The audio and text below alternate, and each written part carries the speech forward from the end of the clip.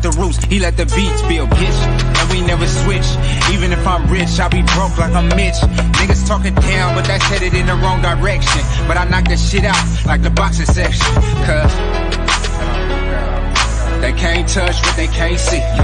All I gotta do is be the same me. All I gotta do is keep it G. Always be the same me. While I'm solid, boy, they can't change me.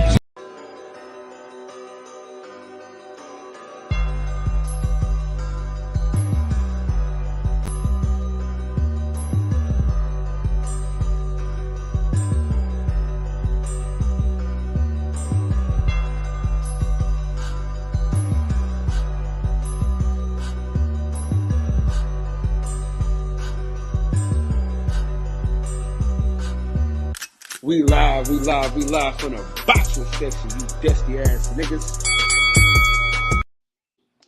What's going on, man? We live from the boxing section, goddammit. What's going on? Man, enough about the other one, same super heated. We back again. Listen, Conor Benn, man, fucked up the money. Again, fucked up the money.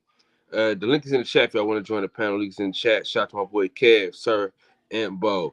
Shout out to the Boxing Lounge. Shout out to my boy Rodney. Shout out to my boy Bruce Gas. Salute to you, my brother. Man, Conor Benn fucked up the church's money. Came in that motherfucker dirty as hell. Trying to get an advantage when he should have just stayed at 147 and had the same advantage as everybody else. You know what I'm saying? Now we're stuck in fucking limbo again. Another week in boxing, another week of fucking limbo. You know what I'm saying? We can't get a fucking break around this motherfucker as it pertains to being boxing fans. You know what I'm saying? Conor Benn, man, I'm disgusted. I'm disappointed, man, in his actions. This is what happens, man. This always happens when you think you got something good going, somebody gotta fuck it up. You know what I'm saying? So now it's back to the drawing board. Instead of getting two great fights in one day, now we're stuck with just one again.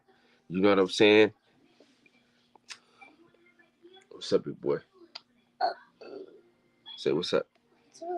Say what's up. Wait. All right, go get the donuts. Okay, donuts.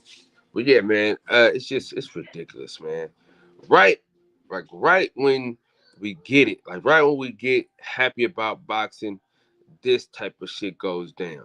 These UK motherfuckers always popping up dirty some goddamn place, man. God damn.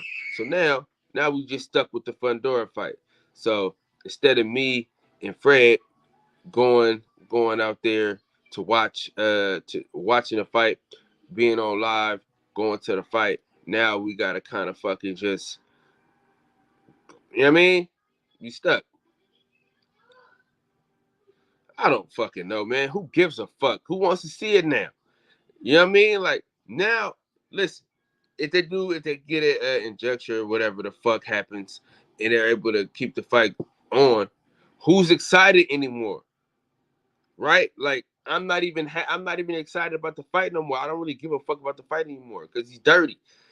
You know what I'm saying? I can't give him no pass. I ain't give Canelo no pass. Fuck that, man. We ain't giving out passes, man. We got on what's that motherfucking name? Oscar Valdez. We got on Oscar Valdez's ass. So you know what I'm saying? We got to get on that nigga too. He fucked up. He fucked up the church's money. You mean? He fucked it up. Hold on, real quick, Smoke. Yeah. He fucked it up. He fucked up the church's money. Smoke, what's happening, baby? Yeah, what's good? Yeah, it's not Smoke. I'm the other guy. Oh, Boxing Lounge, what's up with it, bro? Yeah, so has anybody got confirmed reports that this fight's definitely off? I mean, it's off for me. Yeah. Yeah, it's off for me. I'm done with it. You know what I'm saying? I'm done with the shit. You know, I'm no longer excited well, about it. Hey, Fred, join the panel if you can. But yeah, I'm done with this fight, man. You know, so I was excited about this fight. You ask anybody, I was excited to see this fight. I was hyping it up, and now look, man, shit on the shoe. well, the last time that the British Board of Boxing Control decided not to sanction a fight, and it still went ahead, was David Haye against Derek Chisora. And David Haye went, and he got a boxing license from the Netherlands or somewhere like that, and the fight still went ahead. So there may be ways around this. Yeah, I'm saying for me though, like, Yeah. a boxing fan, I don't give a fuck about this fight now. I'm not gonna watch it now. You know what I'm saying? I don't give a fuck about the fight now. That's me. I'm just speaking for myself. I'm saying I don't give a fuck about the fight. You know. Fair dues. Yeah, I'm disgusted right now because I was excited about this fucking fight, man. You know what I'm saying? Two legendary kids getting ready to fight. You know what I'm saying? Then boom. Yeah, but the thing is, I wouldn't call them legendary. I'd call maybe their pops legendary, but not these guys, because none of them has Eubank held a legitimate belt yet. Because all he's held is the IBO, as far as I understand. I mean, he had the regular belt, but you know. Did he? Okay, my bad. Junior, what are you doing, bro? Go to the living room. Yeah. Go ahead. I can barely hear you, man. My son. No, you're all good. All good.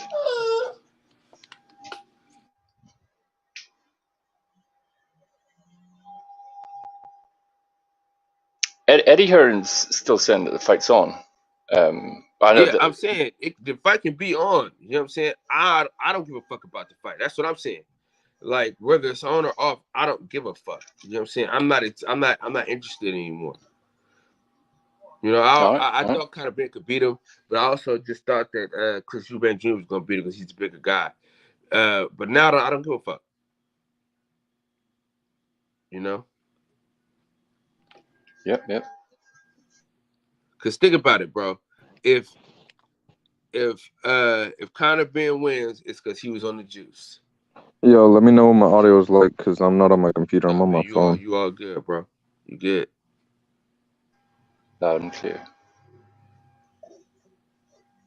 Hey, Boxing Lounge, you're from the UK? I live in the UK. I'm not from the UK. I'm actually Irish. Oh, okay. Got it. I just heard an accent, so I fucking thought I'd ask. Oh, my accent's all mixed up, so yeah, it's all good. Were you looking forward to it? This fight was like a big deal over there, right? Oh yeah, it's massive deal. Anytime we have a local domestic fight, it's like it's a big deal. Put it that way, very big deal. Yeah, that's wild, man. I saw Eddie Hearn. I think that like maybe 2 or 3 days ago said he called it the fight of the year. I was like, what the fuck? What? Maybe in the UK, yeah, but I think he's kind of stretching the definition quite a bit. But what's up with it, bro? Yeah, I'm disgusted though, man. I'm highly disgusted because, you know, I was looking forward to the fight. Fred didn't give a fuck about this fight, honestly. Fred didn't give a damn. I cared though. I wanted to see it, right? And now I don't give a fuck. Yeah, no, I was trashing this fight from the second they mentioned like potentially making it. I was like, no fucking way. Like, why? Bro, it never made any sense at all. It's not in a real weight class or weight division. It helps neither fighter with the rankings. There's no title on the line. There's no title on the line on the whole card. It's fucking pointless. I don't know. I thought it was a fucking stupid fight, but and now if the fight goes ahead, it won't actually be on the record because it's not sanctioned. Yeah, I was gonna say, because I know some people were like, "Oh, the fight is off," and I was like, "Dude, to be honest, Eddie Hearn will find a way. Even if the fight's not sanctioned and they call it an exhibition, it doesn't matter. They're doing it for the money, you know? Oh yeah, for sure. So where does this put Conor Benn now? He's out of my top 5 for sure. He was never in my top 5. No. What, top 5 for welterweights? No, hell no. Give me your 5 welterweights. Off the top of my head, let's see. We got Errol Spence. Bud Crawford don't count. What? What do you mean they don't count? Yeah, I mean, because they only got one more fight left and then they out. I'm saying, like, No, we don't know that. You don't think? All right, hypothetically, let's just say the fight happens, right? Spence beats Crawford. He unifies. Wouldn't it make sense for him to move up and fight at 154? No, that's what I'm saying. They only have one fight left at 154. You get what I'm saying? No, Like, but you can't discredit them like they're not there. No, I'm saying, but they're not going to fight anybody else, though. It's going to just be them two. So that's why I always take them out. I always take out Crawford and Spence because they only got one more fight at 147. Yeah, well then maybe Ben makes the cut because I know I got Boots, I got Virgil, and yeah, then probably maybe Ben. I know Rashidi's there. I still want to see more of him, but Butaev and Stanionis are right there too. Yeah, so that's what I'm saying. So when you check out Errol Spence, Terence Crawford, he's in the top 5. Hell, he might be in the top 5 with them in there, honestly, bro. Well, not now. You know what I'm saying? Not now, but you know, before I was high on Ben before this shit. I'm about to unfollow him on Instagram too. I'm about to buy that fucking 60% Eubank shirt. That shit's pretty funny. I'm about to tell. That's gonna be my slogan from now. I'm gonna tell my girl, you know what? I'm only gonna give you 60%. She gonna beat your ass. Hey, Freddie Fred, we are locked in. I just gotta call my mom's today and make sure she can watch my kids while my wife is at work, and then we good. All right, for sure. Yeah, it's a lock. Yeah, we're gonna go watch a real fight this weekend. No, we're not. Yes, we are, bro. Fundora puts on a show.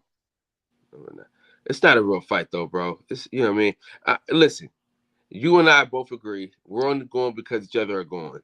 All right. Yeah. Hey, listen. You need content. You know what I'm saying? You know what I mean? And it's like shit. Fuck it. You know.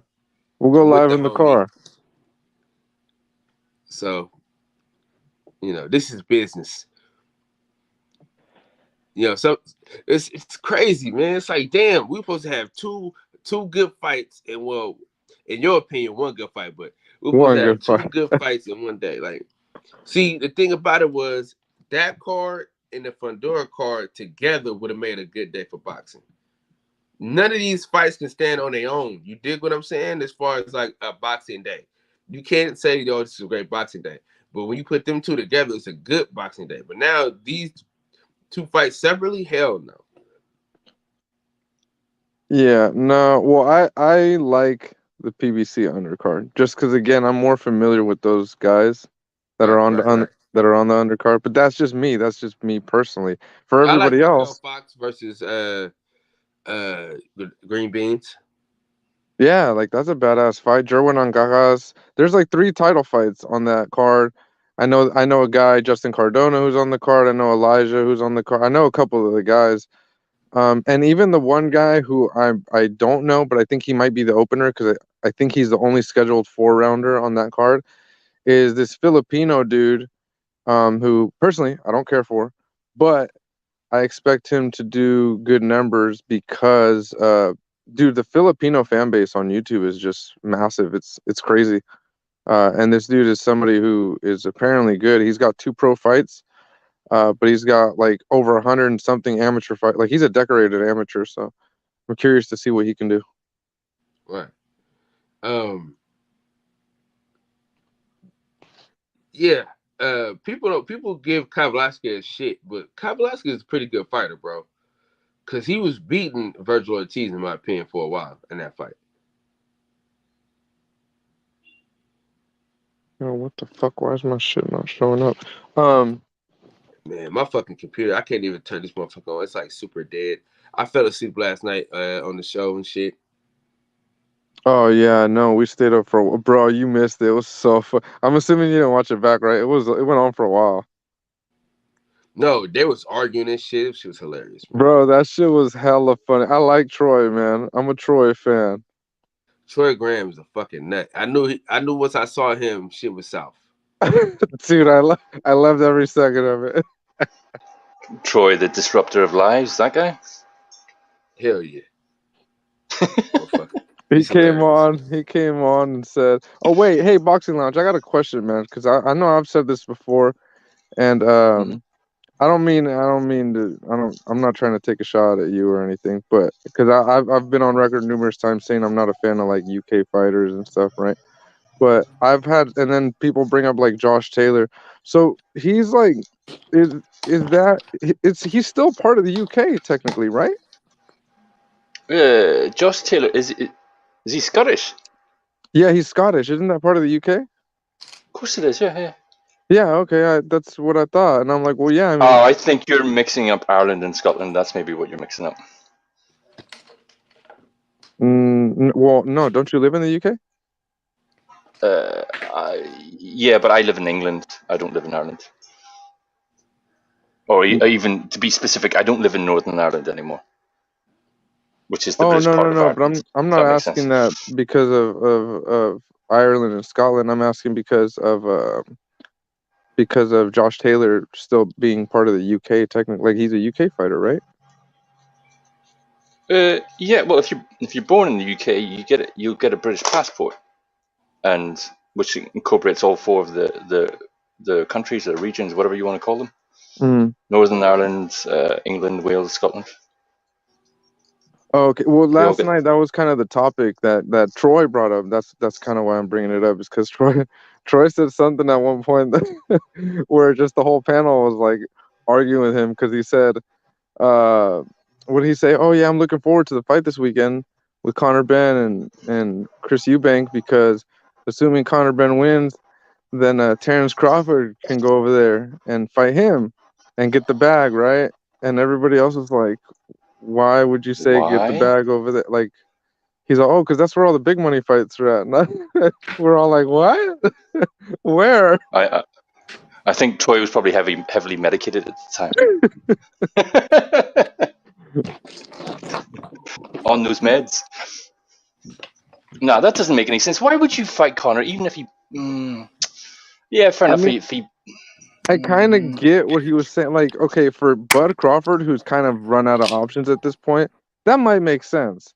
It's not the most lucrative fight, but it's still a lucrative fight, I'm assuming, right? Well, to be fair, any fight like that over here would be probably a Wembley fight. And if Yeah, it's a yeah, Wembley like that's fight, a big fight, right? yeah. I mean, if you look at the numbers, it was actually Carl Froch and what's the ginger fucking name? Um, George Groves? George Groves. That's it. They set the precedent for it, and then AJ followed route. If you look at it, they did, or was it one or two stadium? No, I think the second one was a stadium fight, and then AJ and Matchroom saw the potential with the revenue, and they just stuck on that model since, up to the point where AJ was undefeated. You know, the big stadium fights. Do you guys Yeah. remember that? I don't know, bro. I don't really watch UK fights. I'm just being real. Oh no, that's cool. But yeah, I guess, and I didn't disagree with the point when he said that, like, oh, go over there and make that money. I'm like, yeah, I could see that. I understand what he was trying to say, but I think he went a little too far when he said, yeah, because all the big money fights are over there. And I was like, wait, what? That's just Troy trying to mess up everybody's rhythm. That's all. Oh Just yeah, like he say did that, something man. completely outrageous. Yeah, the whole panel was just on him. It was great. It was funny. But in terms of big fights, See TJ in the comments. He knows, he remembers, because Troy, I don't know. Then he brought up something about picking up kids in his van. He goes to a random corner and picks up kids in his van or something like that. I don't remember. It was fucking funny. some creepy old man shit. Man. And that smile that Troy's got, oh, that's just priceless. Yeah, it was great, man. I was laughing way too hard at night. I was like, fuck, I'm gonna wake up my kid. Like, I gotta go to bed.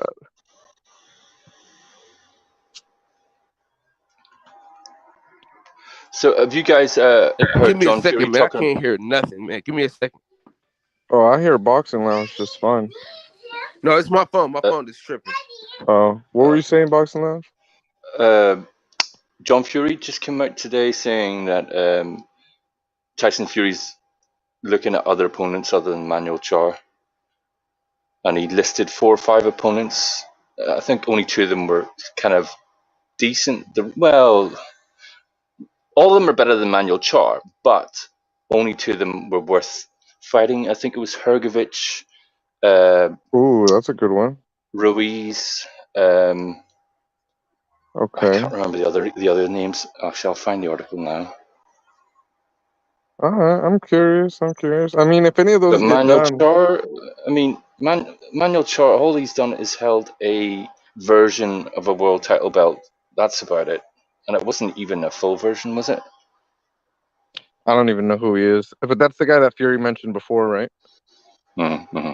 Yeah, that's the only reason why I know who he is.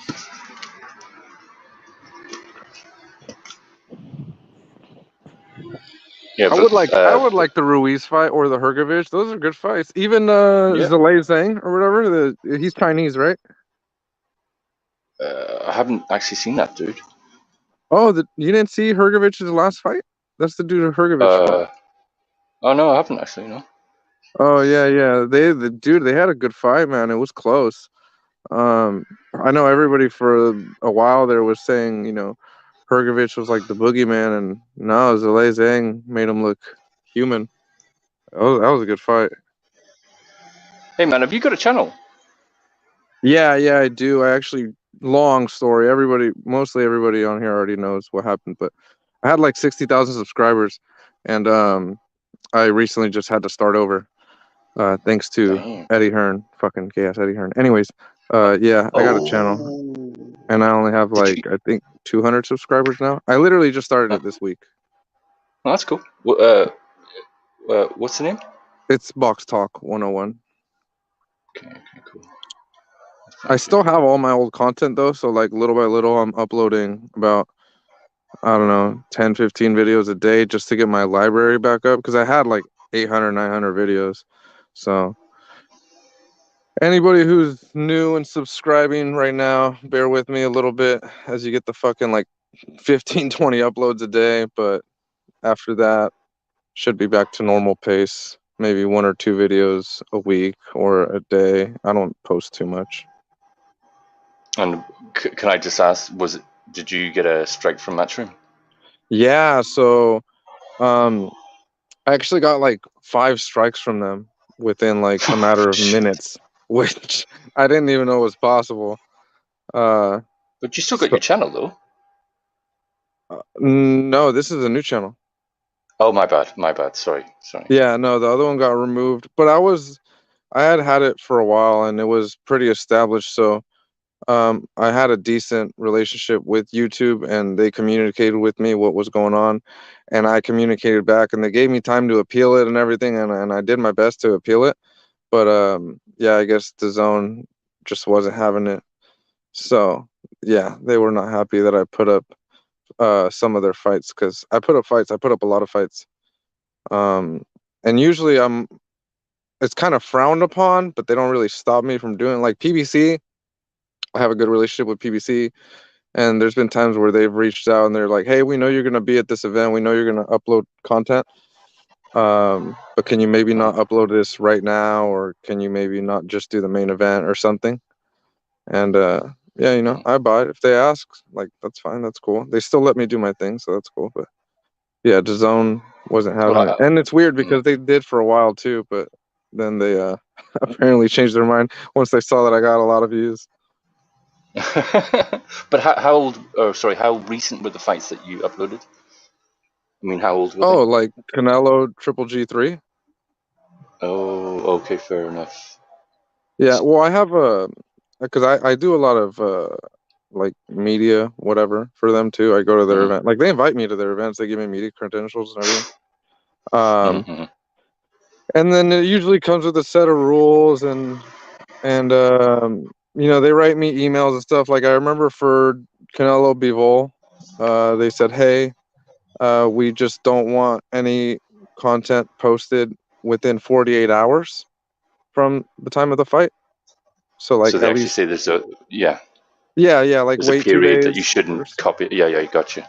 Yeah, and so I did, and I waited, you know, like 2 or 3 days, and then I posted content, and then I think they came back and saw that one of my videos, like they were like, "Whoa, wait, your video got like 6 million views." so, so they, I have all the emails. I have all the emails, like where I reached out to them too, and it's weird because I don't know how familiar you are with like Matchroom, but they have Anthony Lever in charge of the media stuff.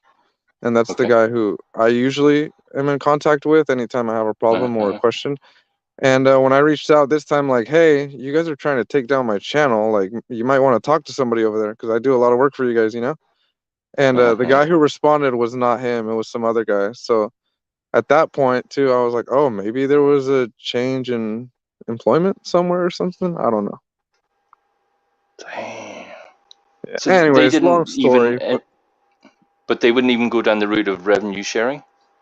No, and I offered that too. I said, "Hey, look, like, because there was communication there for sure.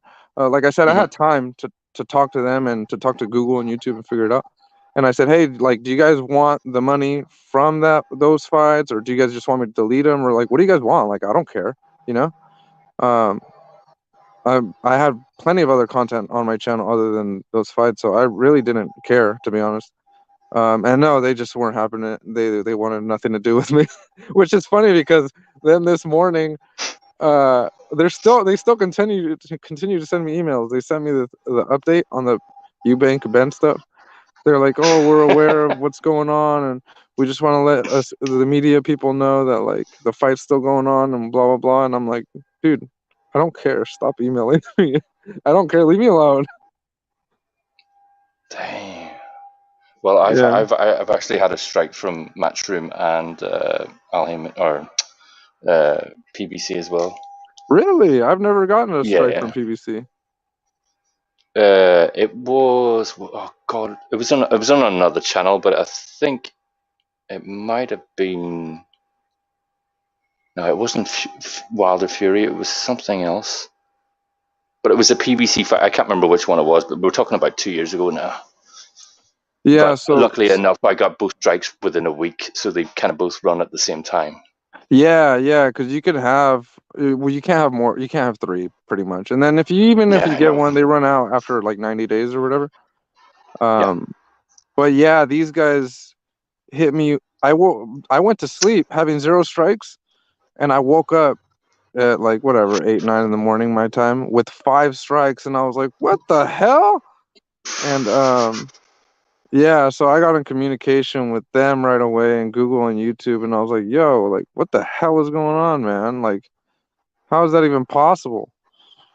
And yeah, so there's that. But PBC is really cool, man. Like, at least with me, I don't know, maybe that's due to some of my relationships or something, but they've had the courtesy of like emailing me at certain points in time where like one example was when I was going to the Gervonta versus Rolly fight, and they know that I'm really good friends with Rolly, and so they knew I was going to be there, and they sent me an email the day before.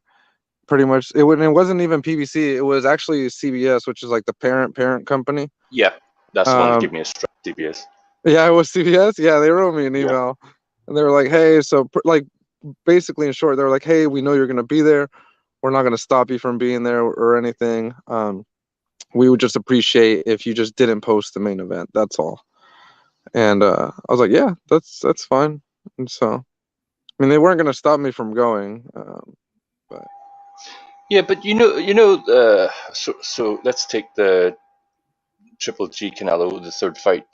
If you had let's say, waited 2 days or at least 48 hours, done some commentating during the fight. So there's an audio track of you giving you're commentating your comments, so to speak.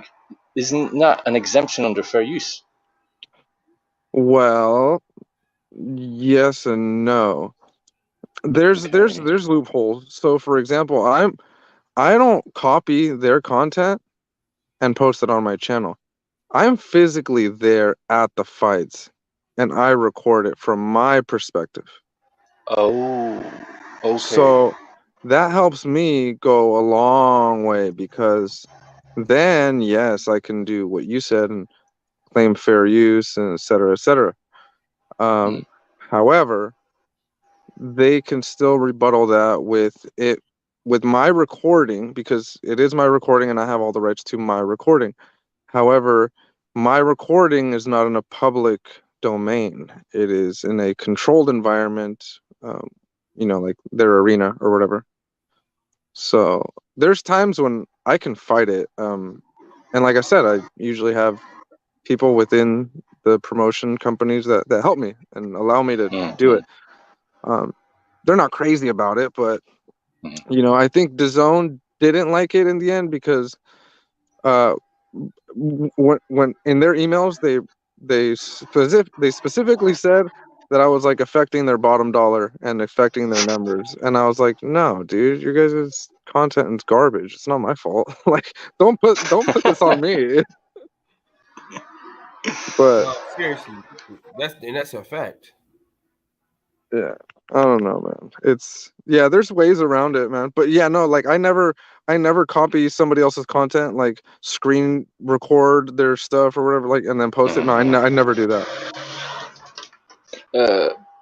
But are you, okay? So when you're at these events, if you're not a media person, are you allowed to record? So yeah, so I don't know how familiar you are with the whole thing, but yeah, so if you're media, you're not supposed to record. Oh, okay. Yeah, if you're media, you're not allowed to record, and it's part of the responsibilities of being a media personnel, which is why after a while, I did a lot of media early on, and then I just kind of got tired of it, to be honest. I was like, I don't want to do this. The seats are really close, and that's great for the experience at first, but then it kind of gets old, and it's like, really, honestly, the view is better up high. So I just started, sitting up higher and getting a good view and recording the fights, and yeah, that's worked out for me a lot better. So like I buy a ticket and everything. So it's not like I'm getting media credentials and then going and recording. So what I was subtly trying to get at, you're not doing anything that's prohibited. Technically, no, I'm not. They just don't like it. They just didn't like it. Yeah, pretty much. So it's your own capture of the event from your own media. It's not from theirs, and you're not copying it. Yeah, so and that's just to get it over the. And that's what allows me to line. fight it a lot of the time. Is I'm not using their audio. I'm not technically using their visual. I'm not using anything that is theirs, other than what is happening right in front of me. So yeah, I'm usually able to kind of get around it, and I have to spend money on tickets and stuff, but I don't mind. Like, it's cool. I like going to fights, and I like going just as a fan as opposed to being media. It's too many. Like, it's too much red tape when you're a media member, bro. Yeah, man, I don't like it. I don't like being told like okay. I'm not. For example, I don't even drink beer, but if you're media, you can't have a beer while you're at the thing, which I get. I understand. Like, you're there to do a job, but.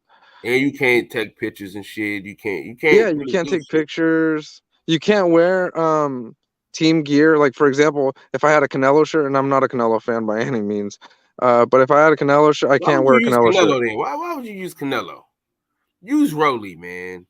Well, no, I know, but I'm saying, like, because I was at a Canelo fight is the reason why I brought up Canelo. But yeah, obviously, like, I would wear a Rolly shirt, right? Well, if I go in as media, I can't wear a Rolly shirt, which is stupid. But yeah, you're supposed to be unbiased, no cheering, no yelling. I don't do any of that stuff anyways, but I'm just saying, like, there's just a lot of stuff that you're not supposed to do, It's supposed to be a robot by the sounds of it. Yeah, pretty much, man. Yeah. And then a lot of times, you can't even move around. My bad. Yeah, as media, I don't know. Sometimes I've been let down. I went to the Mikey Garcia Sandor Martin fight as media, and I was sitting right behind Eddie Hearn, like I was literally fucking ringside. But I didn't like for example, the accommodations were not up to par for me. I had nowhere to plug in my laptop. They had no power source, so if I wanted to write an article or do something media worthy, the accommodations were just not there. Like, it was, I don't know. I just feel like they let you down a lot of the time, and I'm like, you know what? Let me go as a fan, unrestricted. I can't take my laptop and my camcorder or my camera. I can't take anything like that. I could just take my phone. But lucky for me, I have a badass phone, so I'm not worried about it. Yep. Yeah, man, we gonna have a great time, man. You know what I'm saying? We have a great fucking time. The fight is not the fight that we want, but it's a fight that we're gonna have fun at. So fuck it. Yeah, no, man, and I fucking, if we get Fundora Charlo later, that'd be dope.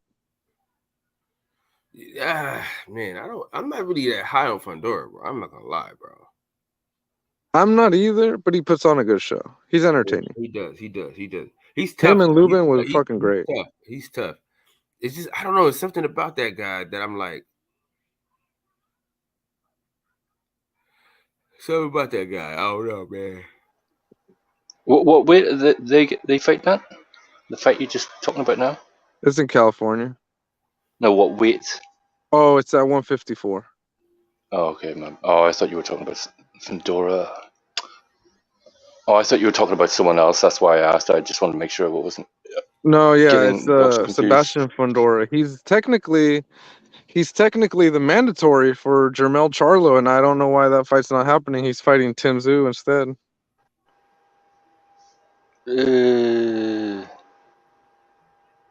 Well, you've got a year to fight your mandatory, don't you? Yeah, I think so. Oh, I don't know. I don't know what the WBC's rules are, but yeah. He's going up though. Charlo? Yeah. But the time for fighting your mandatory, I think it's standardized across all the belts, isn't it? It's 12 months. Oh, is it? I don't know. I'm not really sure. No, I mean, if you've just defended a voluntary, then the clock starts from your last defense, if that makes sense. Oh, that's why I understand it. Yeah, I think that makes sense. Yeah, because you can take a voluntary defense. But you can only take a voluntary after you've done a mandatory. Generally speaking, it really depends. It depends on politics messes it up. I have no idea. I think it depends on the person, bro. You know what I'm saying? They got different rules for everybody, dog. Yeah. Yeah, I don't know how that works, man. All I know is different for each belt, and I whether don't or like not the zone, and I don't like Eddie Hearn, and this fight sucks, and nobody cared about it anyways. But I still want one of those 60% shirts because that's pretty funny. Hey, we need to go. We need to go on a DAZN bash campaign. Yeah, that's what I'm gonna do, man. We're not gonna take it. Yeah, fuck. Yeah, smoke. Now it's like. See, I was gonna go to the fight in Cleveland, but now I don't feel like I want to now. Who's fighting in Cleveland? Montana Love, and then on the undercard, my homeboy Thomas Matisse is on the undercard, and then Richardson Hitchens is on the card too. Yeah. So it's got some heat, but I like Montana Love. Yeah, but I don't fuck with Eddie Hearn, man. Fuck him. Yeah, I don't like Eddie Hearn. Did you see Kyle that did both of you guys see that video that resurfaced today about him talking about the old failed drug test or whatever? No. What, Oscar Rivas? I don't remember which one it was, but I guess he had previously been on he had previously done a video. It's old apparently, where he talks about, what's the point of having a drug testing if you fail and the fight's still going to go on? And that's like exactly what he's doing today. You guys didn't see that? Nah, I didn't No, see but it. there's gonna be Dude, it's memes fucking for hilarious. days. Because like he's basically everything he's doing today is exactly what he's bashing in that video, and it's fucking great, honestly. I mean, he's a snake, man. Eddie Hearn, you can't trust a motherfucker to wear a hairpiece.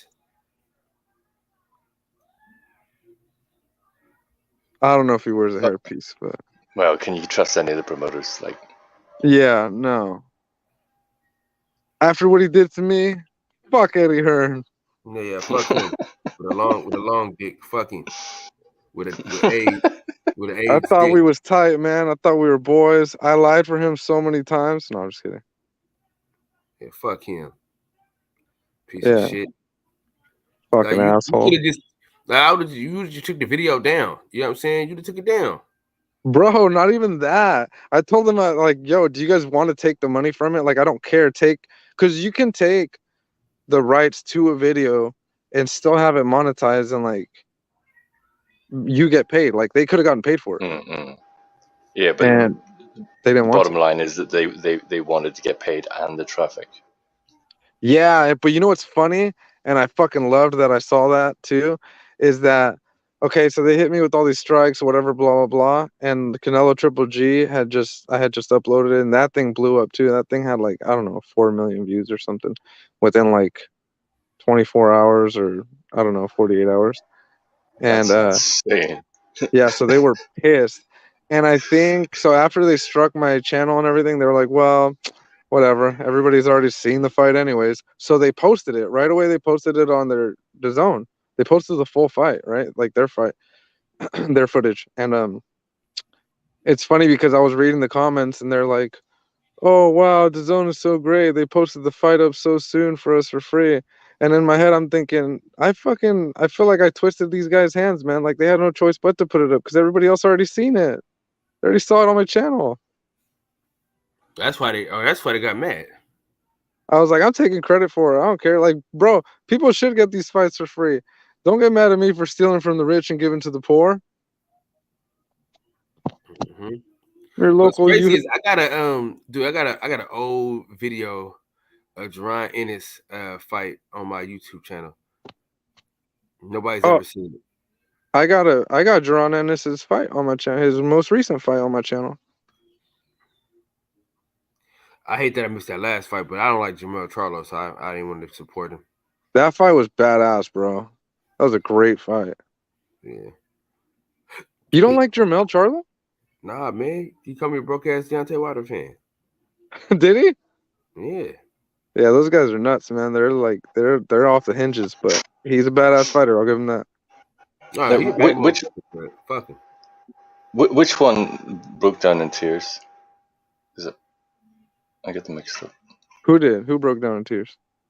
Remember, he broke down in tears and says, "Oh, I don't like losing. I even don't like losing in video games." And he was crying when he said it. It was one of the Charlo brothers. Yeah, it was Jermell. Yeah, it was Jermell. All right. I like Jermell, man. I did meet him once, but never really talked to him like that. But I'm sure he's an asshole. But I like Jermell, man. Yeah, man, I don't know. Those dudes are kind of wild, though. Piro, what's up, Piro?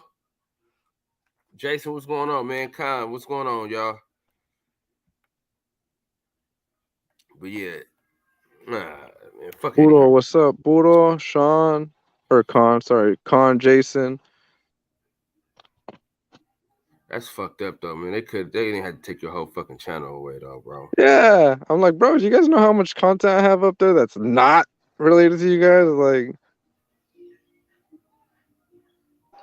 How many videos did you have? I had about 800, 900 videos. Damn. Yeah, my goal was always that I wanted to have one of the largest, if not the largest, fight library on YouTube. That was always my goal. So it doesn't matter if it was a club show, a house show, whatever, anything small, any event that I can get to, physically get to, I wanted to go there and record fights. And that was always the goal for me, is to have a huge fight library. Oh, so did you lose all your videos? Did you have any backups?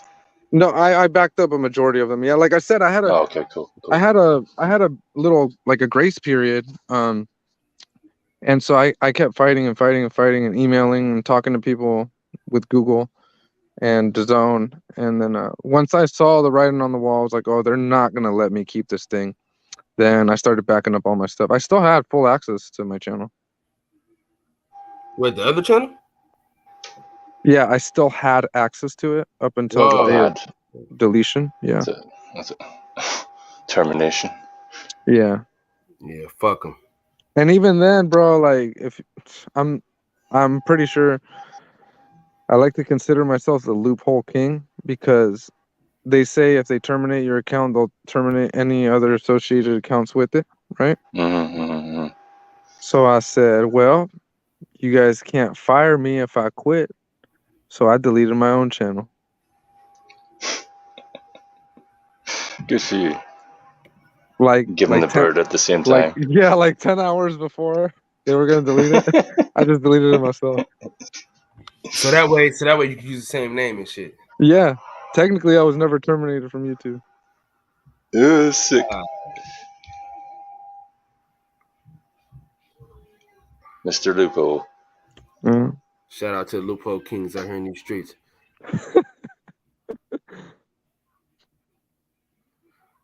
That's fucking crazy, man. How they fucking took a motherfucking whole channel. Yeah. Yep. Zone's a fucking joke. You want juice?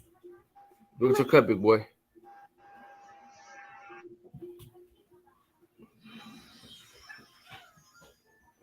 Fucking DAZN, man. Pieces of shit. So now where do we do about this fight? Are y'all still watching it, or what you guys got? Well, I know my boy Fred ain't gonna watch it. Boxing Lounge, are you still excited about the fight, even though he failed the drug test? Yeah, but just it's taking the edge off the fight.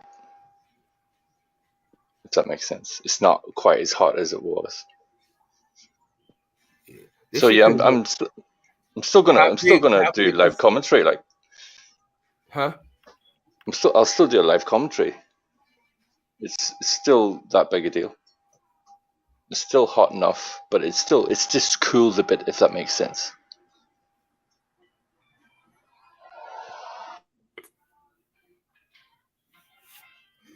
Are you close to where it's happening, Boxing Lounge, or no? Is it happening in London? Where's the fight actually happening? Let me. In London. But where's the event? I'll do a quick search now.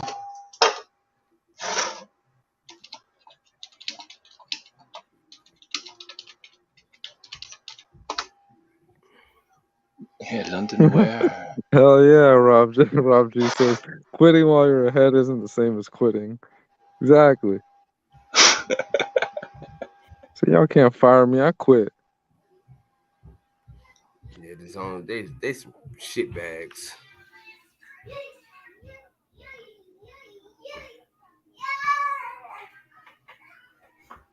All right, it's taking place in the O2 Arena, and I think that's got a capacity of 20,000 or something like that. I'll just. Big boy, go get the Rebel Cup. Yeah, 20,000, and that'll be sold out. I've got no chance of getting a ticket for that.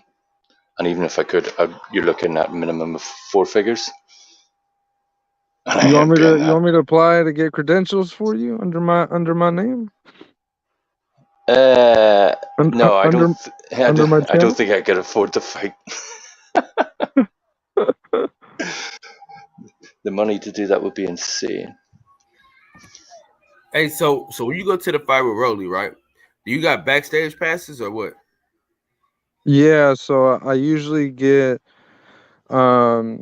I usually have everything, bro. So I always apply for media credentials because if Rolly can have an extra ticket or a backstage pass for somebody else and he doesn't have to worry about me, then that's great, right? But in the event that I don't get approved or they got bigger media there or whatever, then I always get a backstage from Rolly, and I always get a ringside ticket. So I can sit like front row, and then whatever, I could still go backstage or whatever. Do you record his fights or you don't record his fights? I do. I record all his fights. Oh, okay. Yeah, I have all his fights. But that's the hard part is like I don't like the view from there. Because it's ringside, and then like it's different when it's one of my friends fighting because then I'm invested, you know. So it's a little different. But yeah, I record them anyways. Like I got him versus Gervonta up on the channel right now. They didn't take it. They didn't make you take it down, huh? No, they won't make me take it down.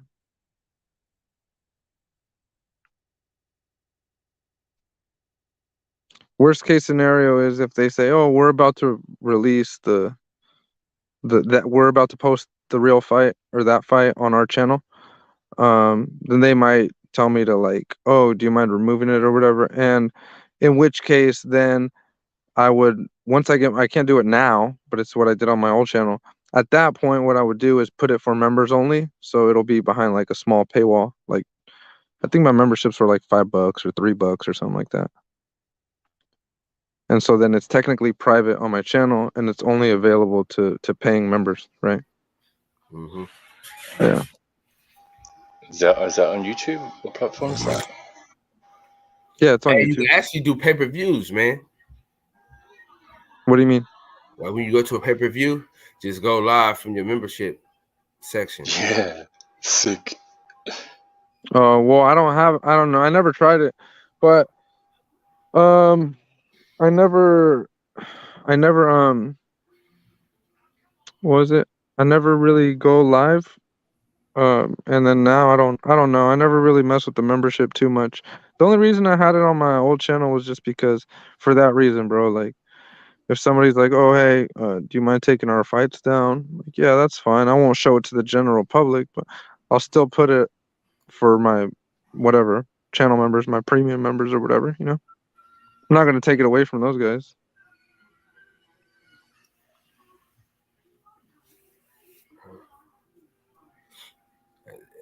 I'm gonna see what's up. I'm probably gonna start doing it. Like the thing about it is, the reason why I don't have a membership is kind of like I don't have a reason to have a membership right now. Yeah. So that's like my thing.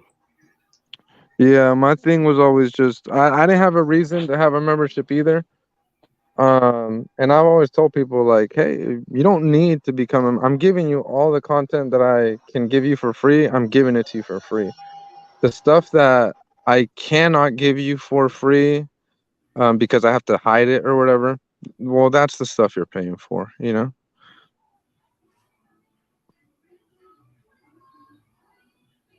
And that's just obviously to not get the channel in trouble or put it at risk. But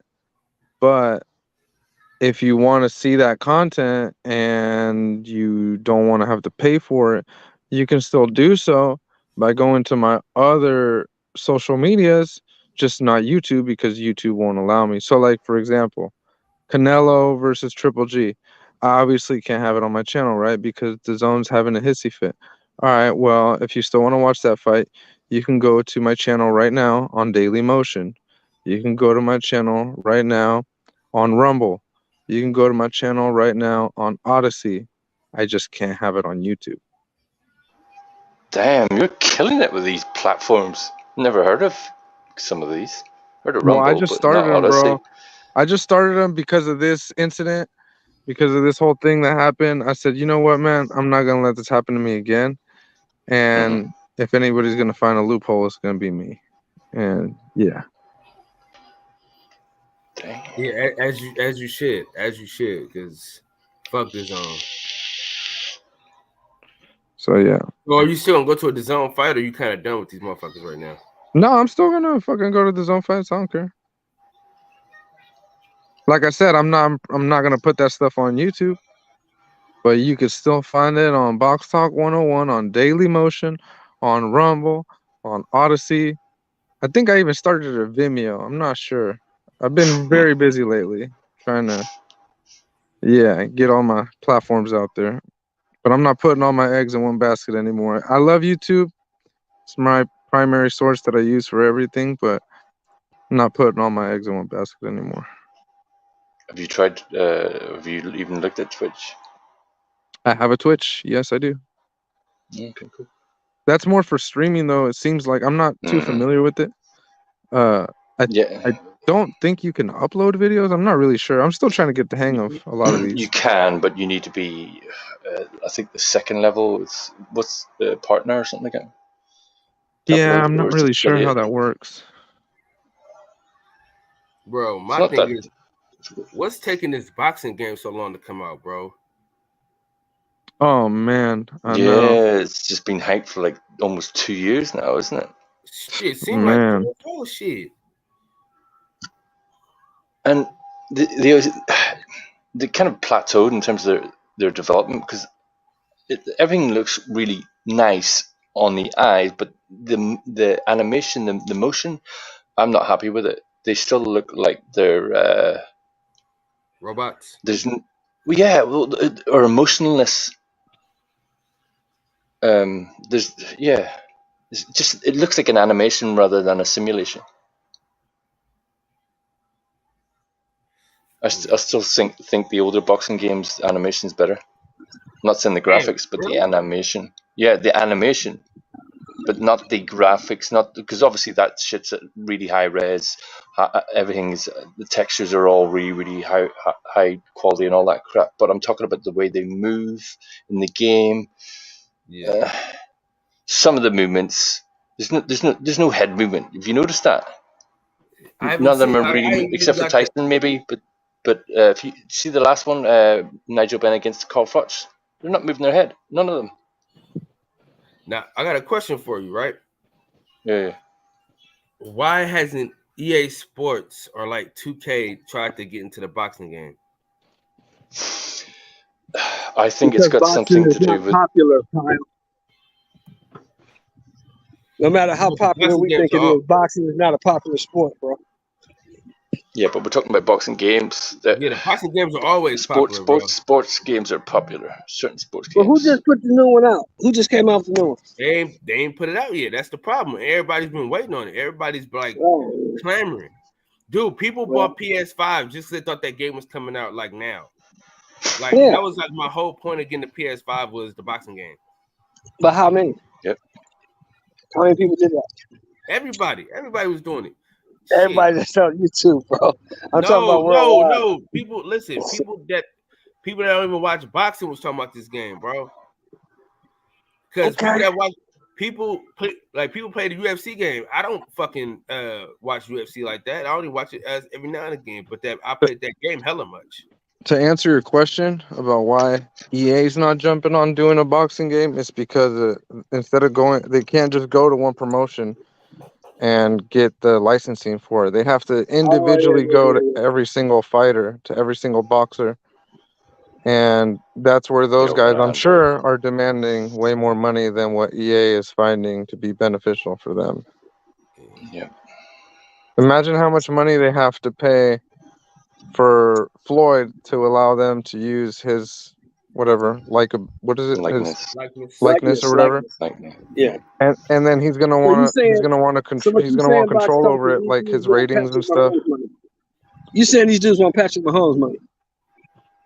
I'm sure they all do, bro. I mean, I'm sure all of them do, and they don't have somebody that can make that decision for them. Like, it's easy to make a UFC game because Dana White's just gonna greenlight it, and Dana White's gonna collect most of that money anyways. Right. I got you. And the last time that Floyd Mayweather was in the boxing game was 2005, and that was Fight Night Round 2. Well, shit. You guys ready? For what? Eubank Ben. Watch Conor Ben get his ass kicked. Man, we ain't watching that shit, man. Hey, I take that back. I'm not going for Conor Ben no more. I hope he fucking gets destroyed. Yeah. He's a bitch, Wow. man. You gonna Dark take Destroyer some gets fucking destroyed. PEDs because he's scared of fighting a bigger man, bro. I thought the challenge was a You said challenge. what? He accused Eubank of taking PEDs? No, Conor Ben got Conor caught Ben got busted for this PEDs. morning. The fight's off as of right now. He Well, got caught technically, using they're not PEDs? PEDs, though, are they? What? They're What was just it? on the What banned was it? list. Yeah, they're on a No, ban. no. See, here's the thing. Some sort of pregnancy PEDs stand shit. for performance-enhancing drugs. There are legal ones you can take, such as creatine, Mhm. protein, so on and so Yeah, forth. but creatine's banned for boxing. Yeah. But it's not a PED, Max. It's a banned substance. So, for No, example, does it help enhance your performance? no, it does Then it's not. a That's why. PED. No, it doesn't. Let me answer your question, bro. So, you can take. So he was probably on PEDs, but there's a reason why there's also other things like banned substances because they help mask performance-enhancing drugs if you were using them before. You get what I'm saying? Kind of like the John Jones situation? I don't know his situation. I don't watch MMA, but maybe. They were saying that he was taking HGH, but he took something else to mask it. Yeah. And they So, caught like the for masking example, in this Yeah, I scenario, believe that. what he got caught with, what Conor Ben got caught with, is like some sort of. It's a female drug. I don't know if it's supposed to provide estrogen or what the hell. It boosts testosterone. What the fuck was he taking that No, for? not boost testosterone. No, it's supposed to do the opposite. I think from having too much testosterone. Oh, So, okay. Yeah. So what I think he was trying to do, I'm just my assumption. I'm not a fucking doctor. Is he had high levels of something in him, and then once you end your cycle, you got to even that out by taking something He's trying else. to flush it. So he's basically trying to flush it. Yeah. Okay. And so what he got caught with was that banned substance, not the PEDs themselves, but with that banned substance. But yeah. So I've been sick the last couple of days. I've been out of the loop. Hey, But Boxing Talk. What's up? I'm reading right now. It says clomiphene is a powerful female fertility medicine, Yeah. which doubles as a performance enhancer. It stimulates egg production in women, giving those struggling to conceive the best chance of getting pregnant. Studies also suggest that when given to men as a daily pill, it triggers the production of testosterone. Oh, okay. Well, there you go. I didn't know that. Like I said, I'm not a doctor. PED. But that's what I'm saying. Yeah, like, no. so It fuck is a him. PED So then. at the end of the day, fuck him. Well, I was going for Conor Ben, Max, hoping he did it. Fuck Hold him. up, Max. So are they shitting on him now? Because I've been out of the loop the last couple of days. They shitting on him Yeah. now? It's just this morning, bro. But yeah, they are. They doing him Yeah, bad? man. It's on some Paul Wall shit. You got the internet going nuts. Yeah.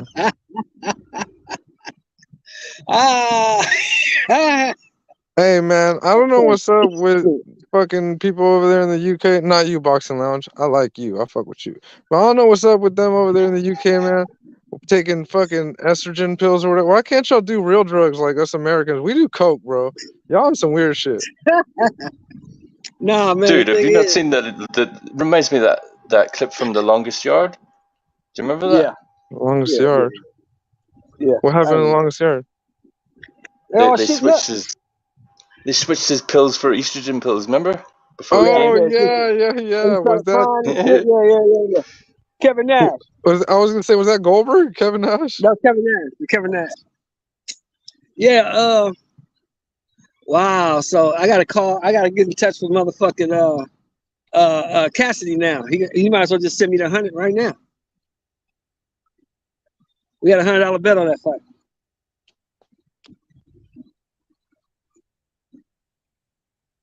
Puro, get the smoke. Hold on real quick, man. I'm fucking up. Hold on, I'm fucking up. Hold on, y'all. Hold on. I done fucked up before. Hold on. What's up, Smoke? What's up, Boodle? So this is for Fred. My bad, Fred. My bad. And What's then up, bro? of course, y'all know what time Hey, it is. Puro. Hey, Puro. Yes, sir. If you talk to Cassidy Yeah. before me, tell him go ahead and send me the 100. Tell him to send the 100 right now. Man. Oh, I troll him as much as I can, Tell him to send the 100, man. Your boy taking steroids and estrogen pills and all kind of shit. I told you that boy was too small to fight Eubank, man. Eubank too big. Shouldn't you be worried, though, Shelton? For what? The fight's off. No, it's not. Oh, it's off. No, it's not. No, it's still No. on. I It's think. fight is on, man. It's Eddie Hearn, still man. on. Come on, man. It's a snake in the Are grass. they still You know gonna what's fight? going on. So you still gonna go in there and take his ass whooping like a man? Yeah, man. Eddie's gonna pull a Yep. box lock. He's gonna find a loophole. Like a roided up man. That shit is If the crazy. reports are true, because I call bullshit. You call bullshit? I don't trust any Well, of the these fight was fucking bullshit to begin with. USADA reports, bro. They use them to like to fucking slander the fighters, bro. I need That's what I video said, with the Rob. needle That's going what I in. said. A needle going in. Rob said, I'm watch just them joking, make but it an it is what it is. exhibition. That's exactly what I said, bro. Worst case scenario, Eddie Hearn's gonna cash out on this thing and still say, you know what? Fuck it. It's not sanctioned. It's an exhibition. What are they gonna do about it? Nothing. Facts, bro. Facts. Yeah, but I thought an exhibition is a 4-round max. No? No, because No? Okay. not Jake Paul. Fucking Logan Paul and Floyd Mayweather was an exhibition. Was it? Yep, show up. Show Yeah, up. Mhm, that shit mhm. was 10 Wasn't a rounds. sanctioned fight.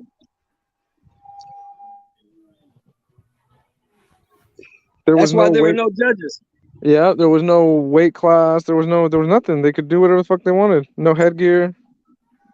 But to be fair, I didn't actually watch that fight. It was an No, I exhibition. didn't miss that shit either. Neither did I. I didn't watch that last bullshit Floyd just did. No, I didn't either. But that's because it was out of the country. If it was here in I the didn't watch States, I it probably 'cause- would have watched it. Yeah, but we I didn't all watch it watched the 'cause I don't highlights, wanna right? see- Yeah, we all I watched don't the want to see highlights. retired motherfuckers fight. I don't want to see that shit. If you're retired, stay retired. I'm a humongous Floyd fan, but I stopped watching after the Berto fight. Yeah, because he was still active for Berto. He retired. He retired. He retired. Yep. Stay I out the was gonna game. watch that Conor Ben bullshit. Conor McGregor. I was shit. going. I was damn sure gonna watch it. I'm gonna watch it now though. I'm sure. Yeah, I'm still gonna watch it. I'm just disgusted that he would do us like this, man. You know what I'm saying? We were Depending excited on, wait a about minute. this fight. Depending on who playing Saturday now, there might be some good games on Saturday. Might not be watching. Oh, Look, man. OG. Yeah. Meet us in Carson. Yeah, bro. Oh, You did got to you go get- out there. Watch the Fundora fight. This I'll be weekend? there. Yeah. Oh yeah, I'm there. How much are tickets? Like 50 bucks. Oh yeah, I'm there. I'm there. All right, so yeah, so That's we'll see is you that there. the step up? Is that the Yeah, step the up? StubHub. Yep. Yes, sir. I'll be there. I will be there. So Fundora, listen, who's hey, Fundora OG. fighting? Oh, he's fighting that guy that Arrow fought, right? Yeah. So Yeah. OG, check this out. You got to meet us for breakfast though. We finna go out. We get out there hella early in the morning and shit. So we You gonna eat some motherfuckers ain't coming to LA that early. Come on, breakfast. man. Hell yeah. Come on, All man. right. We trying to get some I'm food. Don't here. forget your bulletproof vests. Don't forget your bulletproof vests. No. We ain't going over there, bro. Ain't nobody going on Maine and Manchester, homeboy. I wouldn't take y'all over there. Greenleaf. Take them down Greenleaf. No, hell no. What we gonna do is The breakfast what's the section.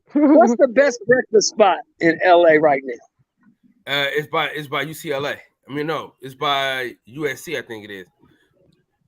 Whatever. Oh, you just want to see a whatever's gang of closest- women. What college is the closest to whatever college is StubHub? closest to? No, That's the Dominguez college- Hills, bro. Dominguez No, Hill, listen. yeah.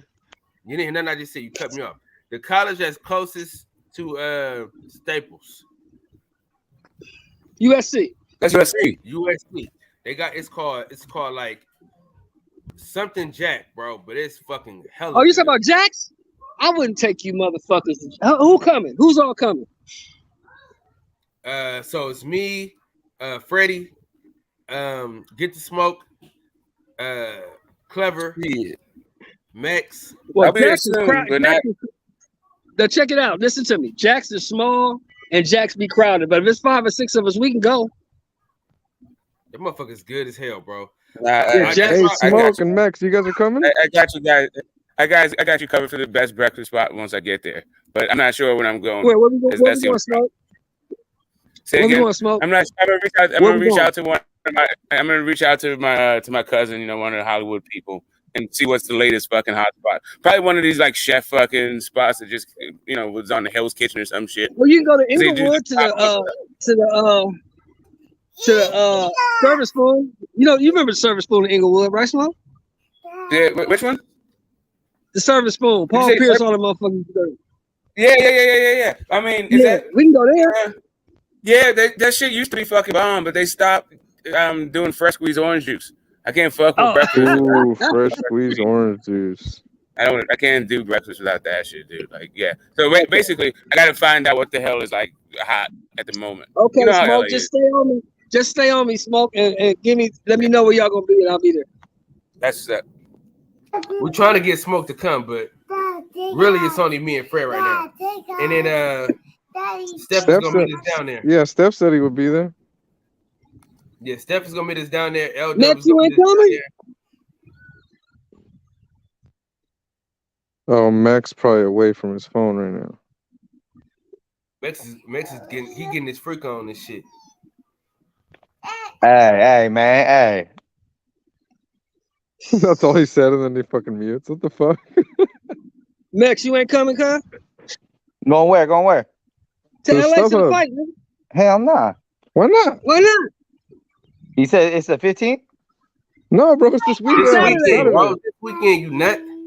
Oh, nah, bro. I I'm got not work. coming this weekend. Oh shit. Bro, Are quit. you working? I You only don't get work on Saturdays off. Saturdays, bro. Huh? You don't work on Saturdays? Or you going and coming back in one day because I work Sunday Yeah. morning? Yeah, Yes. How much your ticket? $50. $50. Oh, you flying or driving, Kyle? I'm driving. I'm driving us there. Wait, you live up here in the Bay? What time are you Yeah, leaving? bro, I'm saying, you We leave coming in or the not? morning. You getting in the car or what? Fuck. Get in the car, Max. Hey, you're tempting me. Oh, wait a minute. I got something to do with. What time I'm y'all done at leaving? 1:30. I have to fly. Early, like 3 in the morning. You gonna be fresh off work too, Max. I don't want to hear no Oh, bullshit. nah, bro. Fuck. I got work this Saturday. Nah, When the quit. fuck did you start working on Saturdays? I only worked in the morning because I was like, Quit. fuck it. I can still be off at night. I get off at 3. You a piece of dog Max. shit. Fuck you, Max. I work from Max. 11 to 3. Max, Ah, get I in the can't. car, bro. Just get in the car. Who is it? Fedora and Ocampo? Yeah. Yeah. Fuck no. Come Hell on. no, I ain't waste no $50 on that bullshit. It's not about the fight. It's about the brotherhood. Why do I gotta tell you this shit every time? It's supposed to be brothers, man. Listen. You gonna have listen. This is the first time you ever gonna meet somebody that has actually saw and touched Jesus, and you gonna miss out on that opportunity. Oh, something fun. You right, dog. Wait, what? I'm confused. Shelton was there, man. He seen it. You calling me old, bro. He calling me old. Oh, So I always say that. I always say that Sherman was there when Jesus gave out the loaves of bread and the fish. Hey, Kyle, Freddie, I'm gonna have to miss this one, but what's up with that Jake Paul fuck trip? you, man. Fuck What's you. up with that Jake Paul trip? Hey, Kyle. Hey, I gotta get back to it, y'all. I'm a holler, but I see y'all Saturday. All right, peace I'll out, Sean. We'll see you there. It's a bet. That's a bet. That's a fact. Yeah, this is it. All right, more. Hey, Kyle, we're gonna pull up on Max. We're gonna roll down the window, and we're gonna be like, I'm gonna tell him, Max, get in the car. There's these dudes down the street. They're about to pack me out. You gonna leave me hanging or what? Max is gonna get in the car. Oh, I'll take a break. I'll go on my lunch break and help you out. And then we'll kidnap him and take him to fucking LA the same way fucking Troy be taking the little boys over to China or whatever. Damn. I'm telling you right now, hide your grandma, hide your aunt, hide your mama, hide your cousin. Hey. Was it silent or am I just disconnected? You know what I'm saying? Your stepmama's favorite. No, come on, him. Ooh, I like him. Everybody plays the fool. Well, I did that exception to the rule. DJ. Man, what y'all on right now, DJ, how late did you stay up last night? man? Bro, I'm usually up at night, man. Even if whether I'm working or not, man, it just depends on what time I wake up from my. DJ was on the live with me when we found out that Nigel Band was doing his own version of Planned Parenthood. Man, what the fuck wrong with this dude, man? Wait, what'd you say, Smoke? Yeah. You're cutting in and out. Yeah, it's really crackly. Yeah, man. As soon as our live ended, I found out about. I seen the shit. Started seeing the shit about Conor being unpissed hot. I was like, oh my god, bruh. We was looking forward to that fight, bro. That was like a fight that we. Fuck. Who was looking forward to that fight? I didn't give a shit about that fight, but I know a lot of people did. But so I hate that for them. Hey, I'm gonna leave. I'm gonna leave and I'm gonna come back in. I'm gonna get on my computer.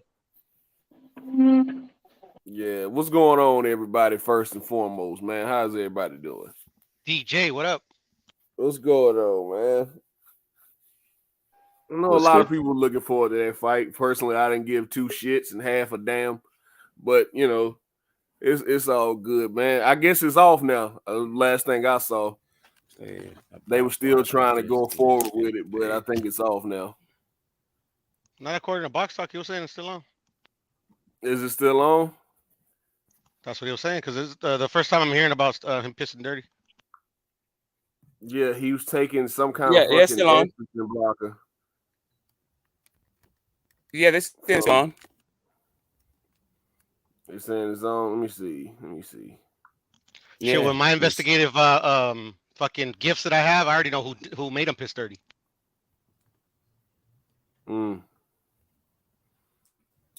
Okay, I'll bite. Who? Was it Eddie Reynoso? It's gonna cost you, bro. Damn, membership button? Sorry. Fuck. You on that Box Talk shit, huh?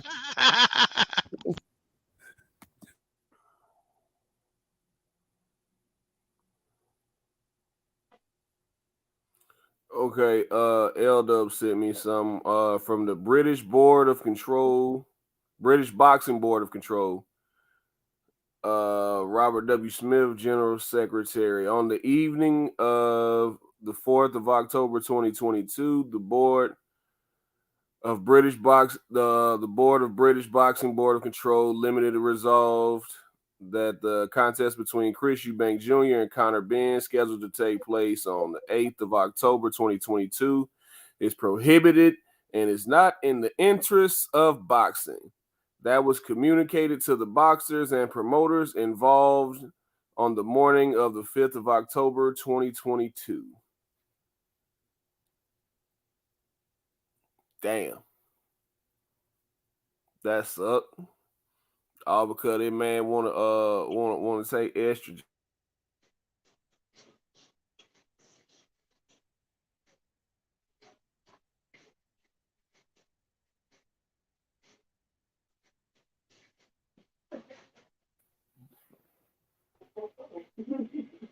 Have I been talking this whole time with Yep. My mic muted? Yep. Man. Yo, what's up with that Jake Paul trip though? Yeah, I'm gonna be in New York, man. I would love to go. I would love. See, I thought they was gonna keep this Friday shit going, man. That shit pissed me off though, because if the Lomachenko fight was on a Friday, I would have damn sure went to that Jake Paul on that next day. Hey, when you go to New York, are you gonna have a speaker that plays New York, big city of dreams? Yeah, man, and when you go to New York, are you gonna have a speaker? Detroit. What? Oh, Detroit.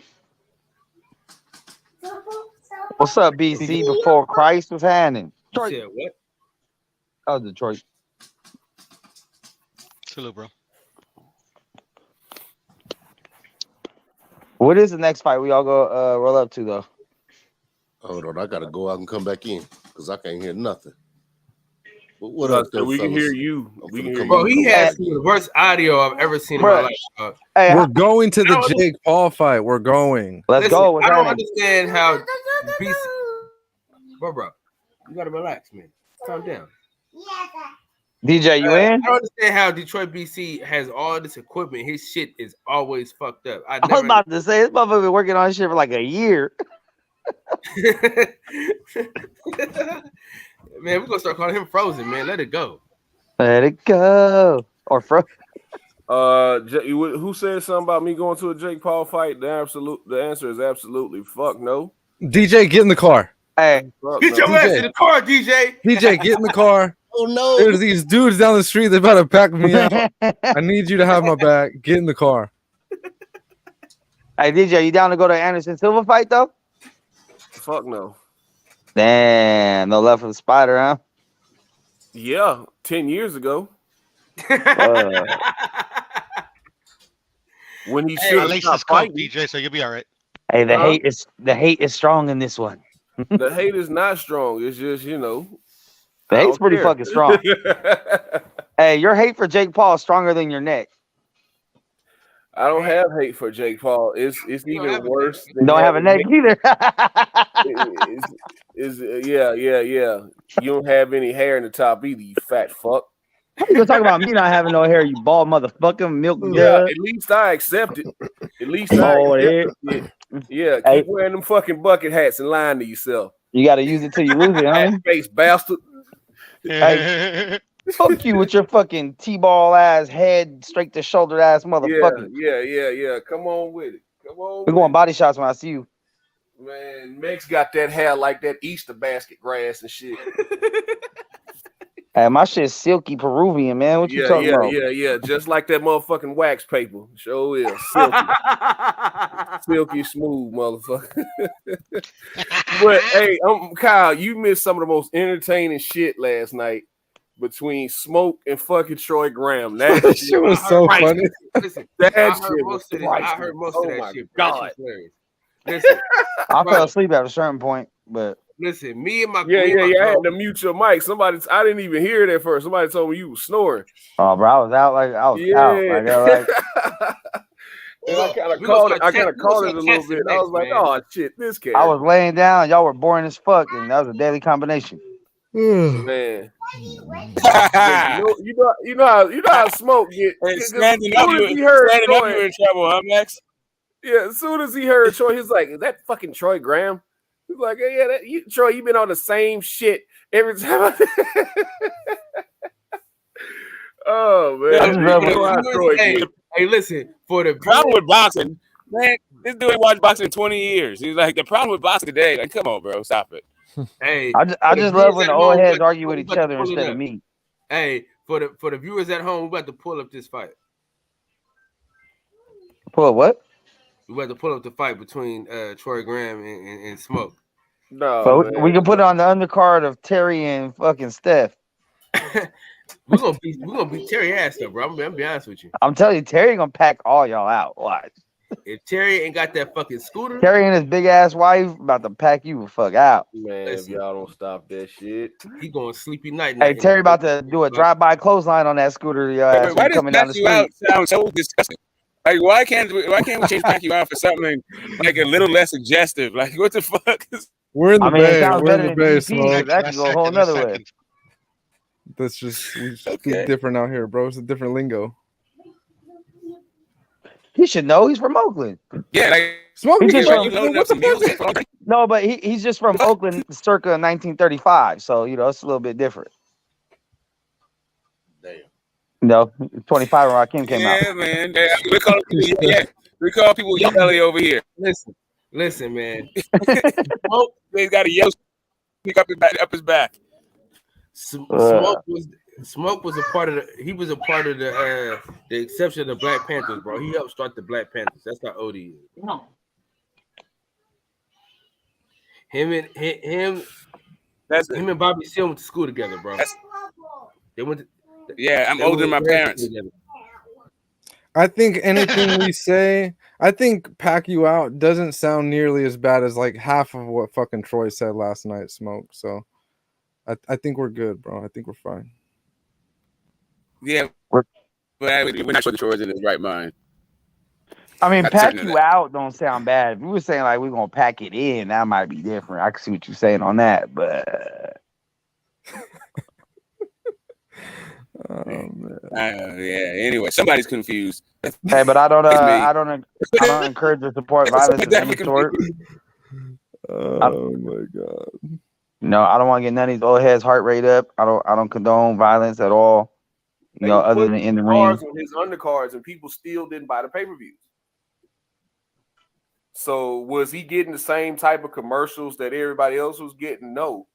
but at the same time, like they tried. They could have tried harder.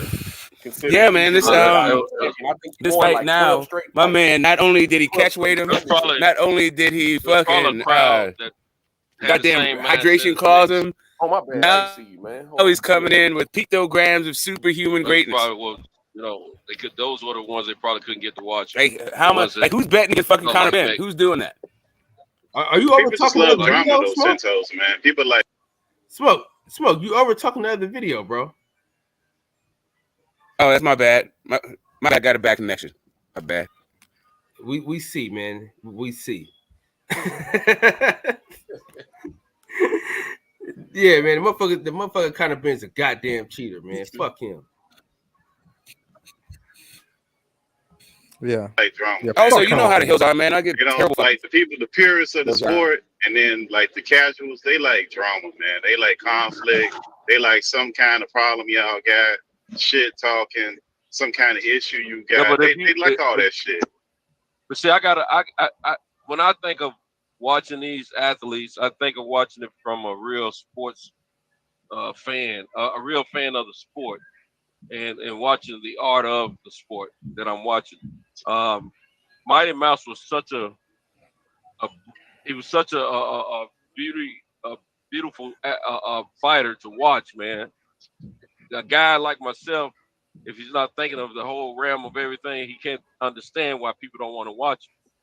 If I had the mindset like, I know Mix think I'm putting him down right now, but I'm just using him as an example because he's political about how he feels about certain sports and who's competing in the sports and whatnot. If I thought the way he thought, then it wouldn't be no problem for me not to watch it. But I'm talking being about the a casuals, beautiful, Santos. huh? I'm speaking of the casuals. In order for that guy Yeah, to no, that's be what built I up, don't you need, consider. you need the casual I dudes don't. like to have that. Yeah. That's what I'm saying. If I was that kind of type of fan about certain sports, then I probably would have a better understanding why they don't watch sports of, especially an athlete who's. Go ahead. No, I was gonna say it's hard to appreciate a fight right now when the fighters are fighting. They fight once a year, twice a year at best, and you don't get the fights that you want as fans. So how do you appreciate a fight? And fighters aren't built like they used to. You know, we don't really know their backstories. Most of the best fights nowadays are on social media, and that's where it starts and it stops. We don't see them fight in the ring. You know, this conversation started with UFC, MMA fighting, not boxing. We were talking about Mighty Mouse. That's how I got started, and the support that he didn't get from his. Oh yeah, is that Troy Graham? That sounds like Troy, and I heard that same perspective before. Is that Troy? Is that Uncle Troy? This is the great Troy Graham. And I knew it, man. How could I know? You still just right? doing that same shit? No. Backstories, man. I haven't seen you in a minute, I'm man. talking to Cintos, Puff. Okay, no, that's been good. You actually said that we talk about sports and fan appreciation. That's what I believe is what you said, to paraphrase. All right, I'm glad I went to sleep. I'm glad I was asleep last night, bro. I'm glad me and my wife had a heart last night. It got interesting. There were some highlights there. Because Sento don't like him either. So when he said the bag was in the threats UK. were made. Threats were made. Definitely, there was something mentioned about is that Troy Graham still spilling out that same shit?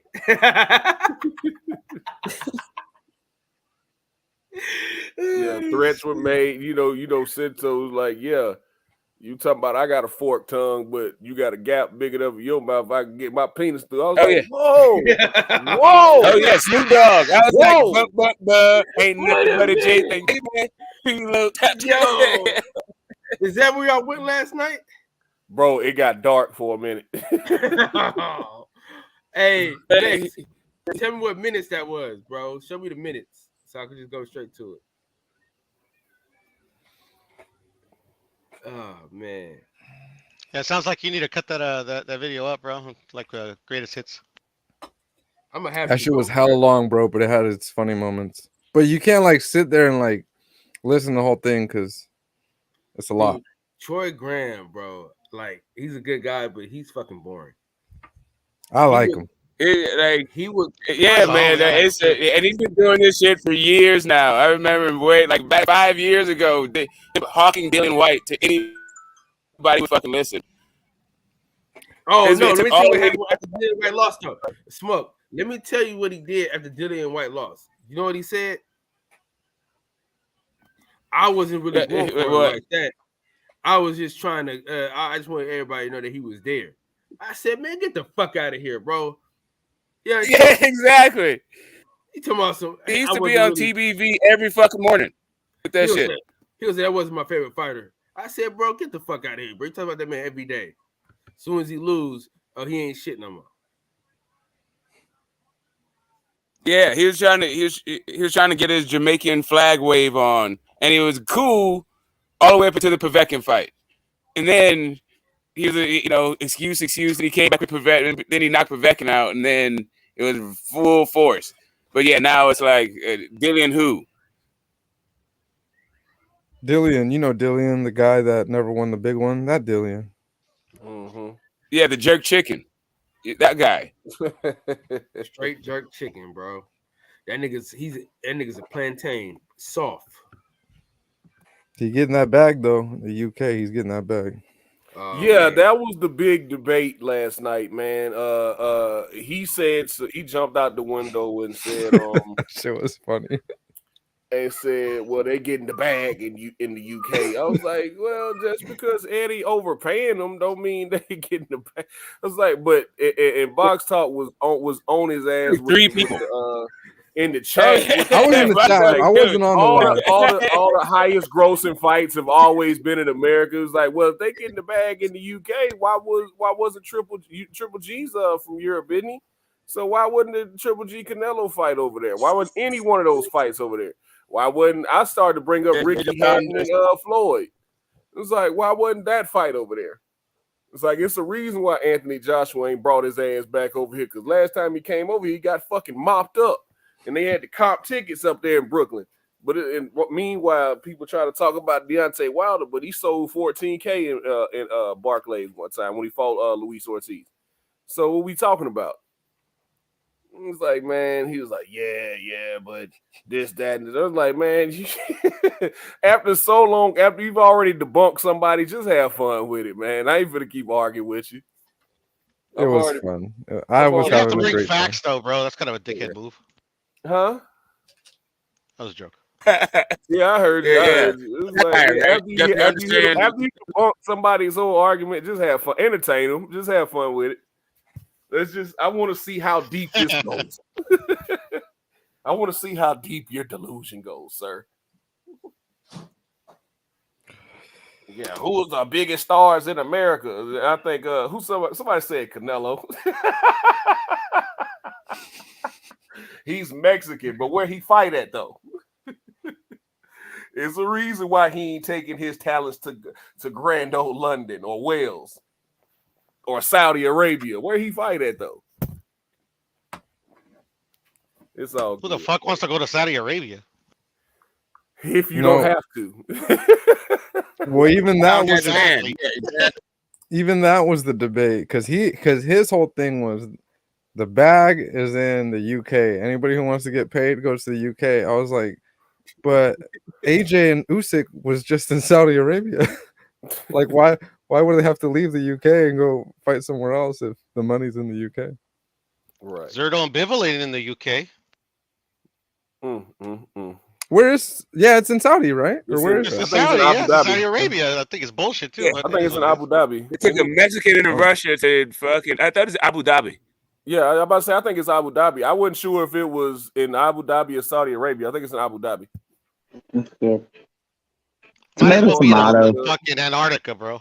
Wait. So did somebody say who wants to go to Saudi Arabia? That shows that somebody's not a person of the world because they don't understand that Saudi Arabia is home to Mecca, which is where the Muslims go. Millions of them go every year to make Hajj. So y'all don't understand what y'all talking about. Muslim, Y'all just limited. I know Vivo was Hey, what I'm saying, what you said was limited. What you said was limited. That's all I said. What you left out though is how it's part of the UK. What? Yo, Mex is wild. Mex, you wild. Yo, Mex.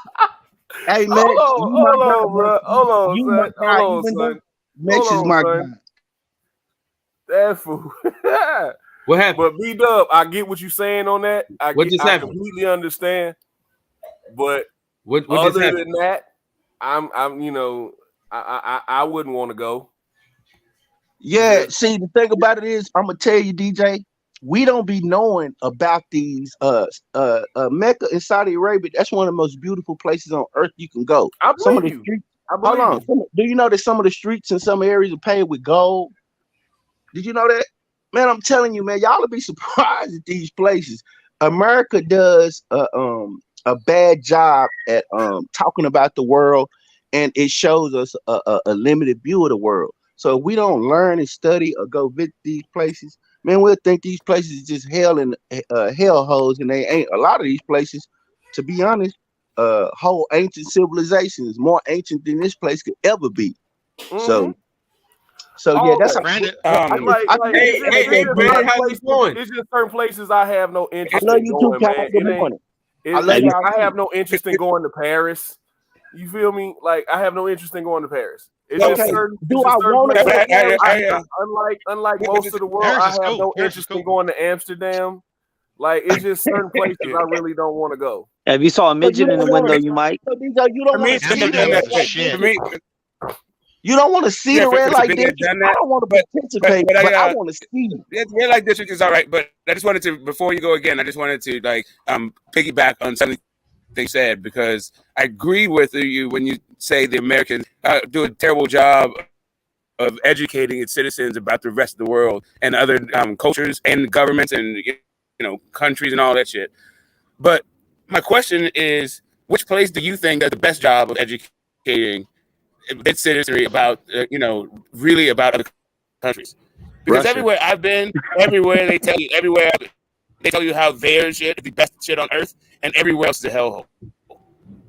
But I'll tell you this, I have found that most foreigners, a lot of foreigners, especially college educated, they are more abreast. They are more abreast of things that go on in the world, and they have a different view because they've been traveled and they studied education here. So that's why I think if you talk to them, then, or if you see people that's even army people that's in the military, they have a different view of the world. Damn.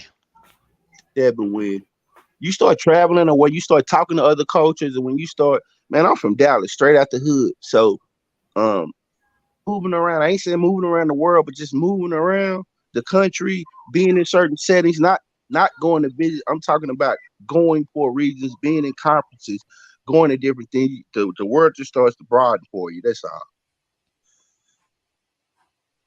These colors don't run, homie. And Brandon, I was the one that said who wants to go to Saudi Arabia, but I think I just rephrased that whatever saying wrong. Like I wanted to go to this fight, Bivol versus Zurdo. I can't afford to go to Saudi Arabia. That's what I'm saying. Yeah. Fuck yeah, that. and I think it's for Muslims. The short answer is Muslims to go to Saudi Arabia. That's all he came up and said, That's it. right? And that's why Brandon Washington wants to. Like if you want to smoke some weed and drink and drink some booze on those streets paved with gold, you'll be hanged to death. They still cut your head off in Saudi Arabia. They still have from California. That don't sound cool, right? Sounds like a hellhole. They still have public stonings. They would take you in the middle of the street, and if you have been found guilty, especially a woman found guilty of adultery, they put you in a stadium and then they stone your ass to death in front of everybody.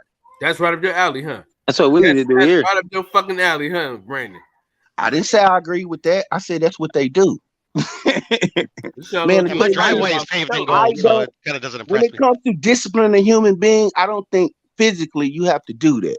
Now that I'm older, when I was young, I used to beat my little children's ass. Now that I'm older, I see that I didn't have to do that. And now that I'm looking now, You don't have to govern like that. And I think that's the brutality of the Euros and what's been brought is the concept that you have to physically beat human beings. You have to beat them into submission to get them to follow your will. I don't agree with that. Sometimes though. See, But Max, everything else don't work. See, Max, I'm not finna get Max. You getting in trouble out here on these YouTube. No, but I'm streets. saying like if you try everything else, right? That's not saying that shouldn't be your first option. But if you've tried everything else, what else do you have left? Mitch, the first thing is always go to war and violence. These people get in rooms and say they talk to each other, but they quick to go on a fight. We looking at it. But go ahead, Box. Like at a certain point, like people need to understand that like they don't need to reinvent the wheel when it comes to parenting. Like people have done this shit before. Figure out like how to get communication skills with your kid. Don't just try to Tupac your way fucking through it, bro. Hold on. I think people have been beating their children longer than they've been talking. I think people have been beating.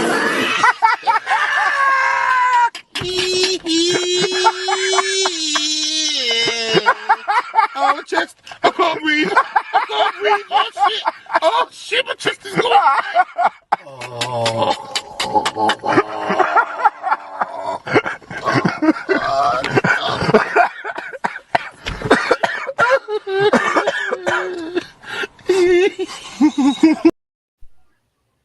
Hey man, you want to raise your kids on Beethoven? I'll raise mine on Pac. It's good. No, It's he good. didn't mean it like that. Come on, Mix. Don't No, be but like I'm saying, but if you want to talk about history of raising children, I believe that physical discipline has probably been around longer than sit down and talk to your kids and put them on timeout. So, if you want to talk about history of disciplining children, all I'm raising saying children, is, it's part of it. and totally, yeah, you're correct. They've been doing that for longer, and they figured out And it through worked. all of those years that it does not, how it does not work, and better ways to go about achieving the same result. Like the idea of you tried everything, so now you have to physically abuse them means that you actually did not discover the tool, and probably you haven't evolved within yourself, and you're just trying to impose your will on some other human being that has their own fucking will. Nah, kids don't have that. That's a fact. He I think right. it's a case by case basis, though. Children Smoke, 'cause don't run shit. my parents kicked beat the shit out of me. It worked. No, Yeah. here's the thing. No, it worked because it got you to do. No, it didn't work, Piro. It got you to do what they wanted you to do. They bent your will to their will. If you mean work, meaning if that would propel you to be successful in life, then that's what worked. But if you're talking about just beating on you to get you to do, I don't think just me parenting. Now, I have spanked my son before, but That's what I'm once talking about. We're talking about spanking, to be clear. We ain't talking about beating the shit out of your kids. Yeah, I say beating, but yeah, I don't mean beating. Yeah. Go ahead. Once he got to a certain age, once I saw like 8 or 9, when I saw I didn't have to do that no Once more. he could fuck you up. No, man, come on, man. I'm black. Come on, man. You know, come on, man. Your son is too. Yeah, but I'm black. Come on, Max. He in better shape. We get that established early, Max. Hey, right now, you don't think your son can take you? Nah. He don't know how to use his body. So nah, he can't beat me because he don't know how to use his body. He may be stronger. He may be physically stronger than me. My son 13. He's about 6 foot tall, about 260, 270. So he may be stronger than me, but he can't take me because he don't know how to use his body. And then mentally, he gonna have a mental block because it's me he's fighting. So nah, I don't worry about that. Plus, I do shit in front of. You know what I'm gonna do with my son when he starts trying to. Hey, Brandon already been scouting his son. He said, I know all his weaknesses. He got bad knees, his left toe fucked I up. raised the stepson, and I went through this with his big brother, my stepson. So I already know. So he got a knows. dossier and all the kids. Yeah, and I always tell him, I'm waiting on you. Whenever you're ready, I'm waiting on you. I'm here for you. Whenever you're ready. Hey, listen, you know what I'm gonna do? This nigga. I had to come to Saudi, check it out for myself, man. From Saudi Arabia right now. It's pretty hot. Beautiful box talk, beautiful, bro. Hey, I'm gonna show my son when he get of age and start trying to buck up against me. I'm gonna show him the video of Marvin getting his daddy. Marvin getting his dad. Hey, I got to get back to work, fellas, but I was going to tell Brandon. I actually gave it a little bit of thought, man. I think for me it worked because every time they kicked my ass, I knew I deserved it. You know, that's what I always fucking. Hey, Pudo, are you going to fight this weekend or no? Before you leave. Yeah, I just got my tickets right now, man. I just bought All them right, while cool. we were We'll talking. see you there, bro. Yeah. God, I wish I could go. I'll see you guys a little bit later. I'll drop my number. Peace. You and me both, Mex. I Hey, wish I would have. I Perot, wanted to go. put your number in the private chat, Perot. Okay, cool. I'm on it right now. Cool. But honestly, I mean, like Kyle said, the only reason I want to go is kick with the homies. But I don't feel like spending none of my hard-earned fucking money on that bullshit ass fight. Like that's the main event. Nah, can't do it, play Burr. Can't do it. But it'd be nice to go to LA with the homies, just meet up and talk our shit, do what it do. But nah. A bunch of hookers and cocaine. Negative. But we're going to Jake Paul shit. It ain't cocaine no more. It's called fentanyl. Yep. Nah, we're doing that new shit. The UK is like hours ahead of us, right? What's that shit Conor Ben was on? We're gonna do that shit. We're gonna do estrogen. Shit. Hell yeah. Mix it with a little bit of shit Canelo's on, man. We gonna be out here. We'll be strong as fucking oxys, nigga. Hey, look, Conor Ben, listen. Conor Ben, that dude's body, no homo. That motherfucker is chiseled. You know what I'm saying? And now we know why. Because he off that shit. I said, dude, this dude is... Why? What happened? I missed something. What happened? Did I miss something in the boxing world? What's going on? Yeah. Your boy Conor Ben got caught juicing up. No, man. I missed Yes. it. I just woke up. No. Oh, come on, Brandon. Come on, man. Bro, they You didn't killed know? him. So the fight over now? I just woke up. Y'all No, know it's not. That's the worst part. Is the fight is still on. Is it? You know how the UK Yes. does it? We So Eddie Hearn was able to get it commission? Oh, you know the BBC good at that. The BBC Nah, they announced an commission. official statement saying it was prohibited, and Eddie Hearn said he was going to talk to him. Yep. The BBC or whatever is prohibiting it. Doesn't matter. They're gonna do it. Yeah, they're saying the fight must go on. Yeah. The Don't you show know must he's got a backyard?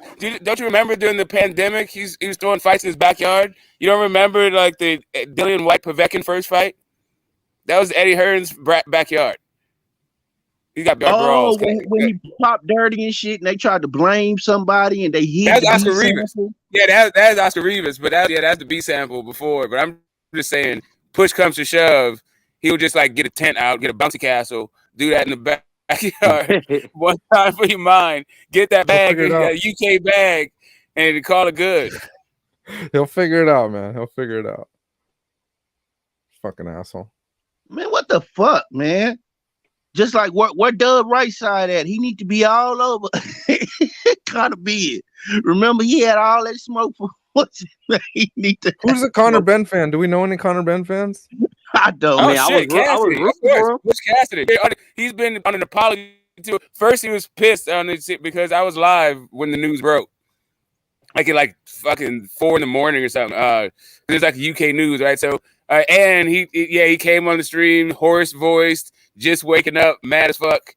But yeah, by an hour and a half, he was good. He was right back to the protection squad. He was like, "Fuck that," B sample. Yeah, he was right back It's to the the same whole thing. piss. He's riding for Conor. He don't give a damn. He didn't give a damn about a catch weight. He didn't give a damn about if he riding JC Claus, and he's knocking out Boots right after that. That's it. That's it. Here, Cassie tell him. Here, Cassie tell it. Get it right for him, man. I mean, when I say they, the contingency that guy represents, the ends, those London ends, they're riding hard for him. Oh man. Wow. Damn. So what time is the Clarissa Shields? And I'm ready for the bum going the weigh-in. Are they gonna do that a week earlier? Or do we see it twice, or what's happening? I have no idea. Well, wait a minute. Is Eddie Hearn taking boxing to Luxembourg? Is that what's happening?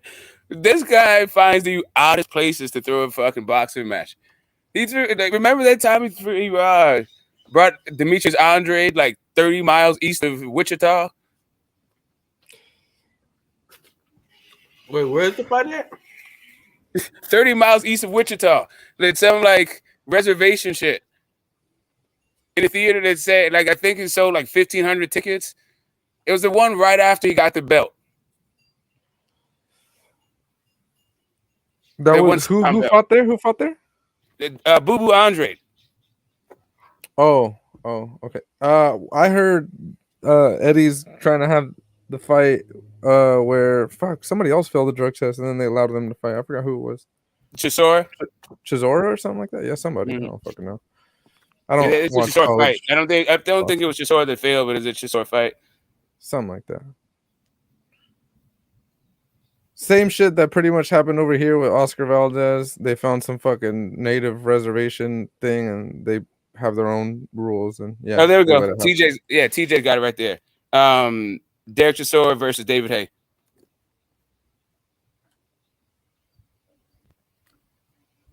Yeah, that thing. Fuck it. Let's talk this Spence. Let's talk this Spence talk. This Crawford talk. Shit. Spence. I got nah, let me stop Kyle. I'm gonna stop Kyle. Gonna kick me out. I'm gonna stop. Yeah, this man. I had a sous chef. He was Do not pissed. attach any association of this to me whatsoever. I have nothing to do with such idiocy, such blasphemy, such ridiculous nonsense. This is so disrespectful. It really, really is. I'm not gonna say any names. There's this fighter from I believe he's from Texas. He's got 3 of the 4 sanctioning bodies. I'm so sick of these people. You know, oh. He's a unified champion in the welterweight division. And he tweeted, I'm so sick of these people. I'm here to tell you right now, we don't care. Let me tell you. We don't. we're not gonna talk about it on this What he channel. say? What he tweet? You gotta shut the fuck up. You gotta go see it for yourself. We don't talk about it here. Yeah, no means no. Right? Come on, guys. Just letting you know. Did you hear that, Max? Ain't nobody trying to hear that bullshit, man. Hey Kyle, how old is that picture, man? Use Too Short to fucking teach him. Blow the whistle. You look young as fuck, yo. You look young as fuck in that picture.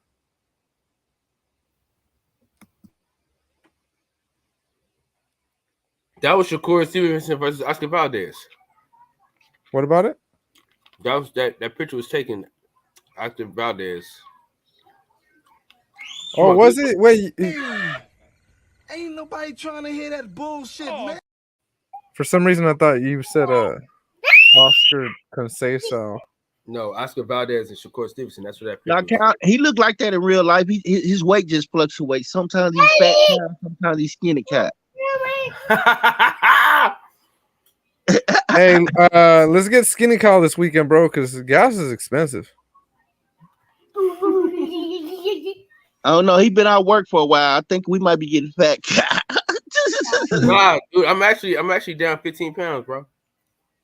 Oh, you doing the damn thing? Yeah. I gotta do some fucking ab workouts, though. Yeah, you doing the damn thing. I'm checking out King and Bears.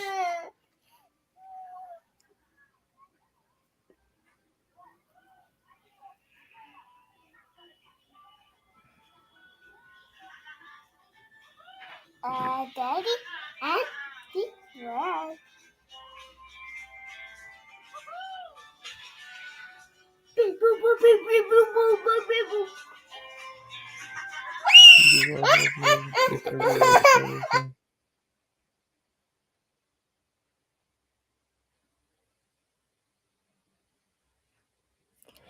Hey, somebody said UK boxing owns America since their greatest fighter for 30 years got knocked the fuck out back to back. Who's this guy talking about?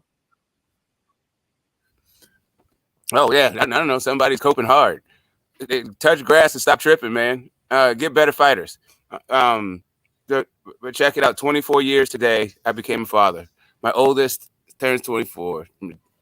What's up with that dude? Happy birthday to your oldest child. Mm-hmm. Mm-hmm. When the child is born, the father is born. What happened now? What was that? I said 24 years ago today, I became a father. My oldest, that right? 24. Yep. It's my oldest 24th birthday today. Well, happy fatherversary, man. Yeah, there we go. Oh, you said 24 years ago you had your first child? Yep. Then you waited a long time to have a kid, huh? What do you mean, long time? I was like 27, just finishing grad school. No, For I'm the second time, the second master's.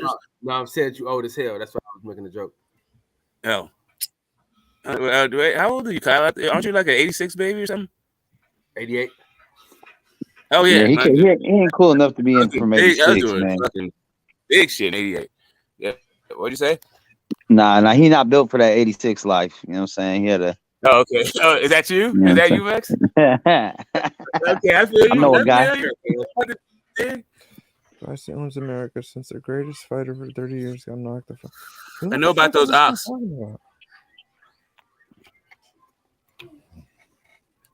Oh man, what a morning! What a morning! What's up with it? What's the move? What's the next? I mean, other than this fight, what's the next get together? Even if it's not a fight, what's good, Kyle? You ain't that far from me, Kyle. What we doing? What you talking about? When's the next get together? I mean, even if it's not a fight, like when we all gonna link up. This weekend. It's this weekend. Kyle's gonna get me Hello. Hello. I said after this because I'm not going to this weak ass shit. So after this, We'll figure it out. all right. let me Karaoke know. Mondays, apparently. Yeah, not boxing. This isn't boxing. We're going down there to have a good time. Oh my god, these guys are great. The Zone Boxing just tweeted the future of 147, and they posted a big ass poster of Conor Benn. Damn. See, they don't give no fucks. They don't give no fucks. Hey, all I gotta say is he's black, so I don't want to hear no other shit about this. Oh, if it was a white man, they won't say nothing. They go, nope. He's black, and they still don't give a fuck. So they just don't care about PDs in this sport. Well, no. Lit. He's with Eddie Hearn. So Eddie Oh, Hearn- here we go. He's connected to a white man. But it is, he's over there. They have different rules. They can he's about to go to Luxembourg or Copenhagen or goddamn some other place, some war-torn fucking place, Belarus, and throw this goddamn fight. Like, yeah, some armpit of goddamn Europe. They got plenty of crevices. I mean, shout out to Luxembourg. It's a beautiful place. What's that? Luxembourg? Yeah, what is that? It's a country. It's like a small kingdom. Like during like the Prussian thing was like kind of its height during like the Austria-Prussian thing before like Germany became anyway. It's our time. Is it in the UK? Shut your smart ass up, Smoke. Hey, wait, they still have castles and shit over there in the UK or what? Yeah. Hey, Smoke, shut your world traveled ass up, man. You know, it was a side of like a couple of like World War II kind of thing. You know, whatever. It's all right. Fucking guy, man, motherfucker, research fucking bandit over here. Oh yeah, man, it was World War II. They had a captivity right under. Oh, that's what. No, man, you go there, and I'm trying to tell you, they have not gotten over World War II. Hey, but no, do they really still have castles and shit over there? Yeah. That's fucking dope. That's pretty cool. They don't have couches? Castles, bro. Castles. Like it's a real kingdom, right? Over there? Yeah, I mean, they don't have it. Like the king doesn't have like the political power anymore. They have like parliament and all that other shit, but they still have a royal family. So they, you know. No, but they got like castles, like the buildings, the structures that are there. That's fucking dope. That's pretty cool. Why don't we have castles anymore, bro? And we never did have castles here, but they are a bitch to heat. I mean, the rooms are really fucking small. They take a ton of upkeep. They're not even that expensive. Like, you know, like if you get a bang for your buck kind of thing for a couple $1,000,000, you can get a castle, a fucking barn, a church on that shit, 60 hectares. But you're gonna be there all by your fucking self. You need like a staff of fucking 20 to upkeep the place, right? It's like, and renovating is also a bitch. the historical sites and all that other shit. They're really like mad small. They would just say they've come a long way in architecture since the castle building days. There's people saying Conor Ben is built like what's the black Spider-Man thing? Venom. Yeah. Where that's at? You on Twitter? It's on. Yeah, I'm scrolling, bro. This shit is funny. Share it. So I can share it. I don't know. It's like a whole thread thing, but here I'll give you the.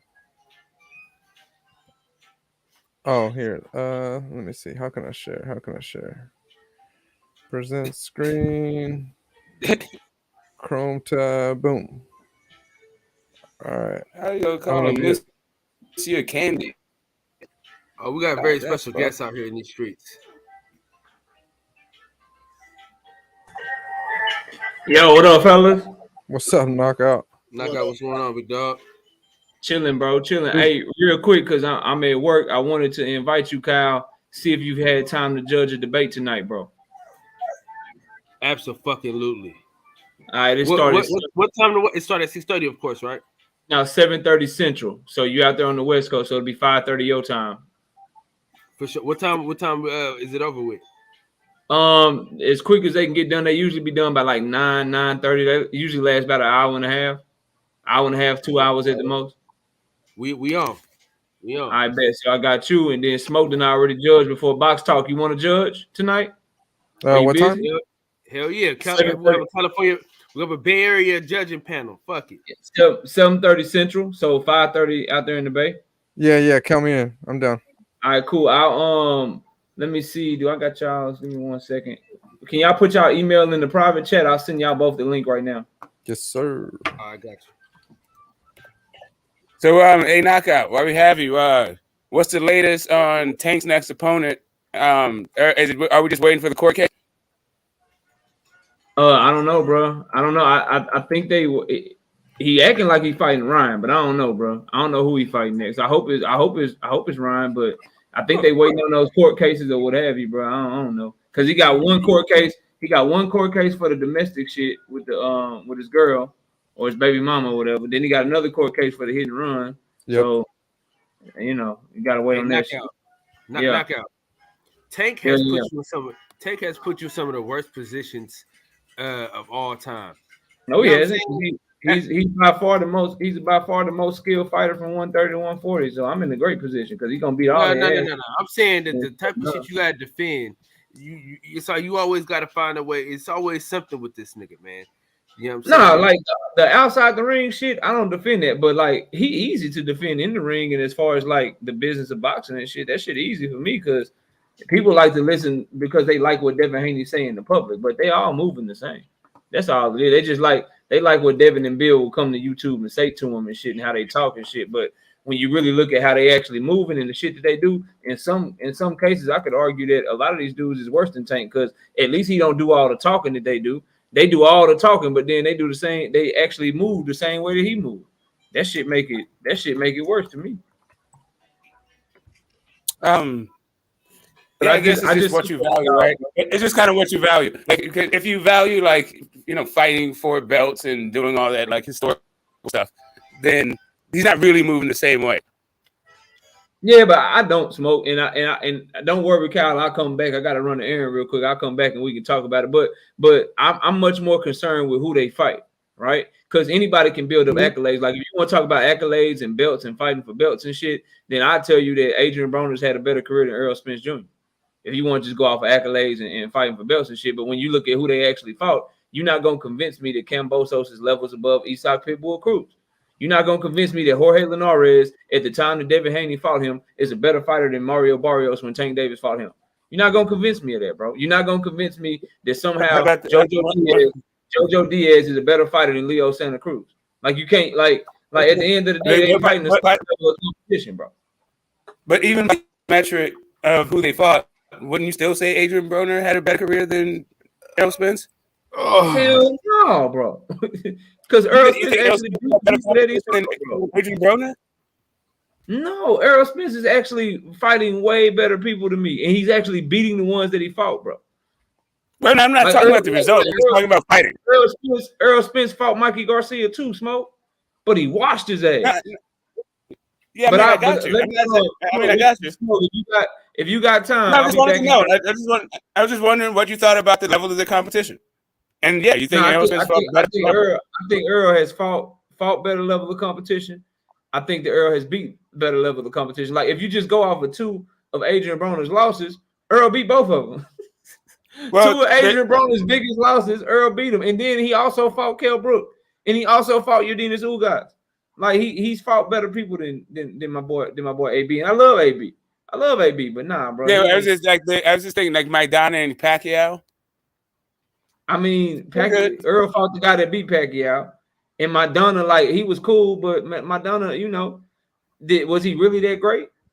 He just, you know, he got his claim to fame beating Adrian Broner and giving Floyd the first tough fight, but Maidana never really was considered to be the best. You didn't like that Matisse fight or the Did Adrian Broner fight Matisse? Say again? He fought. No. What's his ass did? Fucking Maidana. Yeah, and so did Danny Garcia, and Danny Garcia beat the shit out of Matisse, but Earl Spence fought him too. Like Earl just got he just got a better resume. Yeah, I hear you. The fact that you and I can have a valid conversation about it when one of them is a 4-division champion and the other one's only been in 1 division shows that like all them accolades and shit, bro, they don't mean as much as who you fight. And that's the overall point that I was trying to make, bro. Yeah, no, I hear you on that one. I'm just like, I mean, the welterweight division has just had nothing but killers in it, really, for like the last 100 years, like really always. Like, yeah, it's one that's and Errol's been in that one, so I mean, I hear you. And he hasn't really like Adrian went up there, but he didn't really do well when he got there. I don't know. I just felt like he fought some good names. I was just like, you know, picking your brain a little bit about the low competition. No, you know, you're a man, Smoke. And I hate I missed your live this morning. I try to keep coming through as much as I can, bro. But look, man, Kyle, I appreciate you coming in, man. Look, man, don't be on that biased judging shit, bro. When you judge tonight, man, listen to what they saying. Don't come in there with your mind made up. All right? What's the debate? They doing Gervonta Davis and Floyd Mayweather, the whole situation. The questions are, I can tell you the questions. They doing 3 rounds. They got round 1, who is the biggest reason Tank has become the star that he is. One of them gonna argue for Floyd, the other one gonna argue for Tank himself. Round 2 is, has Mayweather Promotions had Tank's best interest in mind for his entire career? One of them gonna argue yes, the other one gonna argue no. And then the third and final round is, should Tank leave Mayweather Promotions? One gonna argue yes, one gonna argue no. Yeah, that's a good argument.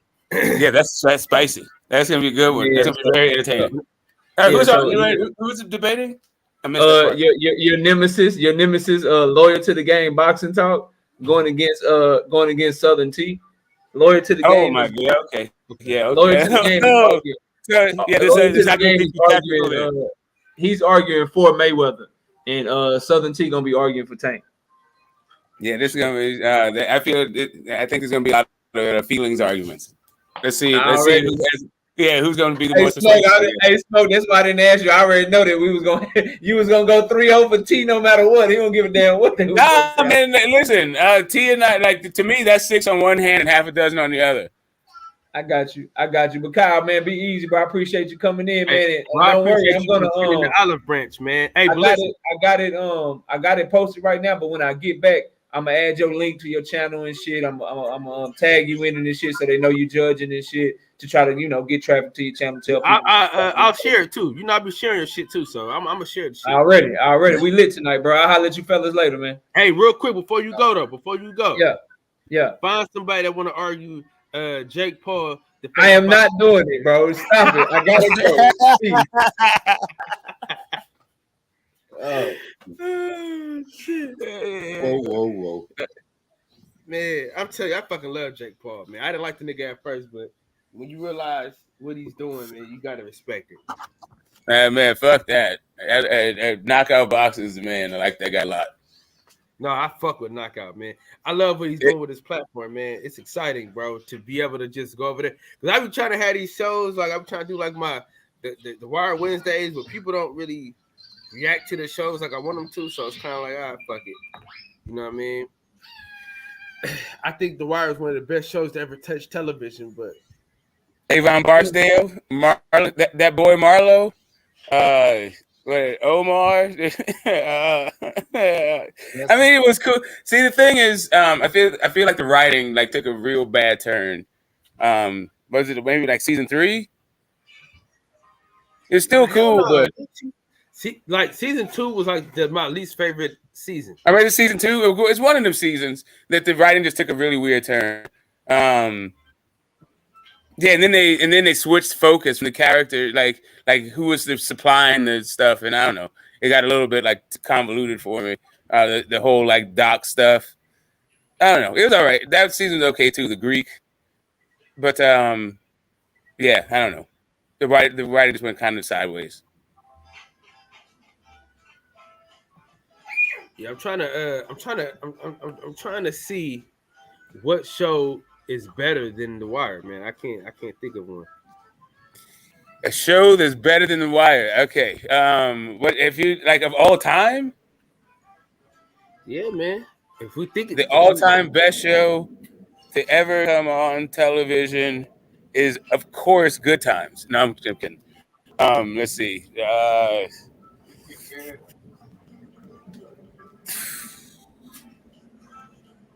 Nah, man. It's still like you better watch your drink, Cosby, Bill Cosby.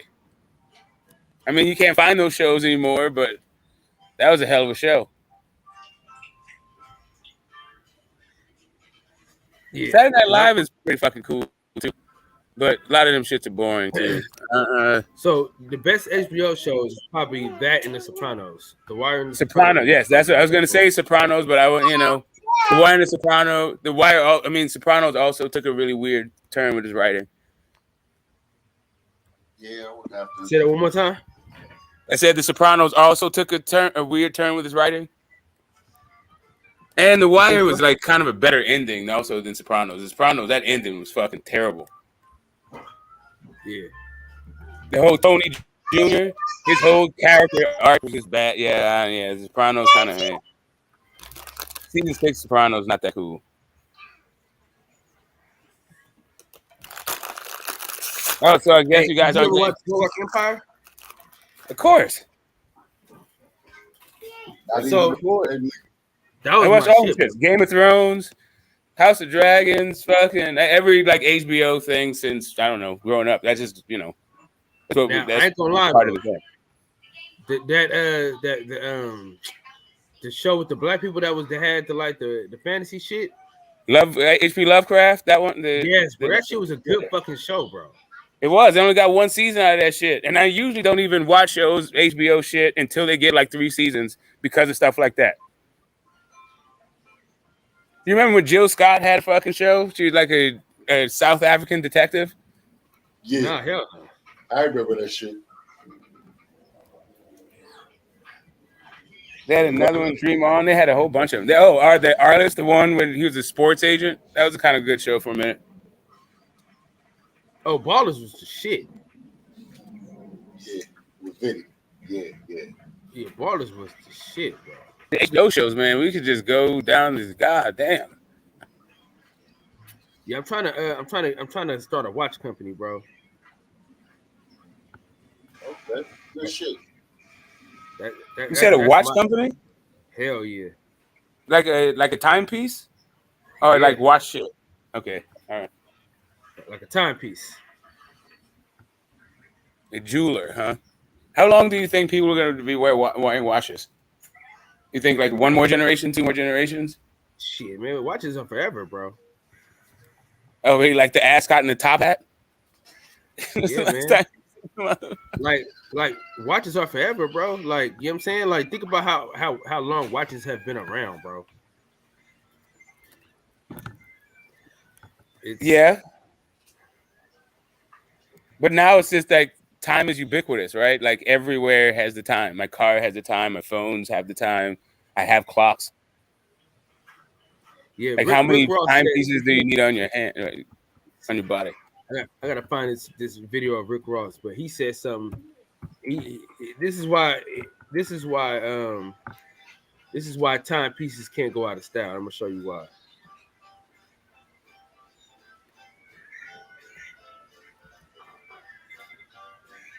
Hold on, where the fuck is that at?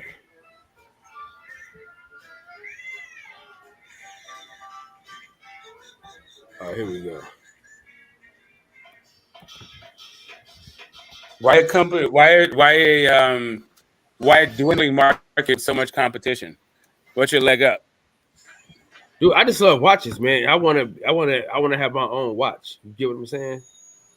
Oh, you know what you could do then is you can find like the hottest like exclusives, right? Like from all over the world, like these independent watchmakers. Get like buy like 6 of them, sell 4 of them at an exorbitant price, and keep 2. Yeah, that's you have is a watch selling company, not like a watchmaking company. Yeah, I mean, I want right. I'm trying to, but I want to be able to create the watch, like draw up the watch and shit. You can kind of do that at Rado. Like there's a bunch of Swiss makers that'll do that. Like you can do it to spec and design. Yeah, that's what I'm trying to find right now. That's what I'm gonna look out for. Yeah. All right. So you can, if you go to like the factories, right? You can, like for the most part, you can design your shit remote actually, but you're gonna be paying out the fucking ass for that. Yeah. Listen to this stuff. Hold on. The biggest when it come to jewels, when it come to stones, when it come to making plays. So guys, it's time to separate the boys from the men when it come to timepieces. Timepieces, I'm gonna give you my opinion. It's not for telling what time it is. It's for when you walk into a room, they know what time it is. Oh my God, that's a good one. If you feel me, the biggest when it. You feel me though, Smoke. You can't. Yeah, I'm just saying. I do. Yeah, I do. I hear you. I'm just saying. Like, how long do you think that's going to be the case? It seems to be like a cultural a tradition that's coming to an end. I mean, who's not wearing watches? Hey, listen. I know a whole bunch of dudes that I know some cats, dude. Fucking believe they chopped up a little fucking man and a kid for $200 US, 400 Belize. Yeah, they'll chop that hand right off. Slide them jewels out to the thing. Like, yeah, I don't know, man. Do it if you want to. They're out here making life and death decisions behind some motherfucking. I mean, whatever. It is what it is. I'm just saying. Seems to be like when I was growing up, watches were a lot more prevalent, and now it's like stuff like this. Now it's like a status symbol, like he says. Oh, yeah, man. I just want to, because I got all these fucking designs in my head, bro, and I just want to be able to make just one watch. You know what I'm saying? Oh, if you just want one watch, yeah. No, I'm just saying, but I do. I want to do. You know what I'm saying?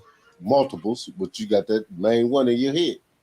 Yeah, I want to sell them for sure, get them out there, but Yeah, that's what I'm saying. Like that particular thing, that endeavor right there is like. That's a thick ass market filled with a bunch of players. I don't know. I hear you. Passion. That's a rich man's passion. Yeah, we're gonna get rich. But see, I want to watch this like in the middle of the pack. I don't want like no fucking crazy ass shit, but I also don't want no weak ass shit. You know what I'm saying? If that makes any sense to you. I mean, yeah. You want the Goldilocks thing. Just right. Yeah. Not too, not enough. Both of those things are going to be off the table, right? Damn. Hey, hold on real quick. My tears up and shit. Yeah, I got to jump my ass off this motherfucker, too. Hey, Smoke, hold on real quick. Just hold it down for a quick second. All right, you got it, man. Here, let me see what the chat's talking about. This dude tends to probably his personal life. I fucking watch it. God, we talk about conspicuous materialism. Oh, let me get on my high horse though. Hold up. I'm a Conor fan. I was going for Conor, but I don't support. But I can't. Yeah, popping dirty. They see me boxing, they hating. They put you on it trying to catch me fighting dirty. Try to catch me fighting dirty. Okay, sorry. little interlude there. Big Baby fought in Topeka, Kansas. Yeah, exactly. Mr. Candy, yeah, that's messed up. Kyle's always eating on Barbershop. Oh, well, yeah. If you eat on stream, that you're either terminally online, or you're probably about to start expanding that waistline. I have to agree with that. Trans should not box like Conor Benn. Transgender should not box like Conor Benn. Are you calling him transgender? Or are you saying that a person who is trans shouldn't box like him? I'm gonna go with the first one. They shouldn't box at all. I don't know. I feel like anybody should be able to step up to the man division if that's what you feel. It's like the heavyweights, right? If you feel like you're bad enough, you can go ahead and challenge a dude if you want to. Now, if you're trans, man, or female, knock yourself out, literally and figuratively. Okay, let's keep going. Yep. Smoke Jr., my boy. Yes, he gives me such pride. Yeah, Smoke. Yeah, I was the explorer. I was the adventurer for, a good 10, 12 years. Yeah, castles are they're a bitch to upkeep. Tank is more skilled than Shakur, not in my opinion. The most skilled guy from 130 to 140. That's an interesting debate, but I don't think he's more skilled than Devin, and I don't think he's more skilled than Shakur. I don't know too many people who have Tank outpointing Dev, but my man had to go. If he comes back later, we can get in that thing. But I didn't realize Knockout could get on the roll, can't he? He was about to give a million examples. I'm not trying to debate you right now, bro. I mean, but people say that about me too. I mean, just the way we talk, break it down. Hey, Smoke. What's happening? So when you going to debate again on the show? I'm not sure. It's not like if one pops up or if they like lull in the action, just to keep it going. Those are like my two like motivating factors. Yeah, I'm just waiting for Jake Paul call, man. Yeah, I'm not a real bit like I prefer like a dialogue debate versus like state of position debate. Yeah. No. I just want to do it just to say I did it because the platform is so dope that I just want to be a part of that shit. You know what I mean? Yeah, like being able to have a dialogue about the position, I feel like is a little bit more both entertaining and also like compelling. Like the arguments I think are more compelling, and I also think that like the content is more compelling. What up, Smoke? But the question is, I do like that it's time. Like, can people handle it, right? Because the Kyle, not the Kyle, but the Keith and the Keon and fucking BFTB, that back and forth. Like I think it got gluttonous at bits, right? Like it was cool for the first 5 minutes, and then but Knockout was just having too much fun with it. He let it go, and I guess a segment of people just like it. That's just a matter of tape, but yeah. I don't know. I was thinking like I think those two guys are really good at it. Maybe some other people would get personal. Like last night, they're talking about people evoking gap tooth in your mouth, blah blah blah.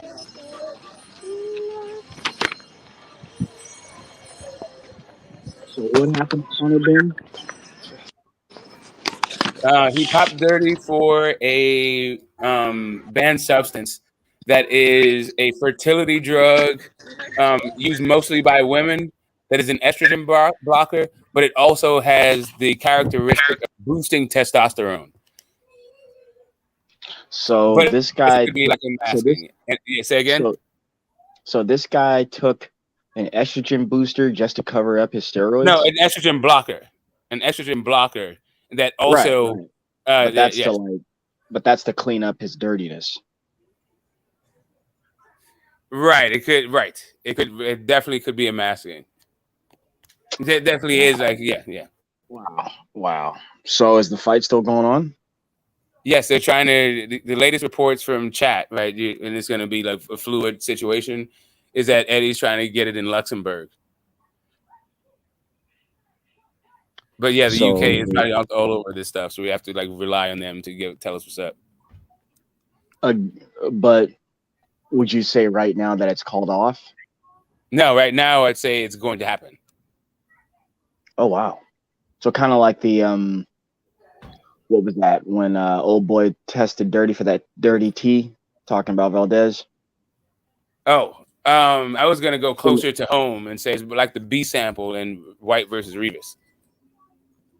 Only this time we heard about it, like not through a leaked expose. It wasn't a tell-all secret thing. I don't know how this time it's so transparent when they had to do investigative reporting to find him in White.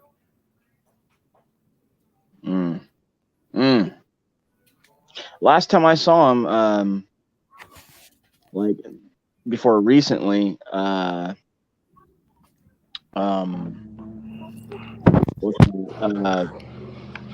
maybe like a month and a half ago, I saw a picture of him and I was like, oh yeah, steroids, PEDs.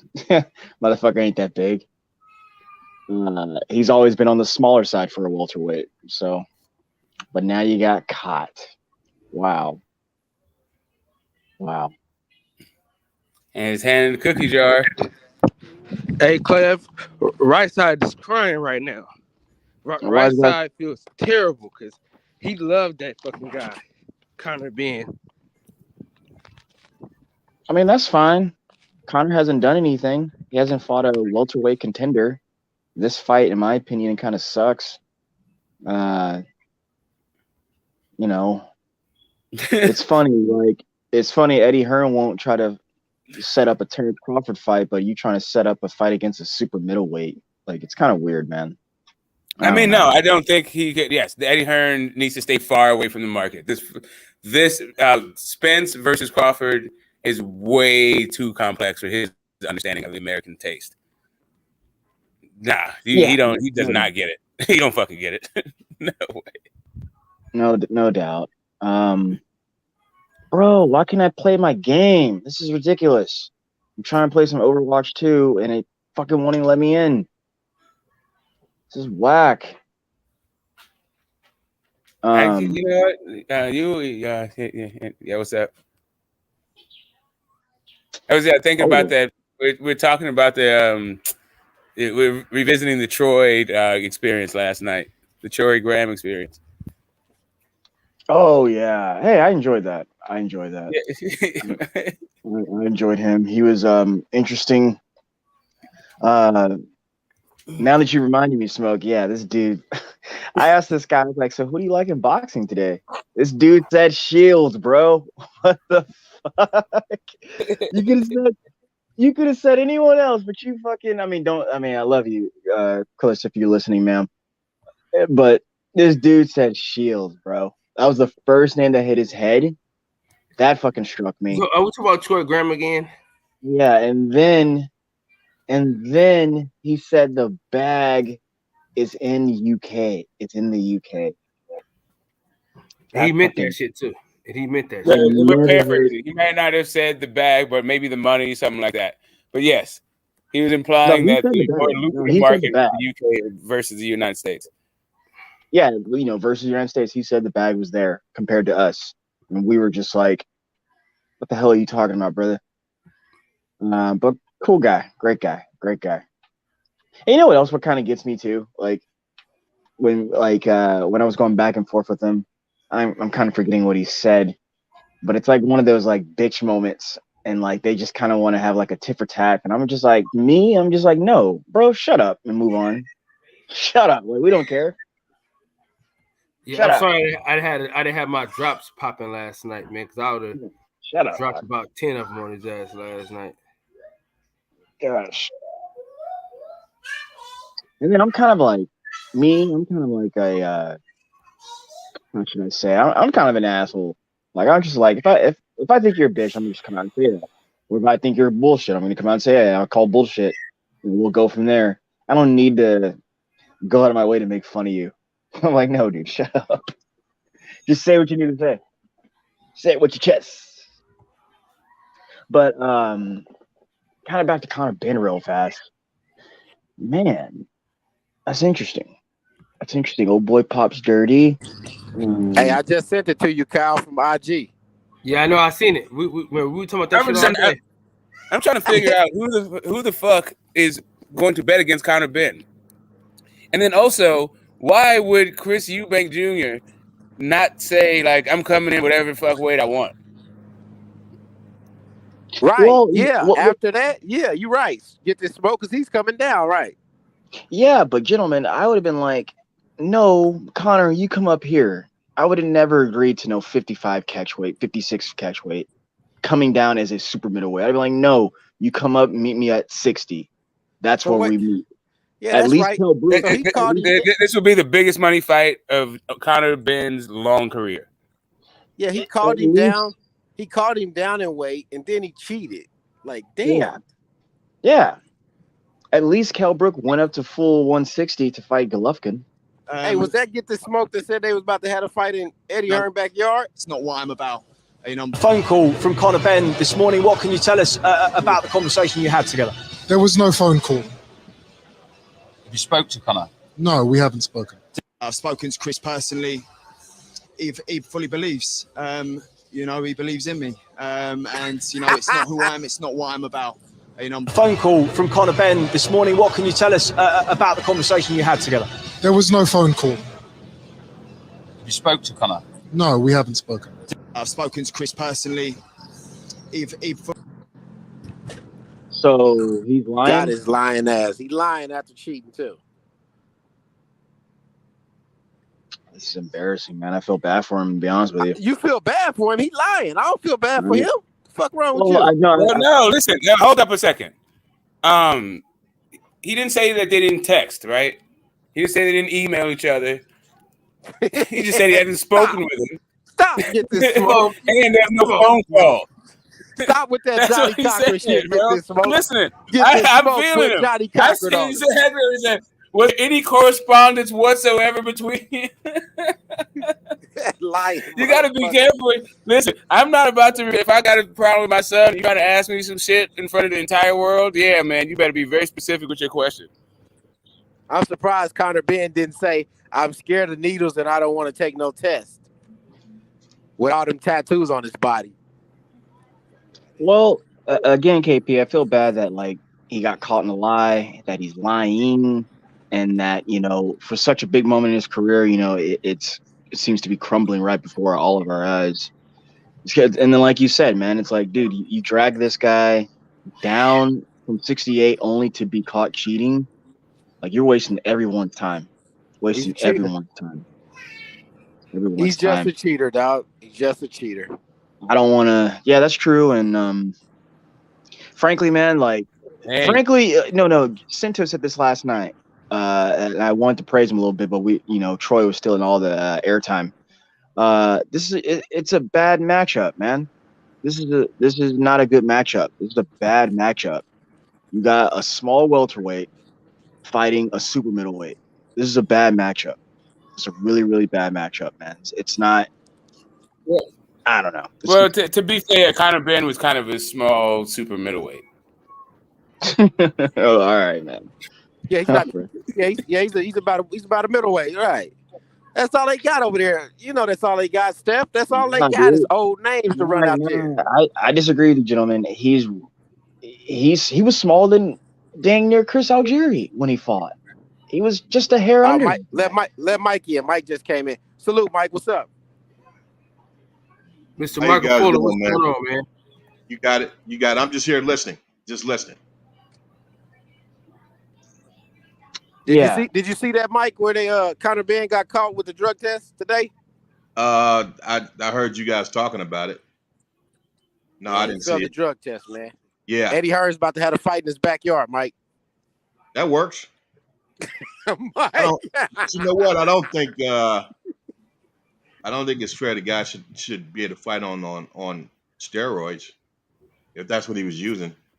Performance enhancing. It's dangerous for the guy he's facing.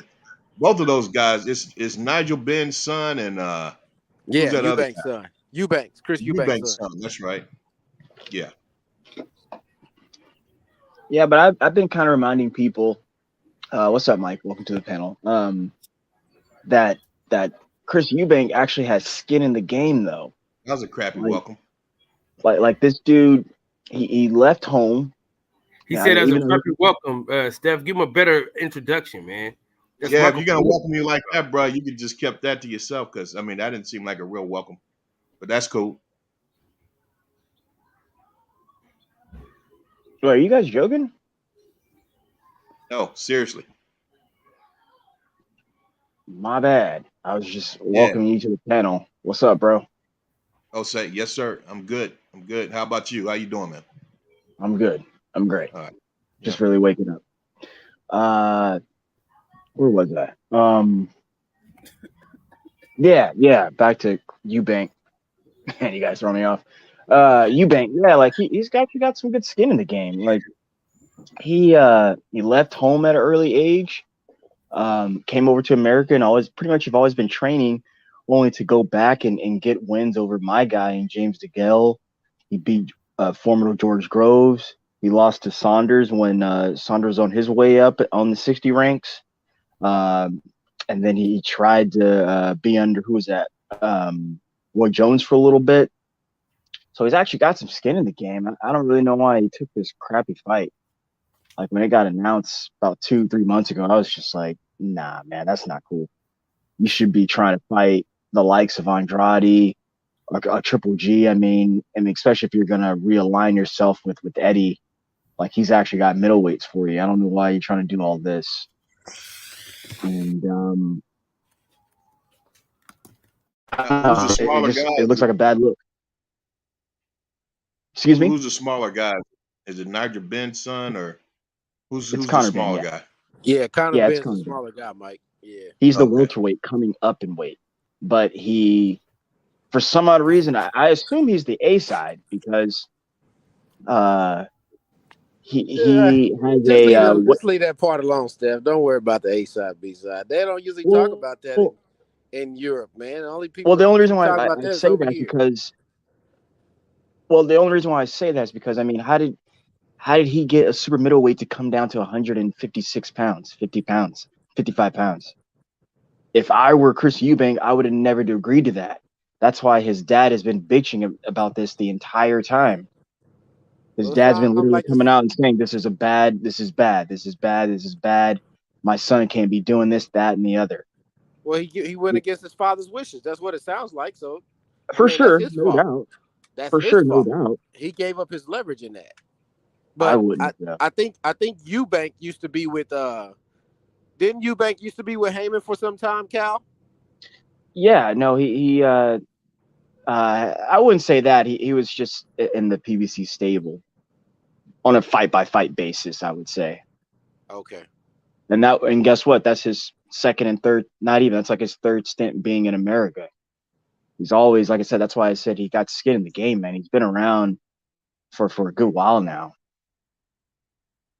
Campaigning at 68. And then when he came over to work with Allen Company, that's when he dropped weight again and went to middleweight.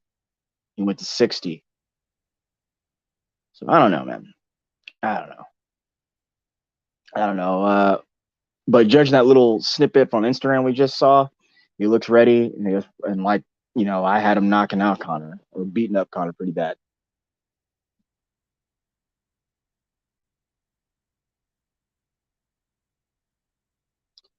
The Destroyer.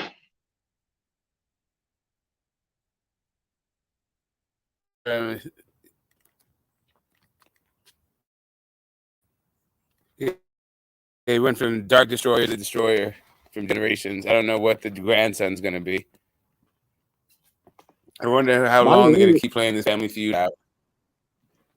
Was that going to be pay-per-view all over the world? No. Or just pay-per-view and As Michael just so that I think so brilliantly just illustrated that most people are in blissful ignorance of this this farce of a fight. Right. Oh, do you know as far as the PEDs, if you ever want to get a reference that they do make a difference in, the level of fighter that you get, as you look at Big Baby Miller's last fight when he came in there clean, man, he looked like a completely different. He looked like a completely different fighter to me in regards to the way he used to come in when he was using enhancement drugs. His skill level was definitely a few steps below what I'm. And his stamina, power, all of it looked like it was a few steps below what I normally used to, what I used to see him at. Because basically, before he got caught using the PEDs, it looked like he would be. I mean, he had a really good chance of beating Anthony Joshua when they were getting ready to fight. But this last fight he had, I guess it was about a week or two. I'm not sure. But watched the fight, and you could tell he was a completely different fighter in regards to his skill level, his stamina, his power. So those performance enhancement drugs make a difference.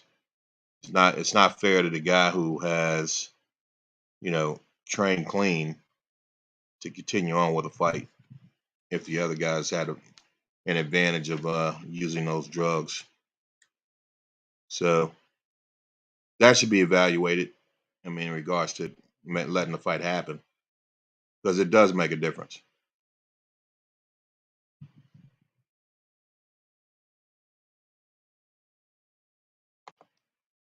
That's all opinion.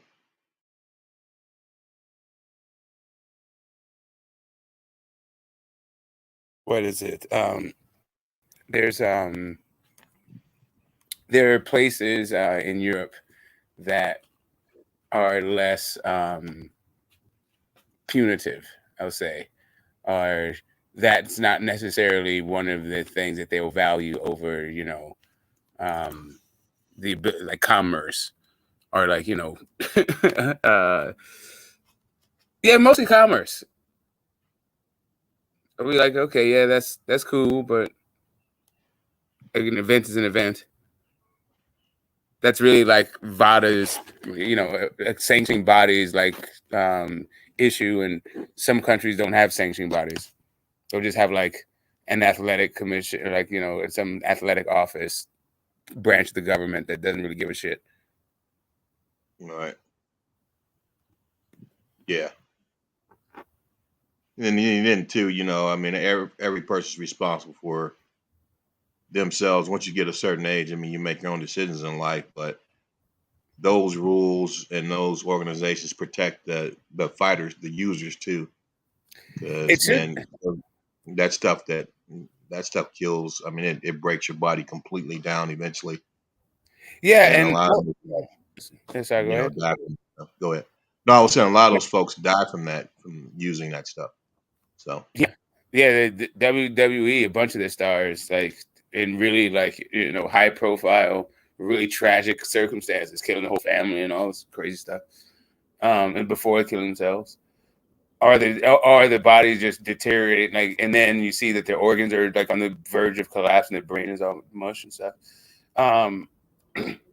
But yeah, I was going to say, it seems like the broadcaster should also have some kind of responsibility in the, in maintaining things. Are you just going to televise a snuff film? Like, why not? Why can't Eddie Hearn just like put it in international waters, right? At what point do they start? At what point do they just say like, yeah, we're not going to televise this event? Right. Yeah. Well, I don't know what you guys' lifestyle is or what your schedules and stuff are, but I'm getting ready to make a huge transition in my professional life. So the The got some opportunities with another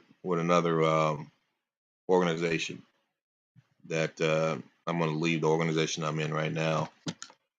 So I've got some days here and there that I'm really doing nothing but making preparations for the transition. And so spent most of the morning, early afternoon doing that stuff. So I decided to come on here and chop it up a little bit if there was someone on here listening to what's going on.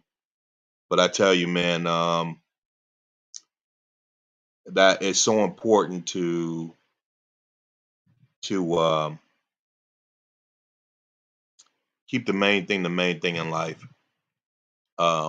And the main thing really is your relationship with God, your relationship with your family, and your health.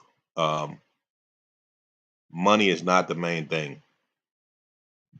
Money is not the main thing because you can always make money, and there's a need for money. I understand that money can be used to do very good things, but it's not worth your happiness, your family, or your health.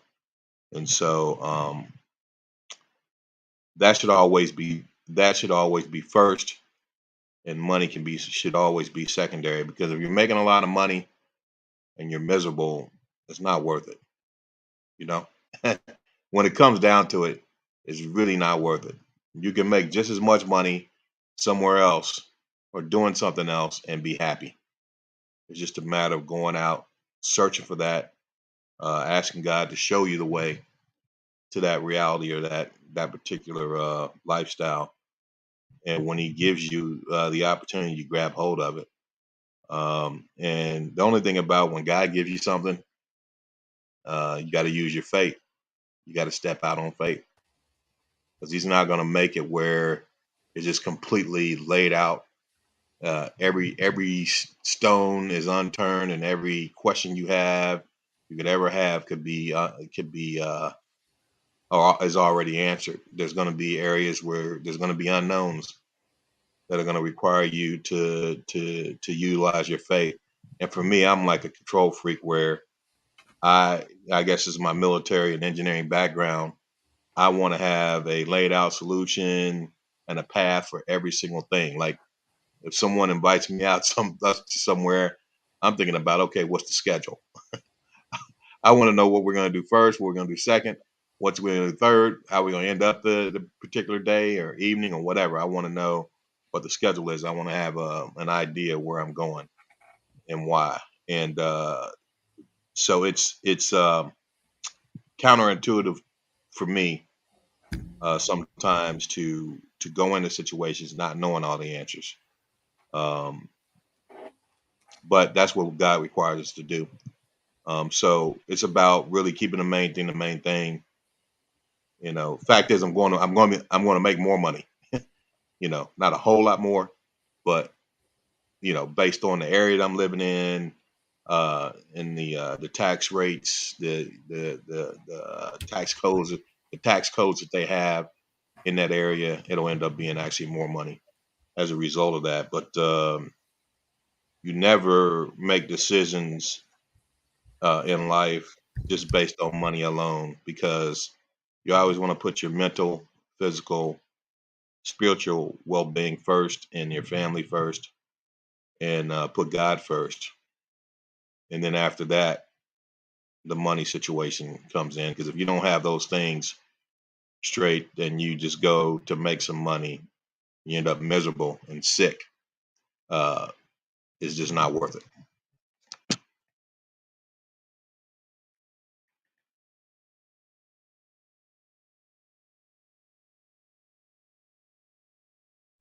For sure, man. Thanks for that. No doubt. And congratulations on the new transition, and good luck with that. Enjoy that. Count it as joy. Appreciate it. Fred, you there? Box Talk? Yeah, my bad. My kid's over here distracting me. What's up? Give me a top 10. Give me your top 10 boxers right now. Hold on. I'm calling for team support. Oh damn. I need you guys real quick to help me out. I'm having a brain fart. I got a couple, but I'm having a brain fart. I'm arguing with this dude on Twitter. I'm arguing about UK fighters. Oh man. And I told the guy 9 times out of 10, when you guys come over here, you guys get beat up. And he says, you obviously haven't been keeping up post Floyd. And I'm like, okay, well, there's Joshua Ruiz, Canelo Smith, both of them, Canelo Saunders, Canelo Fielding, Canelo Khan, Golovkin Brook. How many times we ain't seen these UK guys come over here and get beat up and then go back home?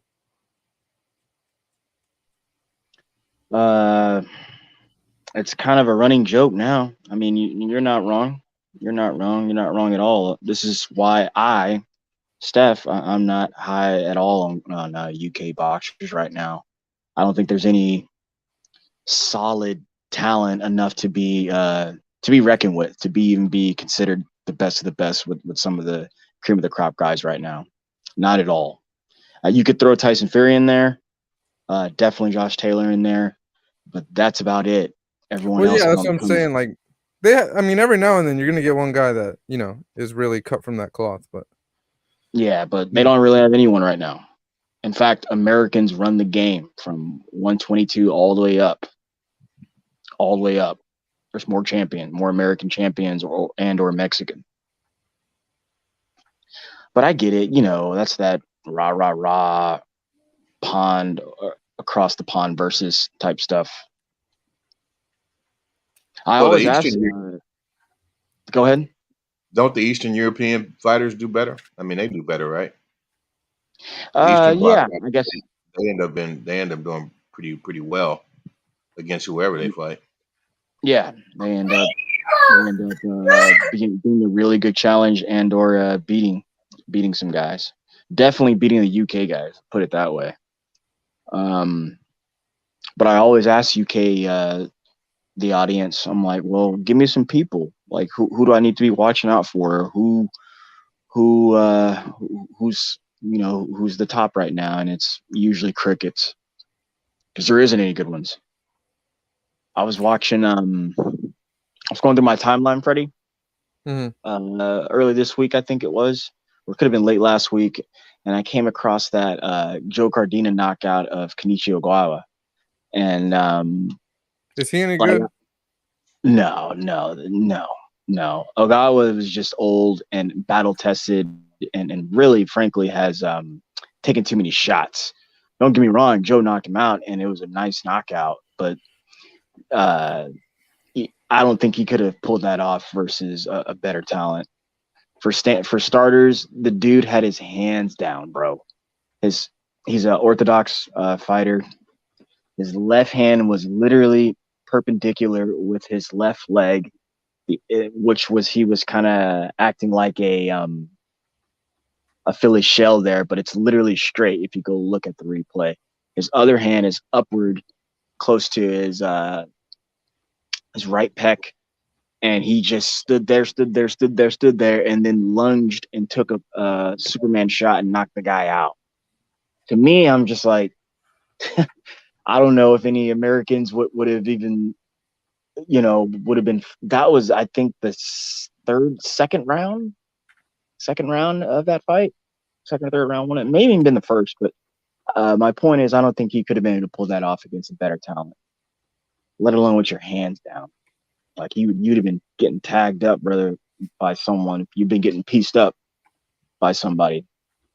I think that was 130. So yeah, imagine Shakur Stevenson in there with him. Good luck, brother. I feel like the UK style is like, it's basically American style. We're just more athletic and able to pull off more attributes or tangible move like. So the UK style is more, I mean, as a general rule, is a little bit more like the European style, like a little bit like the the 1-2. Where and like in the United States, like the most of you know, I guess the dominant when it comes to like achievements in the ring. That style coming out of the Black community has been a you know, circular motions, a lot of. Oh, Smoke, you cut out. You there, Smoke? Yeah, he'll be back. He'll be back.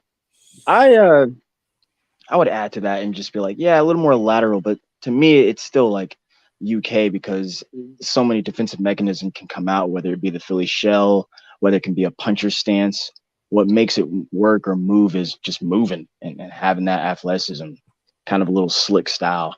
And then, of course, you incorporate that jab in and out, jabbing in and out. Those guys just, to me, they don't.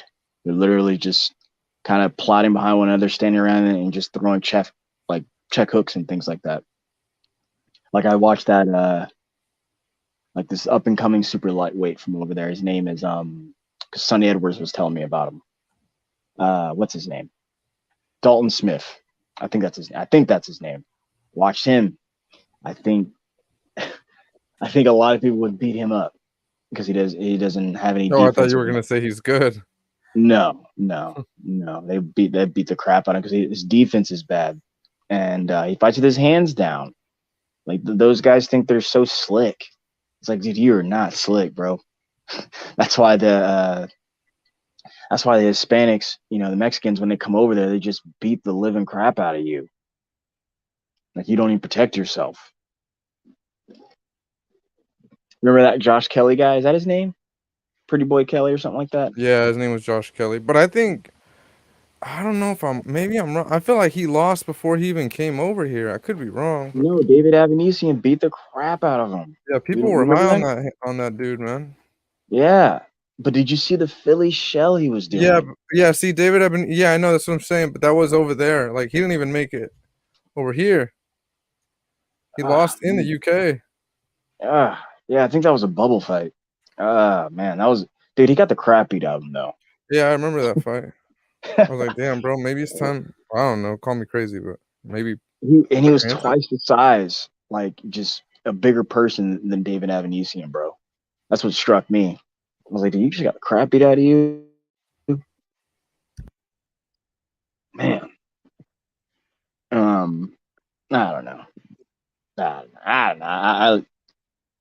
So that's, yeah. A lot of my Twitter boxing friends are like, man, you're so harsh. I'm like, no, dude, those guys suck. There's not one good one. I miss the days of like, yes, the Carl Frost. Dude, Conor, listen, dog. Conor Benn had the chance to be that one guy from the UK that did some shit. You know what I'm saying? He what's his style though? Kyle, what's his style? Because I think his style is it looks like crap if you ask me, man. Dude, don't jab. He doesn't jab. Yeah. All he does is throws hooks. That's all he does. He doesn't jab. But I'm saying, dog, he's a good fighter. You know what I'm saying? He could have done some shit in the welterweight division. What's his style, though, is what I asked. Huh? I said, what is his style? I can't seem to nail it down. He has like a Mike Tyson Pickable style. He has the same head movement, the same movements. You know what I'm saying?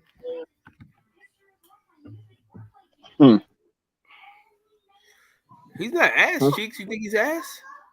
I don't think he's ass cheeks. I mean, he is now because he's a cheater. So I don't think. Again, I don't think he's ass cheeks. I just feel like his flaws are so big that most people over here would exploit them.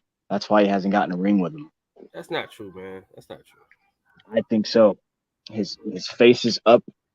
Is no defense. He doesn't even go in high guard when someone starts punching back on him. He just starts using his face for defense. But a lot of times people's best defense is their offense though.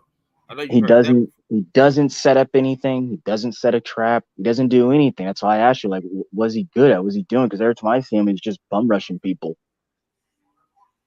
I mean, but if you can't stop the bum rush, then you know what I'm saying?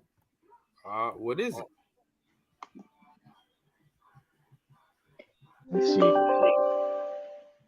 I'll watch I'll watch that Formella and the Algieri fight again and see if I. I mean, he did what Sean Porter couldn't do. He knocked Formella out.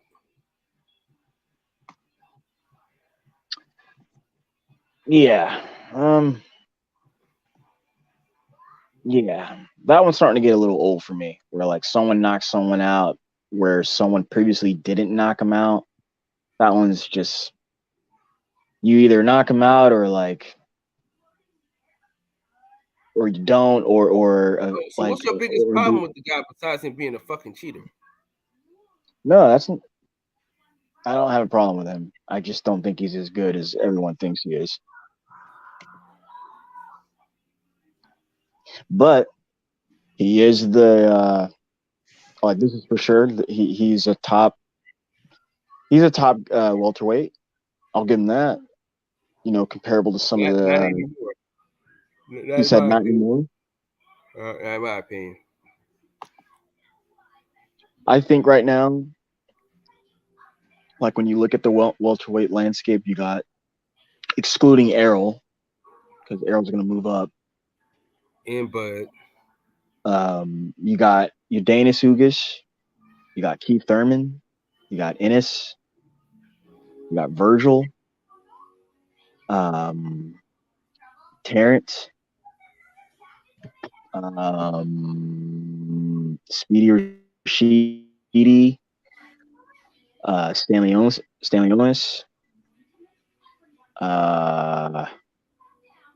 There should be one more. Who am I missing?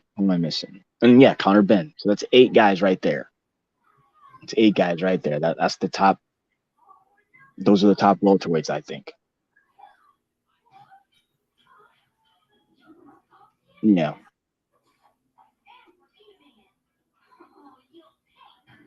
I don't see Connor beating. Could he get Rashidi out of there? Maybe. We still need to see Rashidi get in there and mix it up with some heads. I don't think he could beat Udanis Ugas. I don't think he could beat Keith Thurman. I don't think he could beat Ennis. Don't think he could beat Virgil. I think he can beat Virgil. Virgil's got a similar style like Errol, man. It's very violent, and if he just actually throws in a little boxing in there, like actually uses jab, he'll hurt people. Don't sleep on Virgil like that.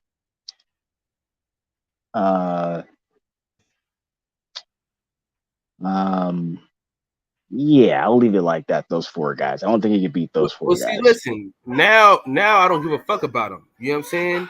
Because he's a fucking cheater. So doesn't matter who he beats now. Yeah, that stuff is weird. Like I was like what Smoke had described to me earlier. He was saying that it's an estrogen blocker or something like that. Basically, to me, when I hear that, I'm just like, oh, you took. It's like that. It's like those. What's that medicine called? It's the UTI medicine that chicks take. But if like a male takes it, people use them to block them on their P tests. Shit, Mex just read it. No, it gives you like extra testosterone. Is what Mex just read. No, right, but like he was using what he had got caught for. That was to block the steroid sensors that he had in his system, since he is taking PEDs. So he was taking that to kind of cover up what was already in his blood. That's what came up. It was not actual, I believe. Well, Smoke did say that like it comes up as a steroid, but it's not. It's used as a blocker. So he was covering up something. That's what got caught. Interesting. Smoke. Interesting. Yo.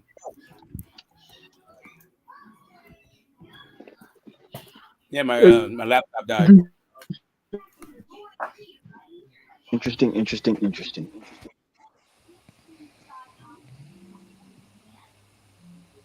Seems like you've been arguing with all UK folks, huh, Fred? What? I said, it seems like you've been arguing with all the UK folks. Yeah, man, they don't like it when I call UK boxing NCAA. I wouldn't even say that, man. I call them trash. I don't think any of those guys are good. I'm saying, but Conor Benn, had he not been a fucking cheater, he could have done some great things in the welterweight division. Bro, he might have lost twice. You can say that about any of those guys, but they're not proven until they do something here. If you can manage to do something here in the States, all right, I'm a believer. But I mean, but he did. Hold on, he did stop a guy that Sean Porter didn't get to stop. Although they win against Sean His Porter, name? surviving because you can actually hear them in the ring saying, "It's almost over. It's almost over. Don't get knocked out. It's almost over." But he still knocked the guy out. He still knocked out Chris Algieri. I know Chris Algieri came off a long layoff, but he's coming off a win too, though. So, hey. But that doesn't do it, man. That's not enough for me. That's not enough for me. Just because I'm somebody. Fred, you know what, Fred? You know what? It's never enough for you. It's not. Nothing's ever enough. It's not. You know why?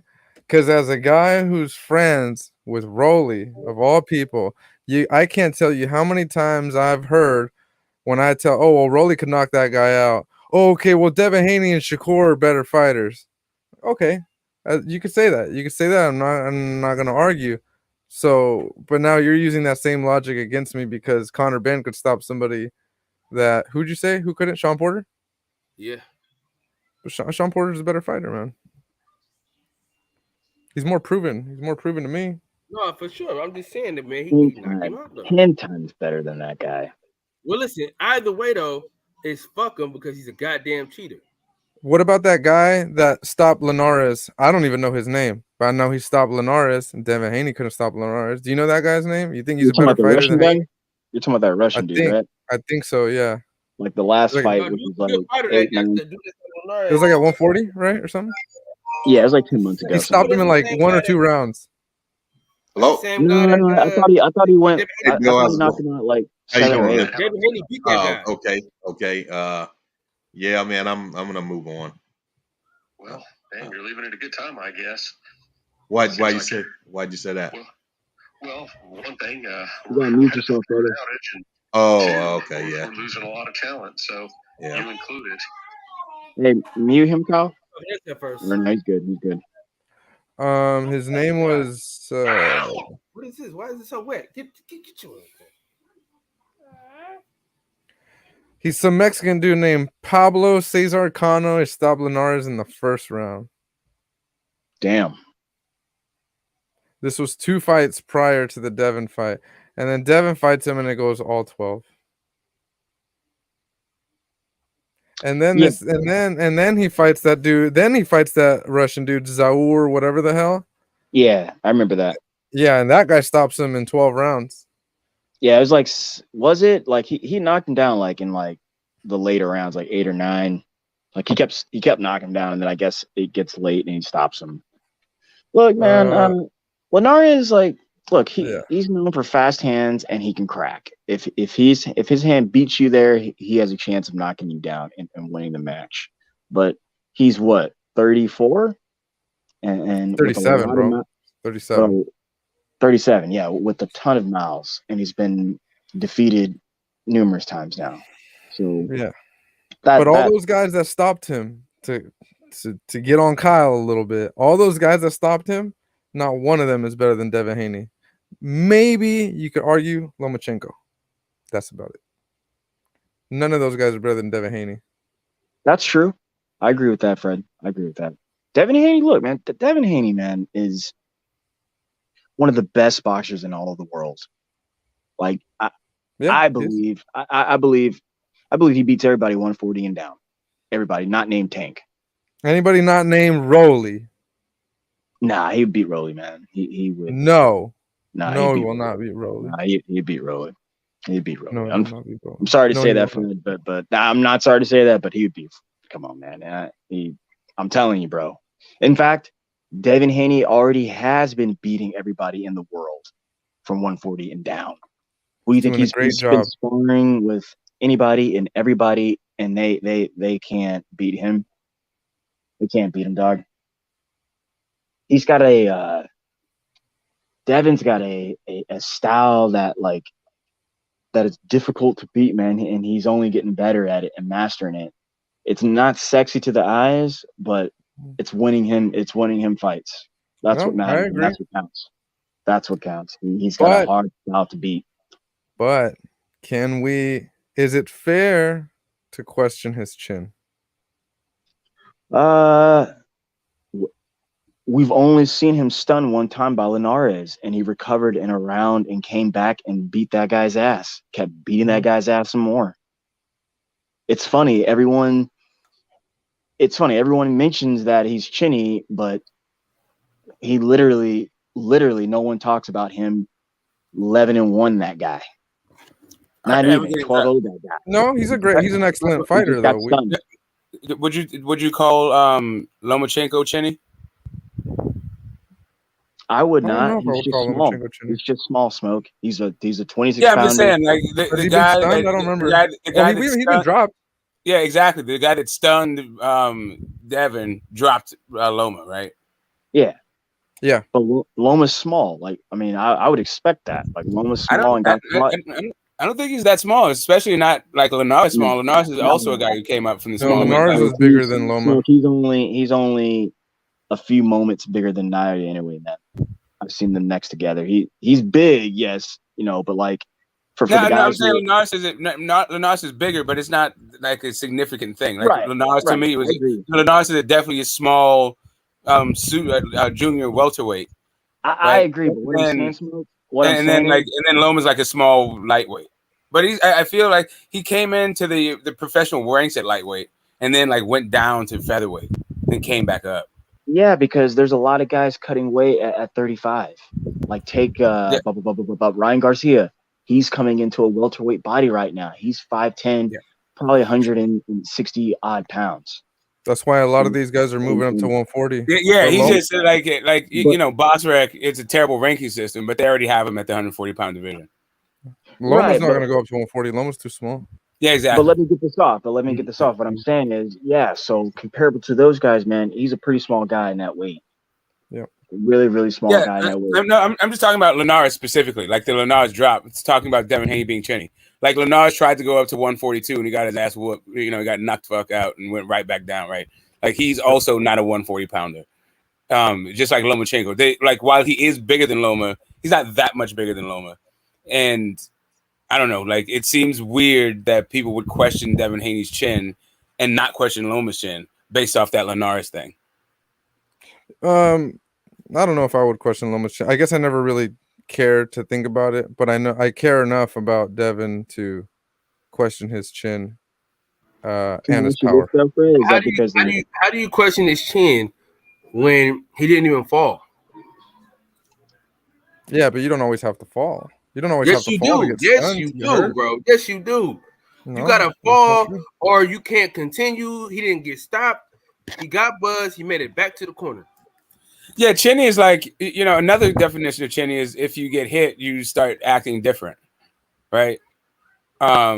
Is it turn into a different fight? Your training goes out of the window or whatever, gun shy or you wobble or whatever. You don't necessarily have to get dropped, but I don't think he displayed any of the things about getting chinny. He got hit clean by a guy who punches hard. Yeah, who's known for that, who's known to crack with fast hands. Like I said, he recovered in a round and went back to beating that guy's ass. Everyone always talks about that, but they don't talk about that he got 12-0'd. Straight up. But that guy, I understand he had power or has power, whatever you want to call it. But that guy was well past his prime. Maybe the power is the last thing to go. Sure, maybe the power is the last thing to go, but was he not supposed to 12-0 that guy? Like, did anybody think Linares was going to win? No, he was supposed to that guy. He was supposed to. Devin Haney's not known as being a knockout artist. He 11-1 him, bro. Come on, dude. Yeah, no, I'm not taking, but that's what I'm saying is I'm not trying to take away credit from that because look, when you look at the lightweight division, Devin Haney has a good resume. You could pick it apart. I could sit here and pick it apart, sure, but it's a fucking badass resume still, regardless. Because in comparison, nobody else is really fighting anybody, right? And Devin has some good names on his resume, whether you like him or not. He's got Linares, he's got JoJo, he's got a couple other guys. I like Haney's resume, but that doesn't tell me. What's up? Said he's got Gamboa. I really like Gamboa. I like his championship run Santiago. up to getting his belt. Santiago. But that doesn't tell me that he has a good chin. I feel like, oh, I got to question this guy's chin, because then once I do start picking apart his resume, I'm like, okay, well, JoJo's not a real 135er. Linares is old as fuck. Gamboa was done. So Santiago knocked Who the fuck somebody's is that? move out their fucking body. Well, look, Freddie, like I think that's fair. I think what you're saying is fair. I like all that what we're incorporating into this conversation. The disagreement I do have, though, or at least I could caveat to defend Devin, is that look, he's fighting styles. He fought JoJo, who is a boxer puncher who comes forward with pressure. He beat that guy. He outsmarted that guy. He beat a guy in Gamboa who's slick, with hands, with decent power, outbeat that guy. He beat that guy. Then, like Linares again, a guy who's known to crack with fast hands, beat that guy. Those are all different styles that he's like beating. So, like I would say, my point would be that he seems to be so dang good he can get out of trouble with some of these styles. So yeah, he's not. Oh, sorry. Sorry. Are you done, Steph? Are you still going? Yeah, go for it, Smith. Oh, sorry, man. I wasn't trying to cut you off. Yeah, to steal, man, what Box Talk is saying while he yawns, we check out his dental work. It's to question it could be like, how do you project him going forward, right? How do you see if he's getting buzzed by Linares? What does he do? What does he do at 140 or at 147? And I think that would be a legitimate question no matter what. But if you look at the 135-pound division, like really, I don't know. I would think a chin would be an issue against Loma. Like I wouldn't have quite. I would be like, oh, but what's up with Devin's chin if he fought Lomachenko, or if he fought Shakur Stevenson. But I don't think anybody at 135 can hold up to a tank shot clean. So that's not really like a questioning your chin kind of thing. That's just tank hits like a ton of bricks. No, Smoke, but you missed the beginning of it because we were talking about Rolly. So in that sense, I'm like, I don't see how. Of course, you got to say if Rolly lands on Devin, I don't see how Devin survives that. I just don't see it, bro. That's fair, but Rolly's gonna. Oh, if Rolly lands on him, he can't survive it. Hold on, Jackson Moreno survived. Jackson Marinas did an exchange with Rolly. Okay, so Jackson Marina's exchange with Comey, and look how that worked out. He didn't exchange with Rolly. Watch that fight. Watch it again. Yeah, but you said caught him. It's not an exchange. Like, is Devin going to exchange with Rolly? That's not the issue, right? It's not like Devin's going to. Wait a minute. Hang on. But that's just it, though, Fred. He's not. You see, his style is outsmarting his opponent. He's not going to sit there. He's smart enough not to exchange with Rolly. He's not going to do that when he knows that guy has significant power to do so. So he needs to be thinking otherwise. And even if he does, eventually, when the leather meets skin, I expect him to not stand there and get his ass beat on and get out of the way and try to do what he needs to do to win the boxing match. Right. Like I would expect the same. And and we can say this about anybody, man. Like the guys who got power, the guys who don't have power. Like, yeah, that's the stylistic matchup there. I still would expect Devin to get the job done. That's more like the marketing part of boxing, right? Like, because Devin, you want casuals want knockouts. Devin is not going to. That's not a good bet, right? For Devin to knock you out. So it's kind of like you have to sell the knockout in the other guy's power. So from a marketing standpoint, Rolly versus Devin is like a really good fight to market because then it will be like, can Devin stay away from the power long enough to get the decision, and we all expect him to do it, right? So there's some intrigue with the matchup, and that's kind of, to me, that's where like it begins and ends for real. It doesn't really. I don't know if it's about like questioning his chin. It's the same thing that Floyd did his entire career, like for most of his career, but it wasn't about questioning his chin so much as can the other guy knock him out. Hey, can we be honest though? Before Devin Haney has shoulder surgery, he was knocking people out, bro. Look, let's not do that. Let's not do the whole Devin and I see it time and time again. The whole Devin and Shakur thing and the comparison to Floyd. No, bro, they're not. They were not about the marketing of it. I'm not talking about the marketing of the boxer versus the puncher. That versus the knockout guy, right? They weren't doing at their stage in their career. Floyd had way more KOs than all of them. So let's not do that. Well, I mean, we can differentiate, right? Because I do think Devin fights like Money Mayweather, not like Pretty Boy. But that's really what I was talking about, was the Money Mayweather run. Yeah, he does. That's the way he was. That was the way you were marketing the fights, because he wasn't really getting knockouts. Like, like even the Victor Ortiz kind of came out of nowhere. Like, that shit was funny. Like the Ricky Hatton and the fucking Victor Ortiz that was like really the last knockouts. Yeah, but overall, I think we all would agree that, look, man, it takes time to break people down to get a knockout. There's not many guys who are just coming in there and just one punch KO people. You got to get in there and break people down to get the stoppage. So, what I'm trying to say is, like, I'm not. Yeah. From like that marketing comment you made, Smoke, like that's good, because like I know, maybe since we're all hardcores here, I know like when I see a match, I'm just like, oh well, he's facing a KO artist versus a boxer, so we just got to see what happens. What am I trying to say? We can't have necessarily put those expectations on him if they're not a KO artist. Yeah, exactly. Like is Rolly is he stopping people with one punch? I can't remember if he stopped somebody with one punch. Yeah, no, he was tagging Yickett up and dog walking and slamming around and just knocking the sweat off his head.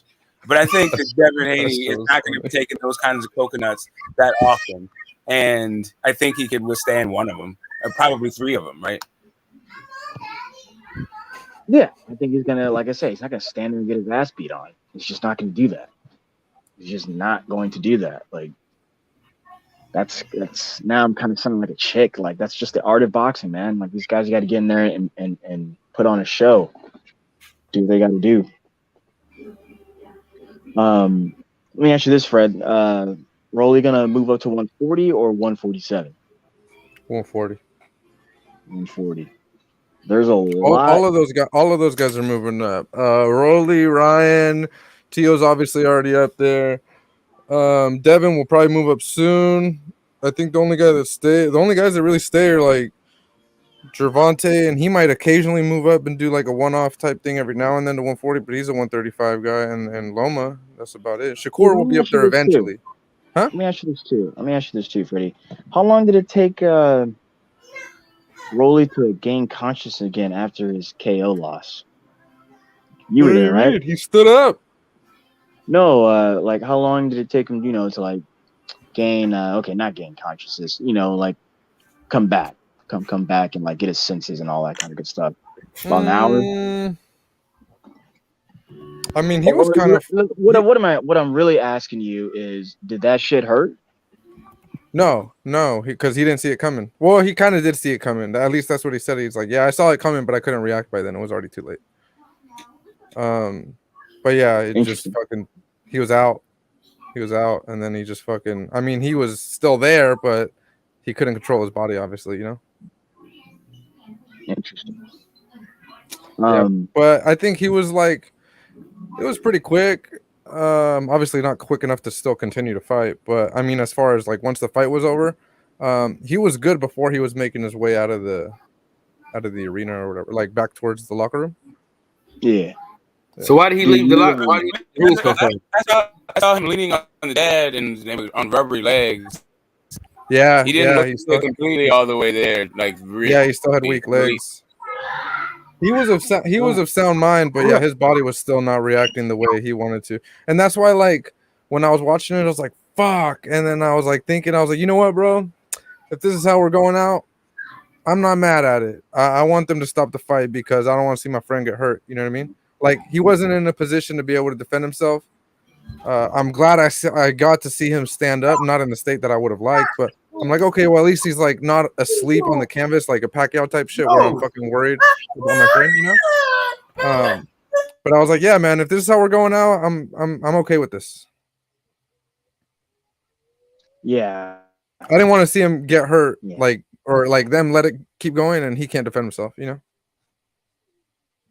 I actually thought he fought better than he fought at any point in his career, to be honest, in that fight. A lot of people said the same thing. Steven Espinosa came to the lot. When have you ever seen Rolly like fight long and like rangy behind the jab? Like, okay, and then he had the right hand cop for some act right. Like, of course, yeah, that was nice. I know. I thought he was winning. If you watch the footage I put up, I thought he was winning. I know some people said he was winning. Steven Espinosa came to the locker room afterwards. He said he had him win. A lot of people said that. And I know some people said that they didn't have him winning. One of the judges had him win. One of the judges had him up too. Yeah, one of the judges had him up. And so I'm glad he got to show a little bit of what he can do because I still think to this day people are sleeping on him a lot.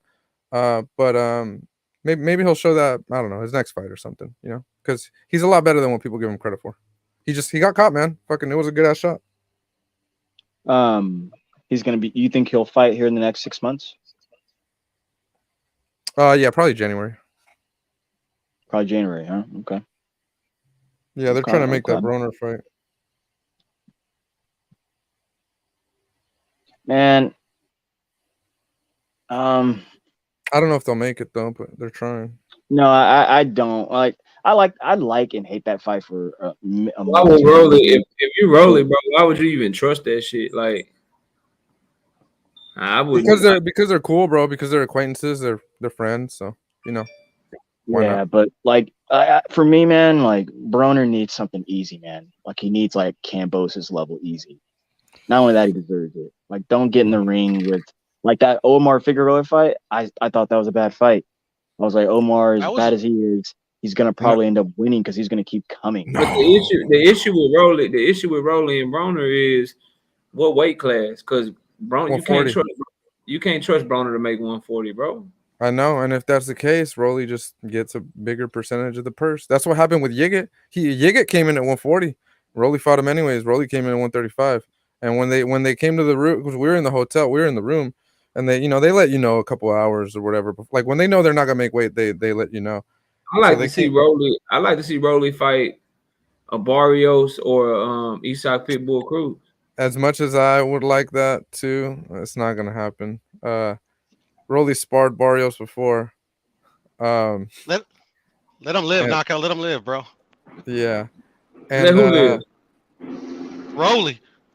Oh wait, you think? Oh man, you're Barrios. I don't know. Barrios, I don't know because Barrios has gotten his ass kicked. But Pitbull, bro. I don't know, bro. I don't know. I don't. Me personally, I know he's your homie, but I have no ties. Hey, Barrios is my homie too, bro. I'm cool with Barrios too. Oh, that's what I'm saying. I'm not saying Barrios. Barrios maybe it would be a good fight, but Isak, I don't know.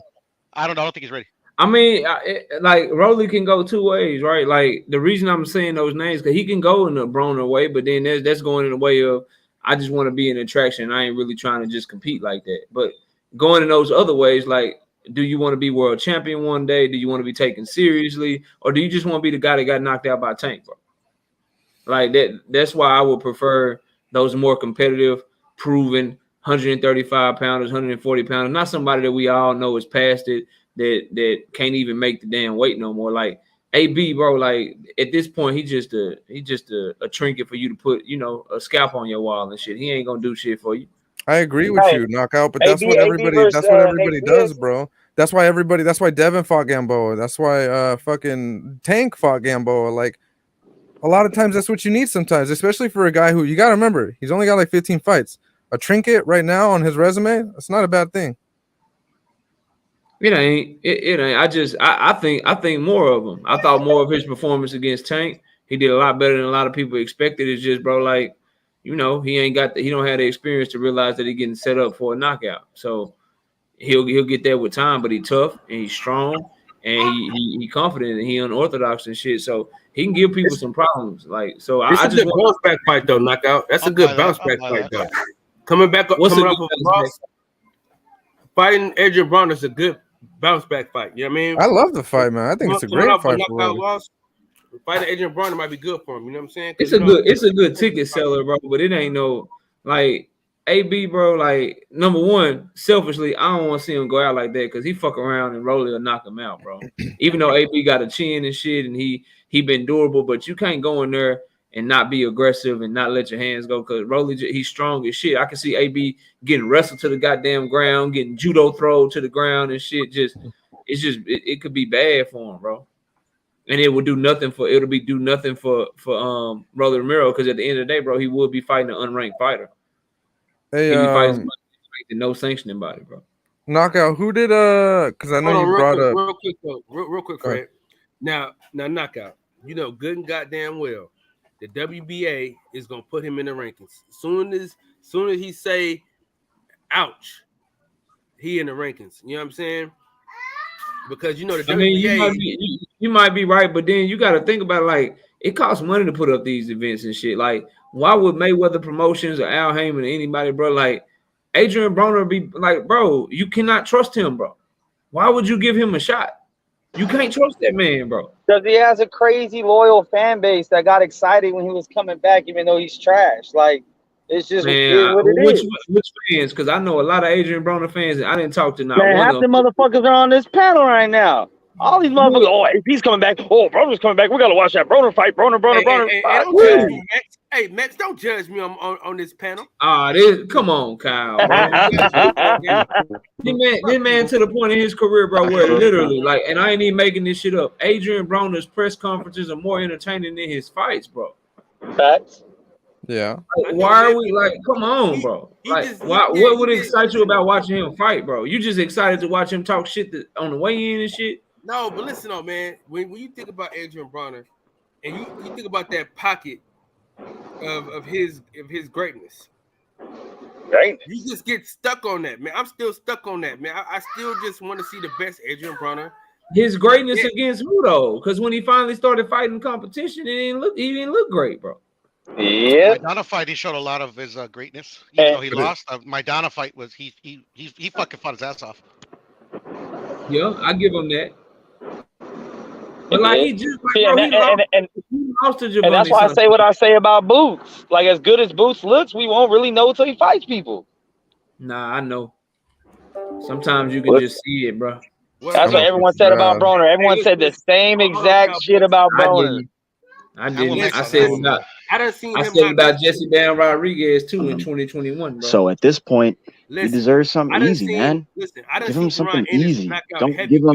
Don't give him any competition. Give him something easy. Who? I can't really think of anyone off the top of my head. No, I'm saying give who somebody easy. Who are you talking about? I said give Broner someone easy and give him like Kambosos level talent. Like something. I would buy a Broner Diaz though. I'm talking like who you saying easy, better not be Rolly. Hey, I would buy Broner Diaz if they line that up. Again, he deserves someone easy because I mean, look at his last fight. He don't deserve shit.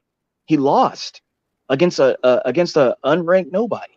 Broner don't deserve nothing but to have to work himself back up and not be the main event where everybody depend on him to carry a card so he can fucking I disagree. I agree with that. I disagree, and the reason why I do is because of Kyle's statements just a few moments ago. He said at any given time the WBA could put him in there, and I say fuck yeah because he's a former champion.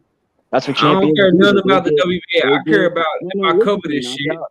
If I cover this shit, if I'm watching, if I'm covering this shit leading up to the fight, I can't trust to cover this shit and make videos and content about it because a motherfucker could pull out at any minute, bro. I understand. I understand. Hang on, Freddie. Let me get this off and tell you, Freddie. Let me run you guys through a hypothetical. If Broner's looking to cash out, right? He's like, I don't know how much I got left in me.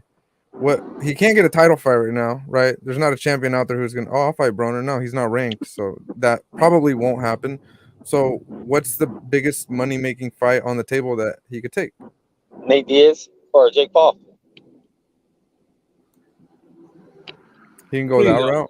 Please Yeah, don't Jake start Paul, doing yeah. that. Definitely Jake Paul, him. Please don't do that.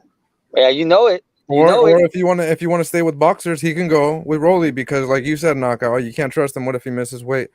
Rolly's been on record to continue to fight even after his opponents miss weight, so they know he won't give a fuck. They know he'll fight him anyways.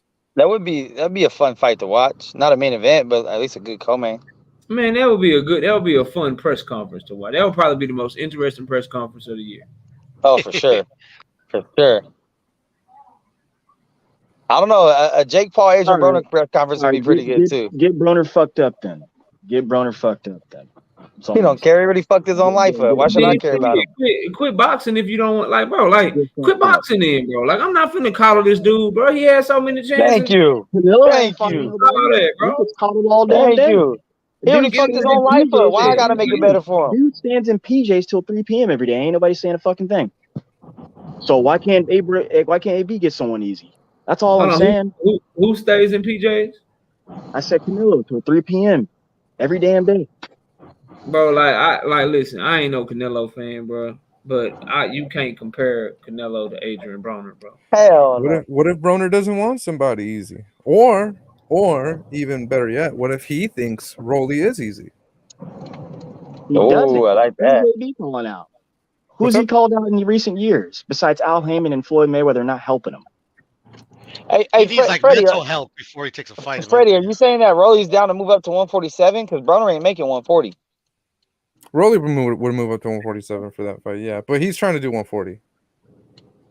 And I know Rolly would even more so prefer, hey, let's get the fight at 140, contract it at 140, and if Broner misses weight, I don't care. I'll still weigh in at 140. Just give me a percentage of the purse, right? Oh, that's smart business. That's because that's what that's what he did with Yigit, and so he's like, well, fuck, I'm gonna take part of his check, and so he don't care.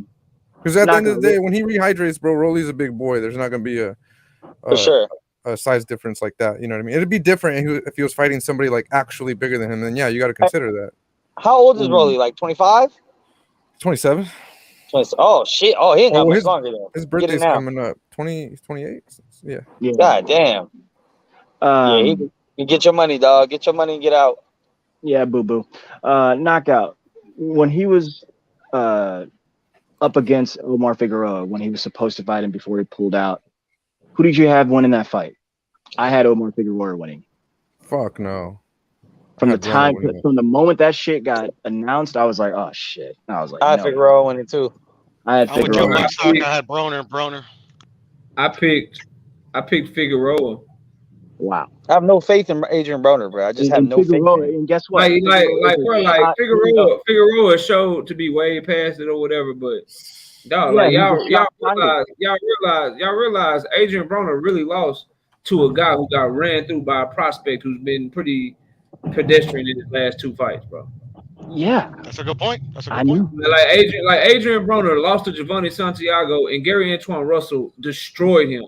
But Gary Antoine Russell didn't look that good against Bartholomew, who's like damn near 40 years old, coming up to fight him at 140. And Bartholomew is no joke though. Not knockout. Listen though, Postal was catching him with consistent right hand, so he showed that he ain't as good as what we thought he might have been before he fought his toughest competition. Adrian Broner lost to a guy that he ran through, bro. Hey, Adrian Broner just need to go back to battle rap. If you go look at the punch stats, Adrian Broner got outlanded in every single round, bro. I'm hard pressed to find another fighter that got outlanded in every single round and still won the fight, bro. Unless they won by knockout. That's a good point. That shit crazy, bro. Like AB ain't shit right now, bro. He literally like Steph, bro. He throws 7 punches per round right now, bro. Well,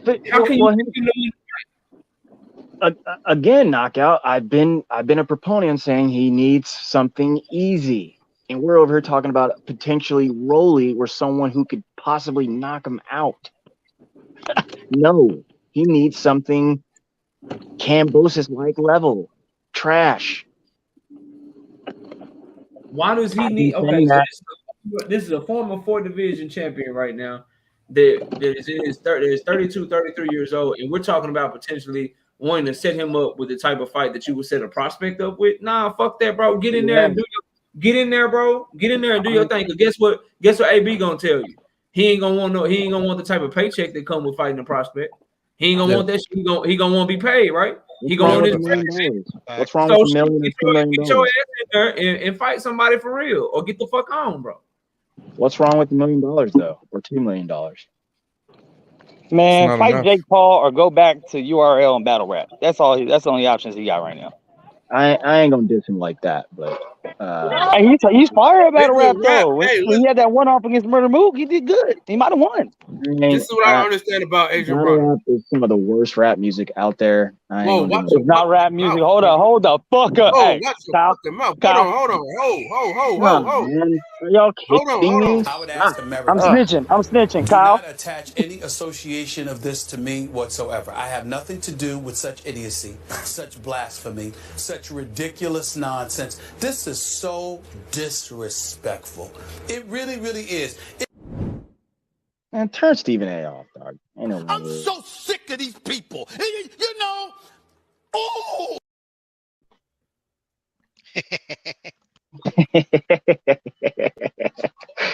TBS, I can't let you disrespect battle rap like that. What's wrong with you, bro? bro. I'm whatever. I don't want to. I don't want to hurt. What's lyrical rap is battle rap. No, man, that shit is fucking some of the worst stuff out there. I think Broner said it himself. He's not a rapper, bro. But he can rap, so he needs to be a fucking rapper. This is what I'm saying. You lost your career because you want to rap, and now all of a sudden you don't want to rap. You got knocked out by Madonna because you were a rapper at the time, and now you don't want to be a rapper. It's crazy. Just rap, because at the end of the day, man, listen. As much as I love Adrian Broner, and I am an Adrian Broner apologist, you know what I'm saying? I'm here to tell you that. But at the end of the day, bro, either shit or get off the pot. You and that fucking Red Bull. Maybe be careful with that shit, Kevin Samuels. Listen, what I'm saying is either shit or get off the pot. At the end of the day,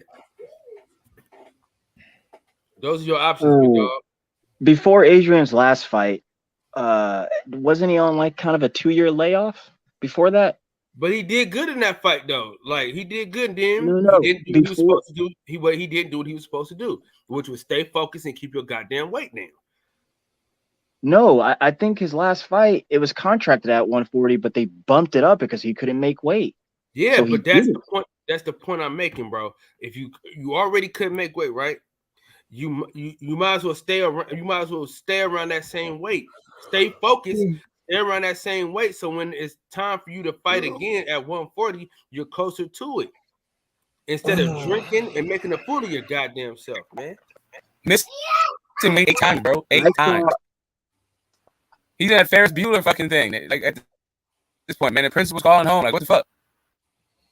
Once or twice, I get it. I want that You're kind of fight. breaking up a little bit, Smoke. You kind of break up a little bit, but my bad. Try again, Smoke. I'm sure it's probably not gonna work. I just went to a different place. But Oh yeah, you're just tripping. Same. Yeah. Never mind. Yeah. I'll be back in a second. I'm just gonna move to another part of the house. Yep. Oh, is that like the reception or something? You think you guys think Yeah, that's what it is? probably. Oh, okay. Yeah, I I've go heard through I've heard his shit go like that every now and but not always. Like every now and then it happens. I'm like, what the hell?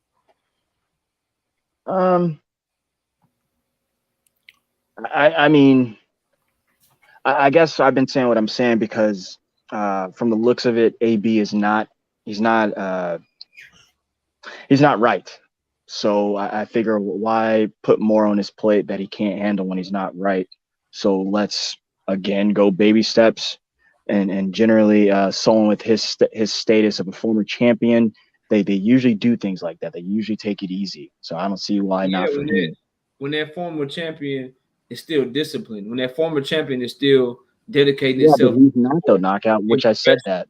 So if he's not, why would I? If you're not giving me anything, if I can't count on you, if you're not professional, if I can't count on you to be in shape in between fights, if I can't count on you to make weight, why would I treat you why would I do anything for you to make your life easier by giving you a soft opponent, letting you build yourself back up. When I done gave you chance after chance after chance after chance, and you haven't taken advantage of it, bro, that's on him. So at this point, either get your shit together on your own and come back and fight fights that people want to see and work your way back up and prove that you're the best. But as far as feeding him, like let's say if you the PBC, and let's say he fighting at 140. Well, right now you got other prospects at 140. Frank Martin can move up to 140. I'm not going to give Adrian Broner an opponent that I could give to Frank Martin. Let's say he's fighting at 147 on Showtime or whatever. I'm not going to feed him a prospect or feed him somebody that I could feed to Jerron Boots Ennis. I'm not doing it, bro, because those are their opponents. They need to work themselves up. I'm not going to allow you to just work yourself back up. I did that shit for you. I got you the Manny Pacquiao fight. I did that. If I'm Al Heyman, I put you in there with Mikey Garcia. You had all these chances, bro. You did all this shit, and now I'm supposed to go back to handling you like a prospect? Nah, because you don't want to be paid like a prospect. So get your ass in there. It's gonna be a tough fight. Go upset somebody. Then maybe we can talk about moving you like I'm gonna invest in you again. Al Heyman, honestly, bro, he should be done investing in Adrian Broner. But if he is going to give Adrian Broner another fight, it needs to be to build somebody else up, bro. But you know what it is, though, Knockout? You know what it is, though, Knockout? Like, this is why, see, the thing is, people are sometimes forever indebted. Fair enough, Knockout. You know what I'm saying? Like, honestly, when you look at the landscape of PBC, it was built off the backs of two people. You understand what I'm saying? So he's still looking out for Adrian Broner because of the past shit. You know, it's like your dope fiend uncle. You know he ain't worth shit. You know he ain't gonna do nothing with the money but smoke it up. But he was so good to you for so long until he became a drug addict. So you still holding on to the fact that he was once not a drug addict. You dig what I'm saying? So basically, this is all these chances are for past transgressions of me being able to catapult my company off your back. Now I'm gonna give you a couple of bones while you down. You know what I'm saying? You know what I mean? You know how it is when you got a dope fiend uncle. You know how it is. You throw a nigga a bone or two, like, hey man, all right, man, look, man, I got extra money. I got this little job I want you to do, man. Come cut this grass. I got a few dollars for you. You know what I'm saying? You know he probably not gonna come and do it. So you just let him, man, keep the money, bro. This is good, bro. I'll find somebody else to do it. You know what I'm saying? That's what this is. It's like, we're gonna give you a chance. You don't do it, fuck it, man. It's just, you know, at the end of the day, saying, oh man, it's just Adrian Broner, man. It's cool, man. We you know, because I think honestly, when they book him for a fight, I think they're already expecting a loss, so they kind of just move accordingly. You know what I'm saying? Like, they're like, okay, there's a great chance he's gonna fuck up the money, so let's just put something in play, like Sergey Lipinets, right?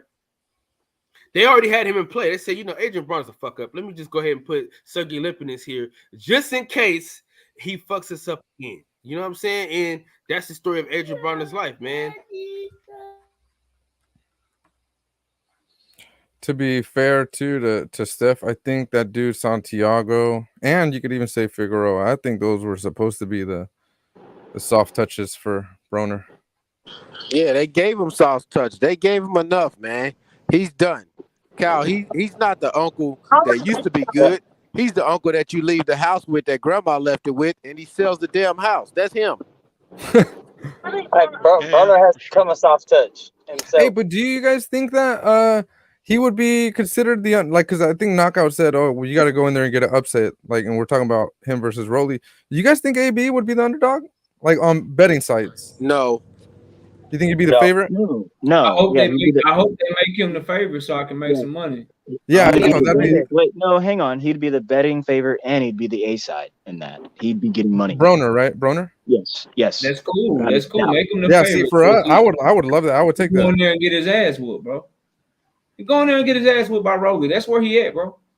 That's where he's at. That's where he's at. Like Knockout said. Say what you want about Rolly, but his ass gonna be in shape. Look, bro. He hit hard, and AB is not gonna be in shape. Like, no. Hey, Knockout. Today I was working, right? So I was delivering some stuff to a Mexican restaurant, and guess what fight they had on the TV? What's that, bro? Adrian Broner versus Sean Porter. Adrian Broner got all the fights he could get. He made all the money he could make. He fought Pacquiao. The only fight they didn't give him was Floyd. Facts. Fought everybody. Dude, they gave him everything they could give him. They gave him everything. He blew it. That's his fault. It's No. nobody else's. You see, Adrian Brother, he ain't that uncle, man. He ain't smoke up the house. No, All he right? gonna sell the house. He'll sell the whole PBC tomorrow if you gave him the keys. Nah, man. See, he ain't that uncle, man. Yes, he is. He just gonna steal your bike. He ain't gonna fuck up the whole house, man. Because No, we're not gonna yeah. give it to him. All right, let's be honest. We're not gonna give him the whole house. He might steal your bike. All right, but he ain't gonna sell Big Mama house, man. Come on, man. Don't do him like that. He gonna sell that house, dog. People think he's still that dude. He's just not that dude no more. That's why people favor him. You're not that guy, buddy. You're not that guy. See, somebody in the comments said Rolly not fucking with AB. See, so I'm sure some people will think that. Who said that? Who in the comments said something? It's crazy. What I they saying. don't know. It's down there. But I'm saying, like, what if AB thinks the same thing? What if he's this kid ain't fucking with me? But that's because people think Rolly can't fight. You That's- don't know shit. when you get comments like that. That what stuff you cut out? Can you hear me? Testing. I hear you. I hear you now. Beautiful. I was saying people who make shorthanded. Cal, comments that's like him. Cal, he's that. Yeah, that's Coop Nut ass. That's why I say he don't know what the fuck you talking about. He crazy. Yeah, they just think he can't fight. Though. That's all. But I'll be honest. Adrian Bronner's a scam artist. I'm not gonna lie, because now he's with Kevin Cunningham, right? So now we're getting excited because he's with Kevin Cunningham. So now we're like, okay, maybe this Adrian Bronner could do something. But the craziest shit, dog, the motherfucker's the same age as Earl Spence. Yeah, that I know. shit blows my mind that he fucked up his career that much that he's to that point. Hey, as of right now at this age, who's accomplished more? Bro, y'all acting like AB just out here getting beat up. AB only got beat up by Madonna. Come on, man. The Pacquiao fight, it wasn't no bad loss. The other fight wasn't no bad loss. Stop, y'all discrediting AB because he retarded. He got to make the weight. He got to make the weight, John. He retarded, man. That's all. But Yeah, don't, but he a don't fuck up. discredit That's the what we hands. talking about. Because We when he talking about letting him the being a hands fuck go, up, he one of dog. the best out there.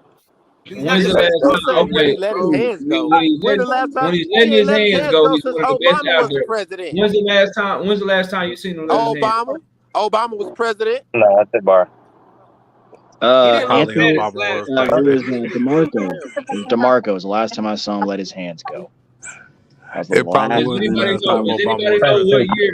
Does anybody know what Go year? right here, brother. My energy was what restaurant right there. I told you when Obama was president, 2013, 14, whatever that was. You gave him too much credit. It was 2012, KP. See, that's what's wrong. hold on, That's man. what's wrong Hold with on, a man. lot of fight fans. They still hope like Obama sold them hope. They hope AB gonna let his hands go. He done, bro. Hey, listen. Julio Cesar Chavez is the one that's gonna fuck up. He gonna sell Big Mama house, not Adrian Bronner. Hey, Bronner won't they let his one the hands go same, as soon bro. as he gets cracked, bro. As soon as he feels anyone's power, he stops fighting. That's it. Let me ask y'all something. I'm sure y'all have heard this question. Would a prime Broner, would he beat Terrence Crawford? Fuck no. Never. No. Never. Now we I ain't just going asked a that lot far. of dumb shit today, Steph. You've been saying a lot of dumb shit today. Nah, I can't see it. Because you talking about a prime AB trying to fight Terrence Crawford at 140? Fuck no, bro. I would ask America, do not attach any association of this to me whatsoever. I have nothing to do with such idiocy, such blasphemy, such ridiculous nonsense. This is so disrespectful. It really, really is.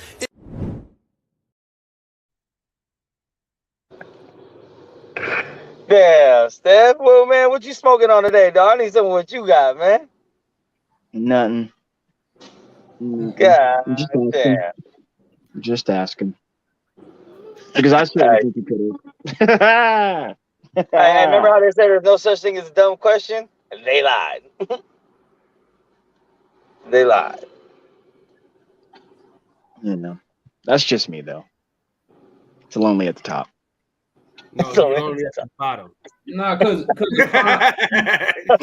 prime Adrian Broner, bro, like he was losing. Like I just can't, bro. Like Terrence Crawford, like I didn't even know I'm a fan of Crawford, but But I ain't know. I'm more of an Earl Smith fan. But I gotta tell you, bro, he'll do something bad to Adrian Broner whenever they fought. If they'd have fought in Adrian Broner prime right now, when neither one of them was in their prime, like he do something. Knockout a prime Adrian Broner. When you think about a prime Adrian Broner, that's before he fought anyone. That was his prime when he wasn't fighting big names. Hey, but I do Man, want to see his prime. 135. might have ended 135 tonight. though, knockout. It'd be a great fight though. Yeah, because no, Terrence Crawford was more, weight drained. If he fought Terrence Crawford at 140, then please don't even think about 147. One of them, like, bro, no, dog, that shit. Nah, he get destroyed. That'd be bad for him, dog. He don't let his hands go enough. He put his hands in his pocket. I tell you what, though, he probably go the distance, though. Yeah, they go to might make distance. the- And, he I probably don't go think- to distance. They Hey, probably go to distance. listen though. But I don't. Listen. He got power though. He do got power. He does have the ability to drop somebody if he let his hands go. Because I don't think he he could did drop Sean Porter. Hey, He stop said Sean saying Porter that, was bro. That's like somebody said if a quarterback throw the ball down the field, but he's scared of the rush. That's what AB is, bro. He's that. So what you trying to say is Okay. he's Derek Carr is what you trying to say. He done. He done, bro. Exactly. He done. All right, KP. All right. You're right. Just stick a fork in the dude. What you hoping for? There's no hope. I just Hey, asked he the gonna question be, hey, KP, simply, he and, gonna work his way and I've back to been being saying, a in fact, champion. I'm with you. In fact, I'm with you. I've been saying he should probably get someone easy rather than get knocked out. One thing I know is I met Mike Stafford before at the Silver Gloves, and AB Daddy be walking around at them fights, right? AB is about to morph into that. What his daddy is, just a big old dude walking around at all the fights. That's gonna be AB. Okay. All right. Let's move on then. Steph, what is this about, man? Hey, I know that. You know what, man? I learned that about Steph, man. You know what I'm saying? When he done talking about some shit, he always says, "Oh, you got it, you won, man. You got it, you won." Nah, Steph, we ain't done yet. We ain't done talking about it yet. No, we gotta drag his ass. No, I'm not into shit like that. I don't do The that. same way. Hey, listen. The That same means way. that means exactly you'll do me like that. Fuck Hey, all listen. that. The same way. Listen. The same way. Me, you, and allegedly Fred is gonna do Terry when we see him. All right. Let's ask you this, Steph. Do you think Tua is done? Do you think Tua from football is done? You guys stick a fork in him, bro. What do you mean like completely just done? I mean, done. Stick a fork, done. No, I don't. say again. No, hang on, Kyle. No, I don't think that. But I don't think he's suited for the rough play, man. I wouldn't say he's done, but I mean he's come into one of the more rougher jobs you got to be able to handle, and he's coming in as damaged goods. I mean the injury that he took in college, his entire hip, like it shifted, it moved the other way, almost around. He broke his damn hips. That's hard to come back from in the NFL. I know that from just experience playing football and watching people go through crazy injuries. Yeah. So, I mean he's fighting against that. He's fighting against that, and then when you start talking that CTE stuff, brother, hey man, that ain't nothing to fuck around with. That ain't nothing to fuck around with. See, that's my point, Steph. Is that I think AB has went through some of that with those punches from Madonna. He's never been the same since that night, man. Never been the same. Sure. And that's Sure. almost 10 years ago, bro. Sure. I don't want to sound like too much of a AB apologist, because my entire point and rant on him is that, look, the guy needs something easy, not getting there and get his ass whipped and get more CTE. That's what I've been, beating my chest on. He doesn't need something easy. He needs some fucking help, bro. He doesn't need to be boxing, bro, but he needs some money. Yeah, exactly. Like if you start calling out, you're trying to get the Stockton slap in the ring, then it's over. Hey, don't AB got to work on his fucking mental health first before he even think about fighting? Because supposedly that shit was so brutal he couldn't step in the ring. Ding, ding, ding, bro. So I have a question. That's before I went out. A thought occurred listening to you guys talk. If Adrian Broner and Errol Spence were fighting for the last Hall of Fame spot, who gets in? Errol Spence. Adrian Broner. As of today, probably Big E, Broner yeah. as of today. Get the fuck out of here, Max. Get the fuck What? out of here. That's why Ain't nobody trying to hear that bullshit, man. that's why I asked you guys earlier when you Shut said the fuck up. I said as of right now. Shut the fuck up. I said right now they're the Shut the fuck up. they're the same age. Shut the fuck up. They're the same age. Shut the fuck up. Same age. Shut the fuck up. Same age. Same age. Who's the Shut the fuck up. same age? Can you shut the fuck up? Kyle stupid as hell, bro. Hey, AB was winning championships before we even knew who Earl Spence was. Man, look, if you look at the history, if you look if at it wasn't for that Mayweather sparring, y'all motherfuckers wouldn't be on his dick as heavy as you are. Look, if you look at the history of the Hall of Fame, bro. If you look at the history of the Hall of Fame, you'll know that 4 division champions, they make it to the goddamn Hall of Fame, bro. Like, and he's the youngest 4 division champion, so he's going to the Hall of Fame before Earl for the last fight because Earl. Hold a second. Can we talk about this? Can we talk about Earl on the unified? Smoke. Let me just Smoke. I just want to get this out. However, you know, I think it's really impressive. Like, I agree with what Knockout said too, no doubt. But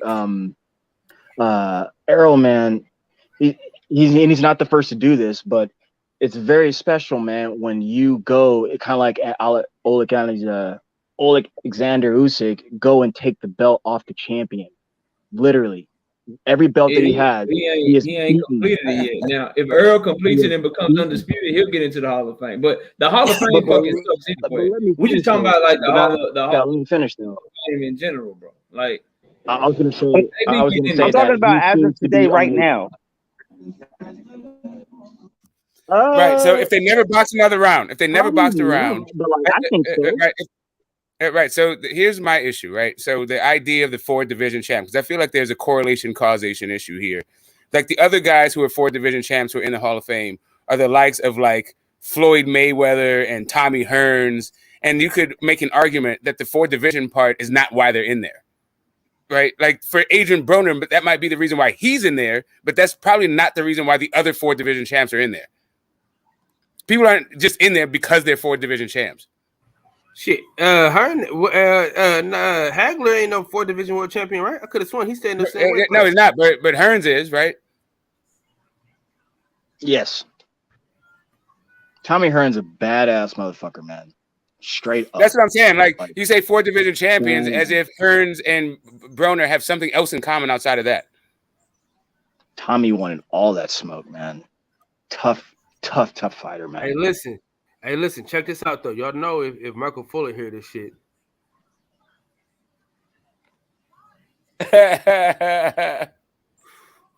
Wait, is that him? Is that his calling card? No, so listen, so you can't talk about. Never mind. It's gonna turn. Yeah, never mind. I don't care. I ain't trying to go down there. Like he tried to bring up something. I think Mex is frozen. I think Mex is frozen, bro. I think Mex is in a bad area because that was for him more than anything. No. I was Googling the 4 division champs to see if there's anyone in there that might not be named notable in the Hall of Fame. No, listen, Mex. Hey, look, Mex. I said if Michael Fuller hear you talking, look. Yeah, it's because it's a generational. That's Michael thing, Fuller's right? intro. That's Michael Fuller's intro. Right, because it's a generational thing where most of the 4 division champs that seem to be like on the bubble, maybe they get in, maybe they don't, are of this generation. It's people like Adrian Broner and goddamn Mikey Garcia. And so like Mikey Garcia's retired. We'll see if he gets in. But I think Mikey Garcia is even like is a for sure Hall of Famer, bro. Right. I mean, I was going to say, I think Mikey Garcia. Does Mikey Garcia have a better resume than Adrian Broner? I know he has a win over Adrian Broner, so you could say he's a better, like 140-pound fighter. No, his he got a good resume. That point. Yeah, go ahead. Yeah, Mikey But got in the Smoke, ring with Earl. I don't think Adrian got in the ring with anybody as good as Earl. Other than yeah, that, but You got gentlemen, Pac, what we're but missing. listen, Earl's not an ATG. Pac, yeah, like Broner's been there with an ATG. yeah. So I mean, you could say it's about the same. Yeah, but I I just still, want to remind us all that look, these guys get in the Hall of Fame for different reasons. Literally, like I think Mike Garcia, I think Adrian Boner, I think Errol Spence Jr. I think most of the guys we just mentioned, I think they're all Hall of Famers, and they're all probably going to get in the Hall of Fame for a different reason. And don't you have to wait 5 years before you can even get on the ballot? It used to be 5, now it's 3. But Now and it's it all 3. depends. Yeah, it all just depends on who you go up against, and that's what I'm saying. If you're competing for the last spot, like, is Loma going to get in over AJ? I think so, and I also think AJ is going to get in too. He's going to get in for a different No, reason I'm just than saying, Loma. like, there's only 3 guys a year, right? So it's like you can go like 3rd ballot, 4th ballot, all the stuff. Like maybe Broner gets in on 3rd or 4th ballot at some point. But just I'm just going about like going up against head to head against like Broner versus Earl, who gets in. Got you. No, yeah. When you phrase it that way, Smoke, I would think they'd choose Loma, but I know AJ is going to get in for whatever reason that he's going to get in. So not going up against Loma with your questionnaire right then and there, but eventually I think he'll get in for whatever reason he gets in, man. For being a 2-time heavyweight champion in this day's era. I mean, I guess what I'm trying to say, I'm sticking with my point of that these guys get in for different reasons. But you're right. It depends on who you go up against, but I still think they're choosing those dudes for whatever reason. That's what I'm saying. It's kind of stacked right now. Like I think Zab is getting in this time, right? I don't know about, and Tim Bradley maybe gets in this time from like the guys who've been already snubbed at least one round. Oh no, not Zab Judah. Zab Judah it'll be his first time, and I think Tim Bradley got snubbed either once or twice. I think Chico deserves to go in there. Do you think he's been snubbed for real though? Like, who did he go against? No, I'm just saying he didn't get in. Not a snub like they fucked him up. A snub is like you're supposed to get in, and somebody else got in before you. They did. Okay, so he didn't get it. He didn't make the cut. How about he just didn't make the cut then? Hey, Fred, what's so damn funny, man? You want to share with the panel? My bad. I'm watching some sparring. Cracking up the shit over here, feeling like a Chelsea cat and shit. Like Smoke, like I think they chose Cotto over Tim Bradley when Tim Bradley probably should have went. Over Cotto? Yes. Over Cotto? Man. Are you high? Bro. No, I'm not. Yeah, I don't know what you got going on today, bro. Bro, I don't know what you got going on. What did Cotto do? He just got moved. Ask America. Do not attach any association of this to me whatsoever. I have nothing to do with such idiocy, such blasphemy, such ridiculous nonsense. This is so disrespectful. It really, really is.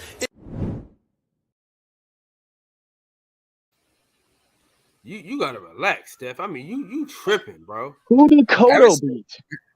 I haven't seen this much Stephen A in years. This reminds me of 2017. Who's the all-time great Cotto beat? I would love to know. I'm gonna show you his resume if you don't mind. Who called Cotto an all-time great though? No, I said who is the all-time great that he beat? Dude's not. He's a welterweight.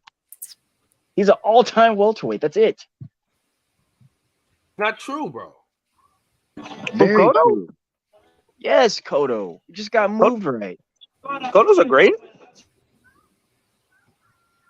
Nah, Cotto, man, you can make an argument for Cotto being overrated better than you can make it being a great. No, I did not say he was a great. I'm with you, Smoke, when you say that he's overrated. Yeah. I mean, no, I'm not saying he is overrated. I'm just saying, like, if you're gonna make an argument about him being ATG, I'm saying an easier argument to make for me is that he's overrated.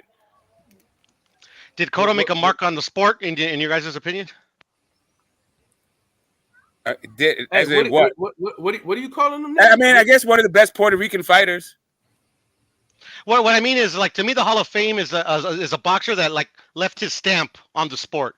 Oh, he's definitely a Hall of Fame. We're not talking about the Hall of Fame. We're just talking about the elite amongst the Hall of Famers, right? ATG is like, that's not just Hall of Fame. The ATG stuff is what we talk about. The Hall of Fame is just empirical. Either you're in or you're out. What the hell is that? All-time great. All-time great. Oh, okay. All right. Right. So there's like, I'd say about like 25-30% of the Hall of Fame is like ATG. Oh yeah, he's not like on Floyd or Roy or Muhammad Ali or nothing. Not on that level. He's not like a Rocky Balboa, but he's all right. But right now he's over Earl and AD. Hell no, ain't no Rocky Balboa. What the hell? You see how he came back against Clubber Lang? Have you lost? I know. That's what I said. He ain't no Rocky Balboa, but he's all right. I'm saying, man, Rocky was in there with literal killers. What are you talking about? And sit down. Rocky was in there with Thunder Lips. Stop playing. Wasn't even his weight class. He's in the line Dixon, bro. Come on, put some respect on his name. Hey, Cotto right now is over AB and Earl Spence put together. Yeah, and that because he's got mentally Matt abusive Breida and Shane Mosley in there who are real Hall of Famers. Yeah, but after that, I mean, he's kind of 50-50. Bro, you're not gonna tell. Listen, bro, you're not gonna say Tim Bradley was better than Miguel Cotto, bro. I don't give a fuck what planet you smoking. Tell him, powder. Hey, what Hall of Fame are we talking about? The International Boxing Hall of Fame. Yeah, where's that? Isn't that the one like New York or whatever? Yeah. Minnesota, yeah. Or some weird, something like that. New York State, not New York City. The one that Terrence Crawford already made it into, you know? He already made it into there? I mean, they already fucking did the ceremony for him and everything, so that's what I Shut the fuck assumed. up, really? I swear to God, bro. Oh my god. Yeah, he already got his cast. He already got casted. Yeah, he got all this shit. I thought that was kind of weird, to be honest. I bring it up as a joke, but I did think it was weird.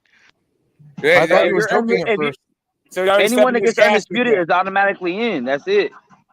No, that's not true. Corey Spinks is not in. How come Clarissa Shields ain't in there? Four-bell era. How come Clarissa I Shields ain't mean, in we there? don't know. How come Franchon Cruz ain't in there? I don't know that. I don't know that Devin Haney. Oh, my bad. I was talking about the top of the sport. My bad. I don't think Devin Haney gets in if he retires right now. If he never boxes another round, he couldn't even get a pound for pound list. How are you gonna get him in the Hall of Fame? Wait a minute. Did Canelo get his? Smoke, you got to hear this. Fred, you got to hear this. I was talking to some dude yesterday, right? And we were talking about Terrence Crawford and Errol Spence going back and forth. And this guy was trying to tell me that Terrence Crawford is the only active fighter he's already in the Hall of Fame because he had his fist casted. I was like, wait, what? I was like, he's in the Hall of Fame? He was like, yeah, bro, did you not see that? When he went up there to the last ceremony, and he's Floyd Mayweather and all of them, James Toney, welcome him in. He's in the Hall of Fame. I was like, bro, he's not in the Hall of Fame. I was like, you got to be retired and voted into that. You'd be waiting. And he was like, no, he got his hands casted. He's the only active fighter. And he went on to tell me that Canelo's and all those people haven't done that yet. And I was like, yeah, because they're not retired. But he was telling me based on the fact that his hands were casted that he's in the He is the only. He has a his prepositions are off. He got in mixed up with at. He was at the Hall of Fame. That doesn't mean he's in the Hall of Fame. I was trying to tell him that, Smoke. I was trying to tell him that, but he thought I was crazy. He was like, "No, you're wrong." Yeah, he doesn't understand prepositional phrases. So yeah, you can just it's an easy fix, right? He's not inducted. These are Hall of Fame inductees, right? So there's you can go into the Hall of Fame. Everyone can go into as long as the office hours are open. We can go in and then we exit, right? And then there's some. I'm gonna go just to be able to say I'm in the Hall. I got into the Hall of Fame.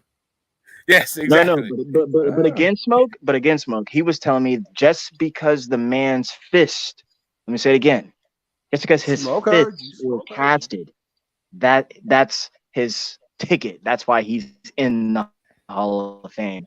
I was trying to in the class of what? So what is? So what? It's really simple. Like you just start talking about the metrics of which you're inducted. What class is he inducted with? Who did he get in with?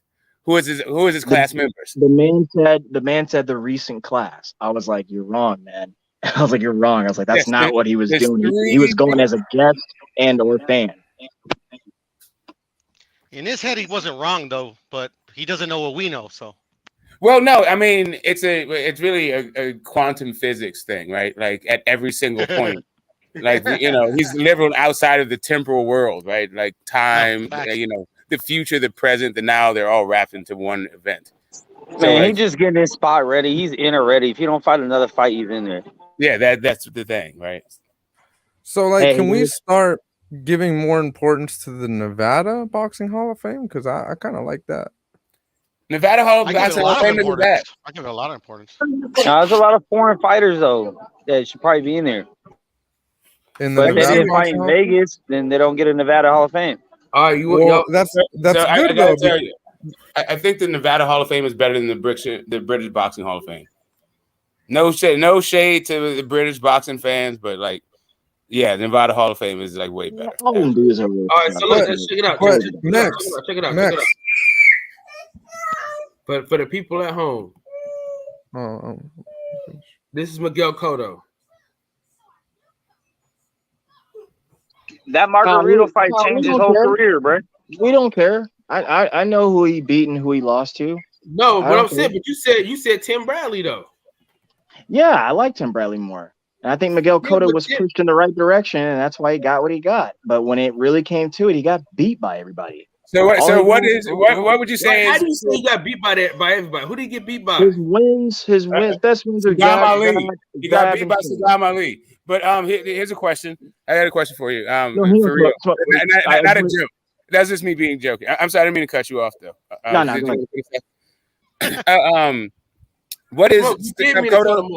What's Cotto's best performance? His best win or his best outing?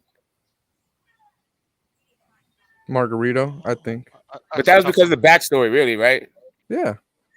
But I'm saying, like, just in the ring, just like, if you didn't know shit about it, you just watched two guys fighting. Which would you say? Oh, I get what you're saying. Floyd Mayweather. No, his best win. He said. It could be win, even his performance, even the loss. If you think he lost, but it was his best like outing. Yeah. Oh. Yeah, I heard outing. That's why I said Floyd Mayweather. Which one? Which Antonio Margarito though? Because he won and lost against that guy. Well, it would be the rematch, but it's because of the backstory, not really because of the fight. Yeah, right? First one doesn't really count. Right, so, I don't think we can name one, but if you asked about Tim Bradley, I think most people just go Provodnikov, right? And then you think great fucking fight. Yeah. Marquez, he did great against Marquez. Yeah. I mean, he knocked out Zab. Yeah, Marquez and the Pacquiao. Shane, Quintana. I don't think he beat Pacquiao at any moment, so I wouldn't throw Pacquiao in there. Oh yeah, but he got brutalized against Pacquiao. Jesus Christ. If you want to go technical with it, okay, yeah, they gave him a decision, so I guess. Yeah, but I mean, that was ugly. That was way worse. I love Timmy. I love Timmy. I don't know. I think the Provodnikov fight is better than any fight that Cotto was in. Hey, the Mayorga fight was good. The Mayorga fight was good. 12th round knockout. Ricardo, right? Would you like anything else? That was a good question, Smoke. What's his best album? That's why he said this guy got moved right. He got pushed right. Got marketed right. Shout out the Top Rank. I don't know. I was at the Provodnikov fight, man. You still got to deliver though, Smoke. I mean, Clever. Shout out the Top Rank though. You still got to deliver though. Yeah, you're right. You're right. He had smoke in his left hand. Like that left hook was nice, but I think like I said, I think it's more of an argument to be made for him being overrated than an all-time great. Yeah, maybe all-time great in Puerto Rico. If you want to start getting like regional, which is Hall of Fame and stuff, yeah, Puerto Rico Hall of Fame. He's a Puerto Rican ATG. Yeah, definitely. Yeah, I'm not really crazy about Cotto though. So my brother, I don't know. That Shane Mosley fight was pretty fucking fire with Cotto and Mosley. My brother loves Miguel Cotto, but like I don't. So all good. I mean, let's be honest. Shane Mosley's best weight was fucking lightweight and super feather. Like he moved up for the bag, and he said so. He was bitching about being. He was bitching about being. Best weight was when he was hopped up on PEDs. Okay. Yep. That's true too. That's true. That's true. I mean, I don't Very think true. I think he's still getting his ass whooped by Winky Wright and shit by then. So I don't even think that's true. I don't think that's true. Actually, I think he got his ass whooped by Canelo and like Winky, but maybe on that shit. But whatever. Yeah, no, he had no business being in the ring with Canelo Alvarez, man. I don't know why he did that. Old for the money. That was Golden But, Boy. That's when Golden Boy was launching. That was when Golden Boy was launching, and like Bernard, Oscar, and Sugar was all in business together, and they're still fighting. That was a really nice a nice era, man. I thought that. No doubt. I was hoping that Canelo was going to take it over. Like Floyd took over and did his own version of it, and I was waiting to see what Canelo was going to do. It like the last, person to inherit that sort of that atmosphere, that dynasty. But yeah, anyway, that dude is selling his ass for 10 but turns. Smokey did. Smokey did. He did. He just went and well, hang on. He did. He just went and chose easier guys, high max room guys. That's all. Well, that's not what I meant. That's not what I meant. Because I'm not really so much mad about the opponent, because I think Bivol is a hell of an opponent. If you're gonna fight, like I wasn't tripping off him going to fight Kovalev, but if you're gonna go up to 175 and get a belt and call yourself a champ, you might as well like test it against somebody that's not like the lame duck or the weak gazelle kind of stuff. If you're trying to be the ATG guy, I don't mind the Bivol fight. I just mind signing multi-fight deals for it. But you know what, Smoke? The reason why I have a problem with that is because this dude literally ran into different divisions to get away from the top guys in those divisions. So he fought all of these guys. Prove it. Just not to fight these guys. Well, so here's the thing. That is right. So you can only fight like one kind of person, right? So like I'm not a person. I don't give that much credence to the 168 run, to be honest, because I didn't rate those guys. I thought Canelo was better than those dudes. I didn't need to see that, but whatever. He made history doing it. He made a ton of money doing it. I'm not gonna knock the dude's prize fighting at the end of the day. If you want to say he did all that to avoid like one or two guys, maybe, but I don't know. The other part of it is I think Canelo still beats those two guys. But the other part is I just think Canelo beats those two guys too. So even if he did that, I just don't like.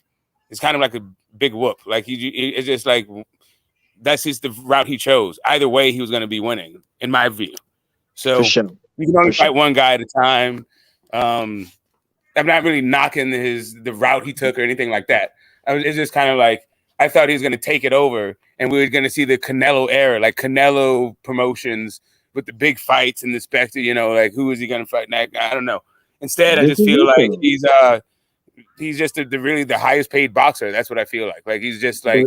But this is the Canelo era. This is what he's doing. And like, I'm that's why Jake Paul is the face of boxing. But like, fuck that. You should have fought better beef, bro. Don't ever forget. Piro. Hey, by the way, Piro, I like your picture. That's a good profile picture. I just put it up there to troll people, to be honest. Yeah, no. I like it though. It's a good picture. It's a good picture. I like it anyway though. But I mean, like he's taking a picture with a guy that like has openly criticized him. Like I just think it's funny. I think it's an ironic picture. Right. But everybody's smiling in the picture, and guess what? I like everybody. Oh jeez, Kyle. Man, Kyle just ruined my mood, man. Like, damn right, dude. Why you? Right, yeah, thank God you changed that picture, man. Now you made me forget my thought because I don't like that. That's the worst one right there. I think we're still on the we're still trying to resolve the issue of Canelo. Oh yeah. His choice of opponents. Yeah, at the end of the day, though, Smoke. Like I mean, what can I do? What his likings and choosings, that's his blessing, man. He's able to choose and do whatever he wants to do and take that route. I can just do my best to connect the dots and give a thesis and conclude on whatever my opinion is. But I respect the man. I like the man. Love the man. Think he's an excellent fighter. But when we're talking about him and stuff, I think he's past it. I don't think he'll be hopping in the ring with guys who he knows and thinks who has a legitimate shot at beating him. especially at this point. I don't. Well, you know, before the news dropped, and Conor Ben's, Dirty P, like one of the points of my live was how Oscar had come out and said, Canelo's never going to fight David Benavidez because David Benavidez is, quote, too young and talented, end quote. And, you know, as a guy who maneuvered him, who did that maneuvering that you're talking about, he was in charge of Canelo's career at that point. It seemed to definitely like bolster your argument, right? But that seemed also, like I said, that sounded like some disloyal backstabbing shit. Like you put him in that position. So really, it could just be Oscar didn't believe in him, and because he didn't make him push himself in that direction, maybe Canelo got a different impression of like what it took to operate at the highest levels. I don't know. You can get into that, but that's like kind of minutia. Like I said, I felt like if he threw him in there, he would have won. It would have been a different fight. It would have maybe the toughest fight and all that other stuff. It may not have been like cakewalks and all that. Like I think like the Callum Smith was kind of cakewalky. The Billy Joe Saunders had some like moments of competitiveness, but really there was no real danger. Like I don't think he was in danger at any point in 168 pounds. And I think maybe he would have been in some danger of losing a fight against Andrade at certain points. Oh man, Andrade. Back then, maybe there's a reason why. Hang on, there's a reason why he says he'll never fight that guy. I say this all the time because that guy's got a jab, he's got a style, he's American, and he can fight. And he's South. So I mean, I get that. I get that. We didn't get that. Since we didn't get the fight. We can't prove that one way or another.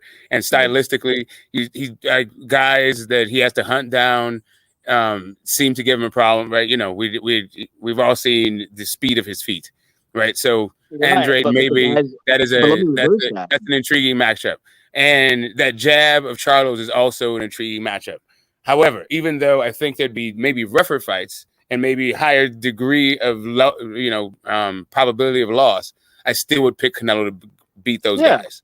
I'm not mad at that. But I just want to. That's really just why I'm not like eating his lunch over the whole like choice of it. I'm just like, you're gonna. I think Canelo beats those dudes, but I think it's something that we all want to see. Yeah. But I do think that his choice is now like sort of reflecting in his performances that. Maybe like the inspiration is gone, like the desire to dig deep and challenge yourself in the hardest way.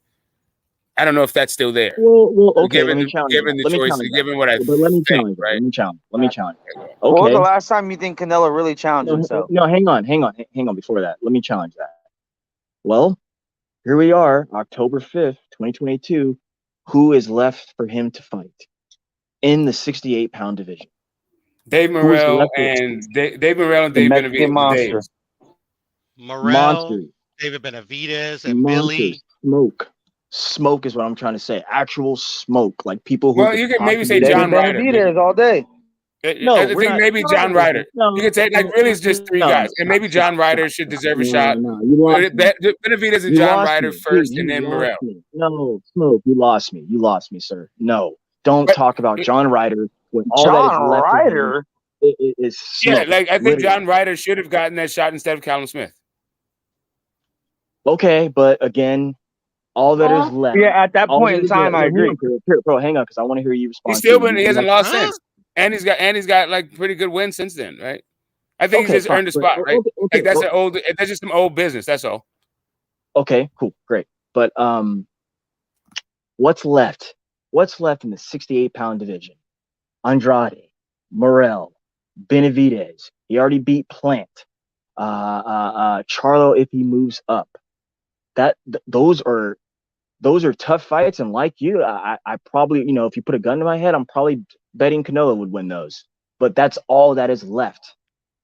And he arguably kind of refuses to even go those routes because he's over here saying they need to fight each other or I'm not fighting Mexicans. So who else is to fight? And I'm not trying to give you gripe or anything, but you said John Ryder. Come on, man. I mean, Charlo can come up. I don't even know how to really respond to anything now because I'm just like, all there's left is Smoke. You beat all the easy guys. What easy guys? But he had old ass Triple G All come the up a people weight who class he to has fight him at faced thus far, 168 and bro. still avoid fighting David Benavidez. I mean, David Benavidez didn't beat him. Well, I mean, did David Benavidez not want to fight Zerto because it was smoke? I don't believe that, but I mean, Yeah, I'm Let's done not with let's the. not even talk about I'm Zerto. done. Zerto's not even in the weight class anymore, and he refuses no, to no, fight no. that But they were guy both based on champions when they were there, and he They never were. called for that fight. I'm done. I'm done with all those guys that ain't fought nobody yet. Benavidez still ain't fought nobody. Plant just fought Canelo. I don't remember Zerto calling a Charlo lot of still people ain't at fought 68 to nobody be up really there. frank with you. Like them dudes is really ducking everything. That's who's ducking. If we saying Canelo's ducking any of them, they ain't even fought half the shit he It's gonna be fought. a Rocky Fielding rematch. I mean, I understand he fought Rocky Fielding. I didn't like it when he fought him. But who has them other dudes fought?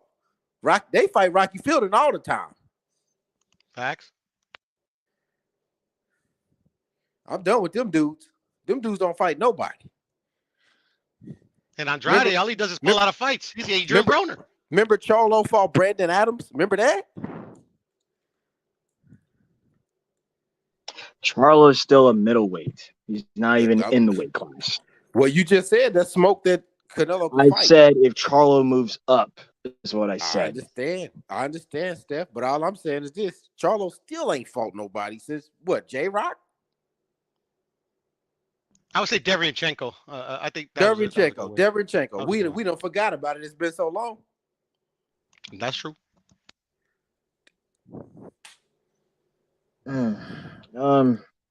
I like the guy. I think he can fight. I thought he had a shot at beating Canelo. But hell, So did I. I say this all the time. Look, like the 68-pound division, as far as PBC goes, has been very reluctant to move each other in the past, but these guys are moving and fighting each other now, and or trying to. There is that big obstacle in the room called the business of boxing. I feel better about that today than I did yesterday. So we would just have to wait and see. The only point I was making again when it comes to Canelo is that there's at this point there's no one else for him to even fight besides the actual guys in the room who have been calling for him. all right, Steph. Let's say if he fight one of those guys, one of those guys should be fighting the other guy. So you're saying Benavidez should fight Plant or Benavidez should fight Charlo when he moves up? They could fight either one, and then the other guy can fight Canelo. Shit, I'd be happy with that. But I mean, we ended up in this situation because this is what Canelo wanted, though. Canelo moved up to that division because he knew it was slim, it was easy pickings. He knew what he had at 160 was a little more competition. He only needed one more fucking belt to be undisputed. Yeah, but he's like, nah, I can fight all these weak ass white boys and just become undisputed easily. I didn't like it. I'm not saying I liked it, Max, but all I'm Could saying have is been the that first Mexican to go undisputed in the four belt era a long time ago. hey guys, I'm not. Dude, he saying could have been the first. All he could have been try, bro. He could have been the first boxer, period, to be undisputed. First male boxer to be undisputed in 2 weight classes. All I'm saying is I didn't say I liked it. I'm just saying he's been making moves and he lost a fight since the last time when's the last time those dudes been in a fight where you thought they was gonna lose? When's the last time Canelo's been in a fight that you thought he was going to lose in the last 6 Bivol years? fight. He just lost Really? the damn fight. Really? No one thought he was losing that. Really? He fought a guy that was bigger than him that came down. That was a much better fighter than most of the guys Came he had down. in the fight. Bivol didn't go down anywhere. He went up to him. No, I'm saying Bivol used to be at 75, didn't he? He's still at 75. He's No, still that the fight champion. That fight was He's at still- 75. My bad. Yeah. Yeah, it was a 75. Yeah. But still, okay. I'm just asking, when have those guys fought a guy that you thought they could lose to?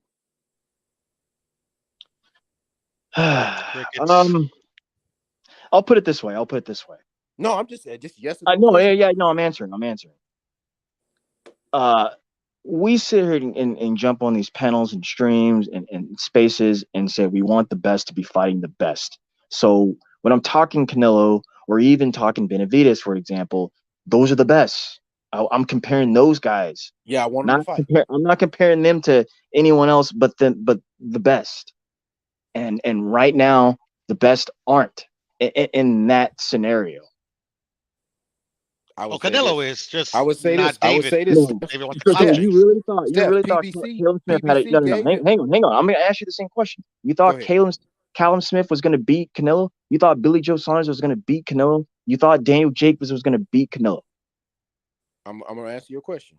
I'm gonna say Daniel Jacobs and Billy Joe Saunders. Those two guys are better than anybody that Charlo, Benavidez, and Andre has recently fought in the last maybe 3 years.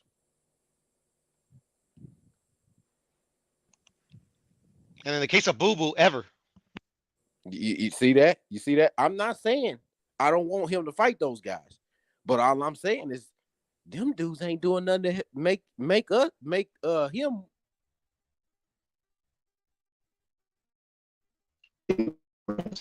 And that's a fact, KP, because David said it himself. Al Heyman's making them look like idiots because they're all here calling out everybody, and they don't give them the fight. Hey, they look like Literally, idiots, man. It's sad because Caleb Plant got the fight. And David Benavidez said that himself. Hey, Steph, you borging pretty bad. You must be away from the thing. Again, Borging. I'm comparing the Now you best clear. to Now the you clear. best. And you keep responding and saying no one ain't fighting each other. However, Canelo's not fighting anybody. No, that's Because not what we said. This is what we said, Steph. I said that's what I said.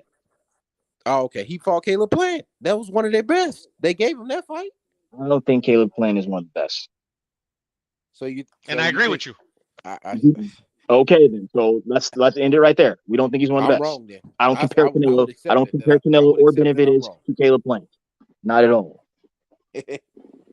But I kept hearing Caleb Plant. Oh man, man, he's ducking Caleb Plant. If he beats Caleb Plant, all right, I'll give him his flowers. He beats Caleb Plant. Now fuck that. He's got to fight David now. That's what I heard too. Okay. And I'm just saying I we heard all know, Piro and KP, that Canelo Alvarez was not ducking Caleb Plant. Mm-mm. Like, And if he didn't have a belt, he never would have fought him. probably not. Probably not.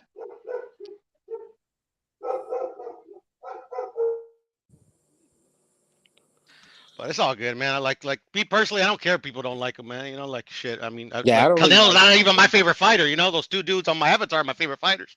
But I mean, you know, I can't cap. You know, I won't. You know. Yeah, I don't like Canelo either, but I mean, he done put in some work, man. Them dudes, they resume light. If they came to your job and they was applying for your job, whatever it is, it look like they ain't had no training, man. So Piro, who you gonna choose between these two dudes? I don't know, bro. Like if I go like unbiased, I got a favorite Tank.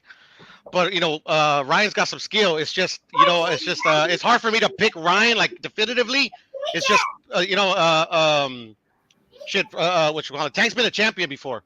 Like I mean, like a lot of people knock his resume. He hasn't fought nobody, or they're giving him easy touches. But so like, and I can agree to a certain point. But then I tell myself, okay, well, I got to see what I see in the ring, even if he's fighting those dudes. And what I see, he's a highly skilled boxer, and he's got pop. So, but damn, man, Ryan, you can't deny his intangibles as well, his skill set as well. So I'm not picking in this fight. I'm just gonna sit back and enjoy it when they announce it. Don't hold your breath, Piro. That fight's not happening. January, bro. January. Yo, my bad, y'all. I had to play some Tupac for my daughter real quick. You feel me? Get her some life lessons. For sure. Thank you, Dad. Nah, Piro. The reason why I said it doesn't happen is because I think Oscar De La Hoya is the hurdle. Now, before I go on that tangent, I got to talk and ask Leonard Elberly questions about a month and a half ago. He came into a Twitter space and kind of gave us that reel. And when people were starting to ask him about Tank's up and coming venture, he did mention Ryan Garcia, and that's a real thing. That's a real thing. I believe him when he says that. I believe him also that the fight could be made and happen. However, I don't think it's going to happen because Oscar De La Hoya is the hurdle. And I think And I think Hey, Kyle, mute up, Kyle. Yeah, I'm trying to. And I think Oscar De La Hoya's grudge against Al Heyman will completely stop that in tracks. But that aside, I said that big what do you call it, thingy about the business of boxing, man. Showtime, who Tank is fighting under currently right now, are the same thing as DAZN. They're subscriber based. So when and if they were to start doing business, man, and DAZN starts, if they even ask, man, it's cool. Put your numbers up. And when and if they do, it's gonna favor the Tank side of the equation. That's great. That's cool. Everyone should be down with that. But I don't think Oscar will be down with that, because I think he's in a hard positioning to where Golden Boy has been unsuccessful when it comes to big fights or hosting big fights. And they're on the app over there. They don't pay nobody. They don't bring no one over there. They just show Golden Boy fights. So I don't think we'll get that fight, brother. I really don't. And I 100% agree with you on everything you said. But I was having this discussion maybe a couple of days ago with a couple of my buddies. The thing is that if you per what I've read and what I've noticed, the first time they were having this came up, you know, when he went on the podcast and everything like that, that fight was actually on the verge of getting signed. But then Sean Gibbons came in there, throw a monkey in the wrench, and he ends up, and that fight ends up falling apart because of the whole Manny Pacquiao and blah blah blah. But then also where I see that it's where it's looking like favorable is that Oscar's energy has changed in relation to how he's moving Ryan. Like if you just see what they want us to see, like fucking Floyd came out, oh, you got to go on an interview with Fight Hype, you got to do this, you got to do that, and then fucking Oscar did all those things. And then you know, I'm hearing from from other people and people that I trust that this fight is like literally on the verge of be happening. The only thing that could be a big hindrance are his court trials. Are his what? His court trials for Tank, like that could possibly throw a monkey in the wrench, because he's got the pending court trial in December, and then he also has a court trial this month for the other case. So that will keep anybody and everybody from signing for the fight to make sure it happens, at least the court date. Yeah, because I mean, if you sign for it, you're gonna have a venue. You're gonna have to do, it's gonna cost you money. So you're not going to be able to sign it until at least you have assurances from the judge that, okay, I'm like they did with Floyd, I'm going to let you fight, but as soon as you're done fighting, man, you got to turn yourself in. I see. So I'm hopeful, but like you said, like I get your skepticism. I have my own, but I'm still holding out hope for Bud and Spence, but only time will tell. Let's move on to that one too.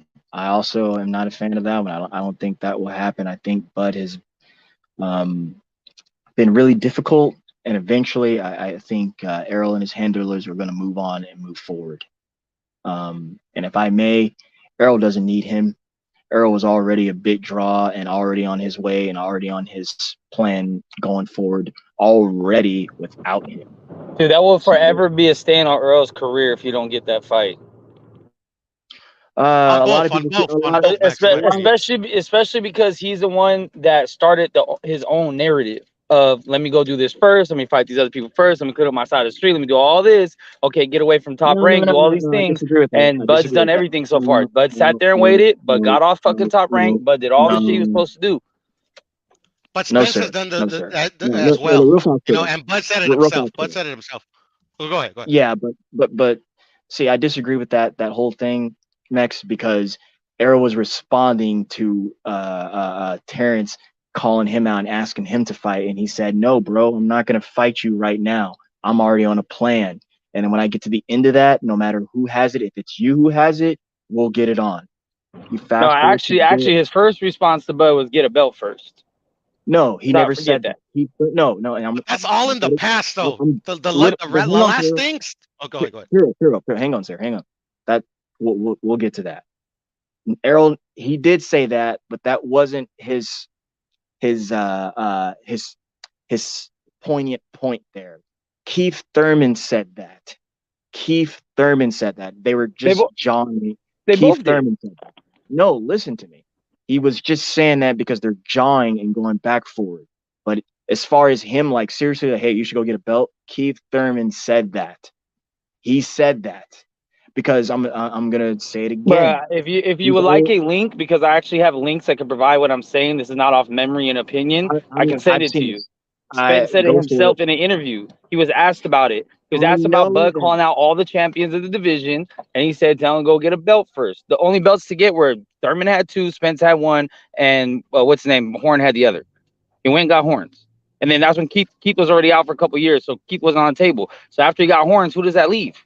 Him and Spence, only 2 people with the belts that could even fight years ago. I got to Go fly, ahead, fellas. I'll come back on if you guys are still on in a little bit. But I just don't think it's on the fighters, to be honest. I mean, I'm going by what the fighter said, like what have been saying, that they both want to fight each other. I just put it on the politics. You know, to me, obviously, it's not going to happen like in November. I think eventually it's going to happen, and I'm going to watch it whenever it does happen. But you know, that's where I'm at with it. But I'll be back, fellas. Yeah, I agree. I agree with what Pudo said, because like I don't think it's on a fight. I think both fighters would like to fight each other. I don't think that either one of them is a bitch or anything. But if one side is clearly the A side and we all agree on it, then how is it that the A side ain't getting no blame for what's going on? Like, it's like people refuse to give PBC or Earl any blame. Instead of just giving both blame and saying, look, they both got blame in this, people are like, nah, it's all Bud. It's all Bud. It's all Bud. Okay, because my blood pressure's starting to rise now. I'm here to tell you right now, we don't care. Let me tell you, we don't. I'm so sick of these people. You know, oh. All right. Sorry, Kyle. I thought you was handling business. I thought we could sneak it in. Next. Let's talk about this. Get this out. Let's get this done. Okay. Listen, That's I'm about fine. to end this live stream now. No, hang on. Yeah. Before you do. Let me give my closing argument, my opening and closing arguments right now. Man, y'all over here talking that bull crap about the politics of that fight, man. Lay the blame where it belongs, man. It ain't the fighters, it's the suits. That's where it is, brothers. How? And when that fight happens, How? It's always the suits, bro. How? It's What always are the they suits. doing? No, you got to tell me The something. fighters What want are to they fight doing? each other. Both fighters What want are to they fight each doing? other. It's the suits. What are Period. the suits doing? They are not doing what they could be doing to make this fight Which happen is? because they want to keep the leverage on one side of the scale. That's what it's about. And Okay, what you can't leverage? slice no other way. Okay, what leverage? What leverage? They want to keep the leverage of the power of the finances. Hold on. Let me just ask you something real quick, bro. If you're doing business with someone and they tell you that you're going to get paid off of the bottom line, whatever that may be, you're going to get a percentage of it. Don't you think you reserve the right to know truly what those bottom lines are? Yes, I do. Okay. Yes, I do. That's Yes, it. I do. That's No, it. hang on. Because I really want to be getting Mex in there, and he ran off like a little scaredy cat. Hang on. What? Well, we're not even supposed to talk about this. No. Hang on, Kyle. Hang on. Because like, listen. OTB oh is no, Kyle, don't, Kyle. I'm trying to get this out. Hang on, brother. Hang on. we don't, bro. I'm tired of hearing about it, bro. No, there is no. I'm tired of hearing about it. Me and Cinto are just sitting here and having a good conversation, right, Cinto? We're just talking. Well, I was just trying to come in and rob the bank and run right back out. That's what I said. Right. So hang on. Well, hang on. I'm gonna help you. We're gonna get out of I here. only We're gonna wanted to come on and say hello to my homies, and I see y'all putting it down. Well, y'all been on my television screen for over an hour, and I round robin my females, and I talk to them. That's what I've been doing. No. Okay. But do we realize he's asking CBS, Showtime, Viacom to be transparent? That's who he's asking. It doesn't Why matter. would I say no? Hang on. Hang on. Let me get it out. Let me get this out. Why would I say that? Because that's who's paying for everything. The PBC are a promotional stable. They are the middlemen. No, listen to me. Listen to me. Please, sir, please listen to me. because I don't everyone's care getting who's this wrong. I don't care who's putting the money up, and I don't care who holds the dice. Whoever holds the dice to the financial So you don't numbers think of the CBS is being fair? he You don't has think the right. Viacom is being fair? He You don't no think they're being no fair? screw it. They Wow. let me tell you Okay. something. Do Okay. you remember a guy named Bill Cosby? Has nothing to do But with do you remember? boxing, Do sir. you Has remember a guy nothing named Bill to like Cosby? everyone always wants to talk about Listen to any me, and like you everything else always ask besides everybody. this Listen to me. situation. Let me This get is my why I thought can't out. fuck with you guys. Do you remember a guy named Bill Cosby? Yes, sir. I do. Okay, then. Do you remember when that guy Bill Cosby wanted to buy a network by the name of NBC? Yes, vaguely. Okay. Now, if these networks who have been around since before I was born, before you were born, and a few others wanted to be so transparent always, why they have to have such a conspiracy situation with when Bill Cosby wanted to buy that network? Because that's not what they want to do. They want to keep control. Yeah, but it's their These big right if they don't companies, want to sell their business to Bill Cosby. They don't have to sell their company to Bill Cosby if they don't they want don't to. have to. They don't have No, to. they That's don't. true. So why are you mad? But If you don't want to if sell they, it, it's not for sale. Get out of here, bro. What? let me tell you something. They don't want to be as transparent as you think. The only time they want to be halfway transparent if you are a shareholder, which means you're a part owner. You're already in the loop. What does So this have no, to do with being transparent? anybody, if you've done business any kind of way or been in any type of sales where it requires you to get paid a percentage of a bottom line, I don't care what it is. It doesn't matter if it's a sport or some other type of entity. That's your right to ask that, man. I was in the car business for almost 25 years. I got paid strictly off commission. You think I didn't want to know what the bottom line numbers were? Cento. Okay. I get where I get it. I get that. I get that. My frustration lies where everyone can't accept the answer no. Fine. But you want to see the books? Here you go. No. Then what? Okay. Well, guess Now what? what? He don't Now have to what? fight. Now what? He don't I'm have to asking you. fight. You don't have to Go fight. ahead, go ahead. If they don't want to show him the books, if he doesn't fight the man because they won't show him the book, I don't blame him. I cannot ask a man to do what I wouldn't do myself. And why would somebody else ask me to do what they wouldn't do? You do realize they don't care about this fight, right? Like that's meaning that's not how they make their money, right? Let me tell you something. They don't care. I got to say that. You realize there's a guy named Bob Arum that's being sued by Terrence Crawford. No, he's as not. we speak. Yes, he is. No, he's I not. looked it That's been up. dropped and he's not refound. I looked it up. Yes, it is still a live case. Yes, it is. I've looked it up, especially when A17 was saying And what did it otherwise. say? I What looked did it it up. say? It's What did it still say? Terrence Crawford came out the victor when Bob then was trying to get it put into the Supreme Court. It was kicked back to the state. It's still Dude, a that's live no one's case. problem, but Terrence Still a live Crawford's case. problem. It's still That's a live his case. problem. Regardless of the point, that ain't the point I was trying to make. This guy's been sued by Terrence Crawford. Even this guy said PBC is not wanting to make the fight. Now, why would he speak up in What do Terrence you Crawford's mean? behalf? Who said that? Who said that? Bob Bob? Arum. I saw a video yesterday where he said it. Why is he commenting on this? They have nothing to do Because with him. someone They asked, they have asked him. nothing. He has nothing to do with it. Hey, man, it has. Look, that's besides the point. Somebody Then asked him why a are you question. bringing it up? Regardless of the point, somebody asked him a question. He answered to the best of his knowledge. Okay, that's all that matters. It doesn't matter what you or I He think. doesn't know It that, doesn't though. matter. He doesn't know that, though. Doesn't matter. Listen, bro. Doesn't matter. No, Listen, man. at the Like end I of the day, said, bro. you guys. No. Hang on.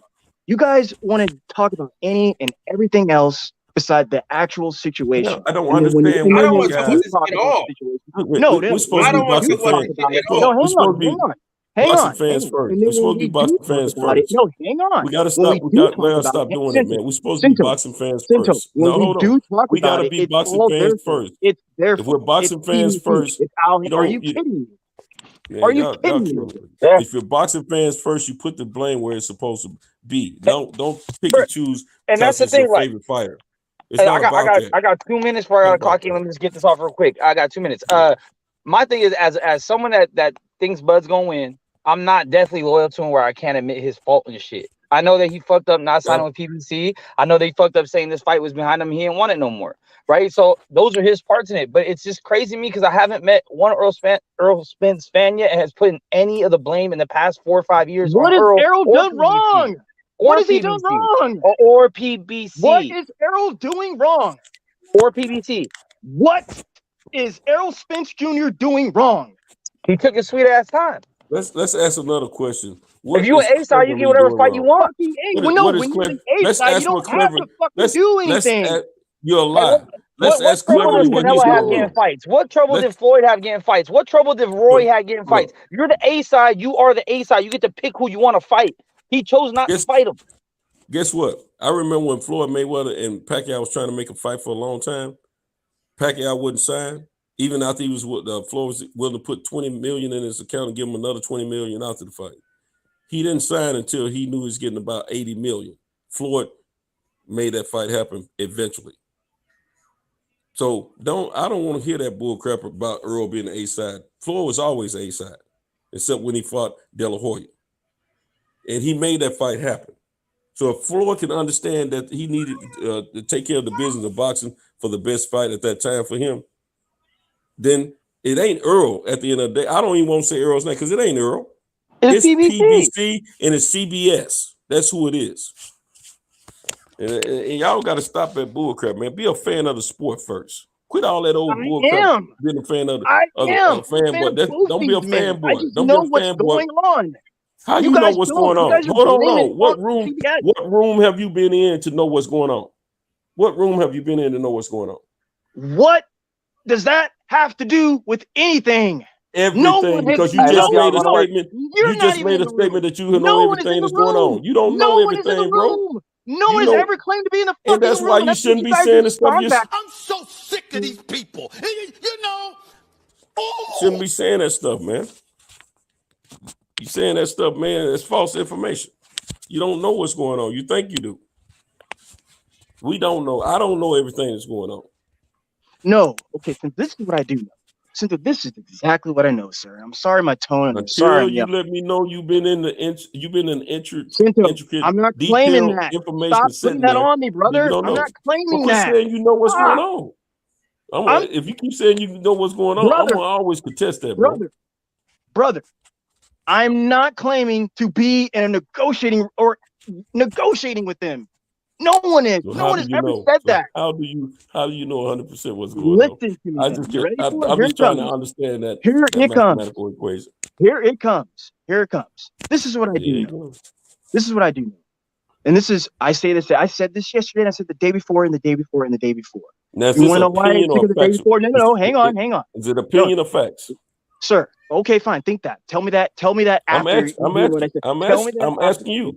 What you about to give us? Are you giving us facts or opinions? Facts, sir. Giving you facts. Because I'm giving you actuality facts. This is what has been said. This is what has been reported, and this is what was said of that report.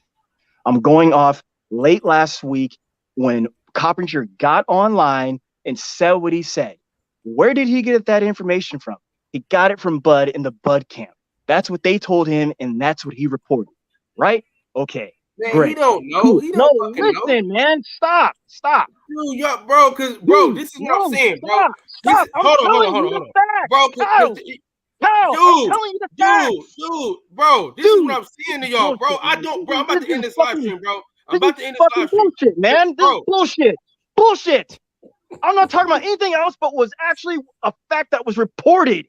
Dude. I'm not talking about anything else. I'm not talking about anything else, bro. Listen, I already told y'all. I've been telling y'all this for the last year and a half. This fight is not going to happen. I've been said, Centos, how long have I banned Errol Spence, Terrence Crawford on my channel? Yeah, you've been saying the whole time. It's not happening, bro. I've been talking to my people about this already, bro. I'm telling you. All right, man. All right, man. I don't care. Let's not talk about it anymore. I'm telling you, I don't care. No, I don't want to talk about it anymore. I don't care. Fuck.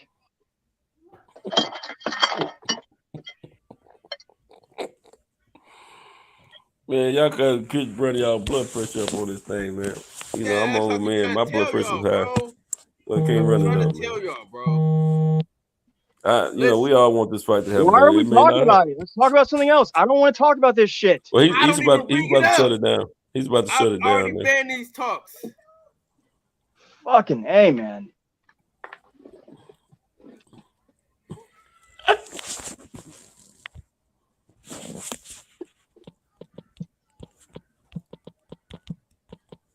All right.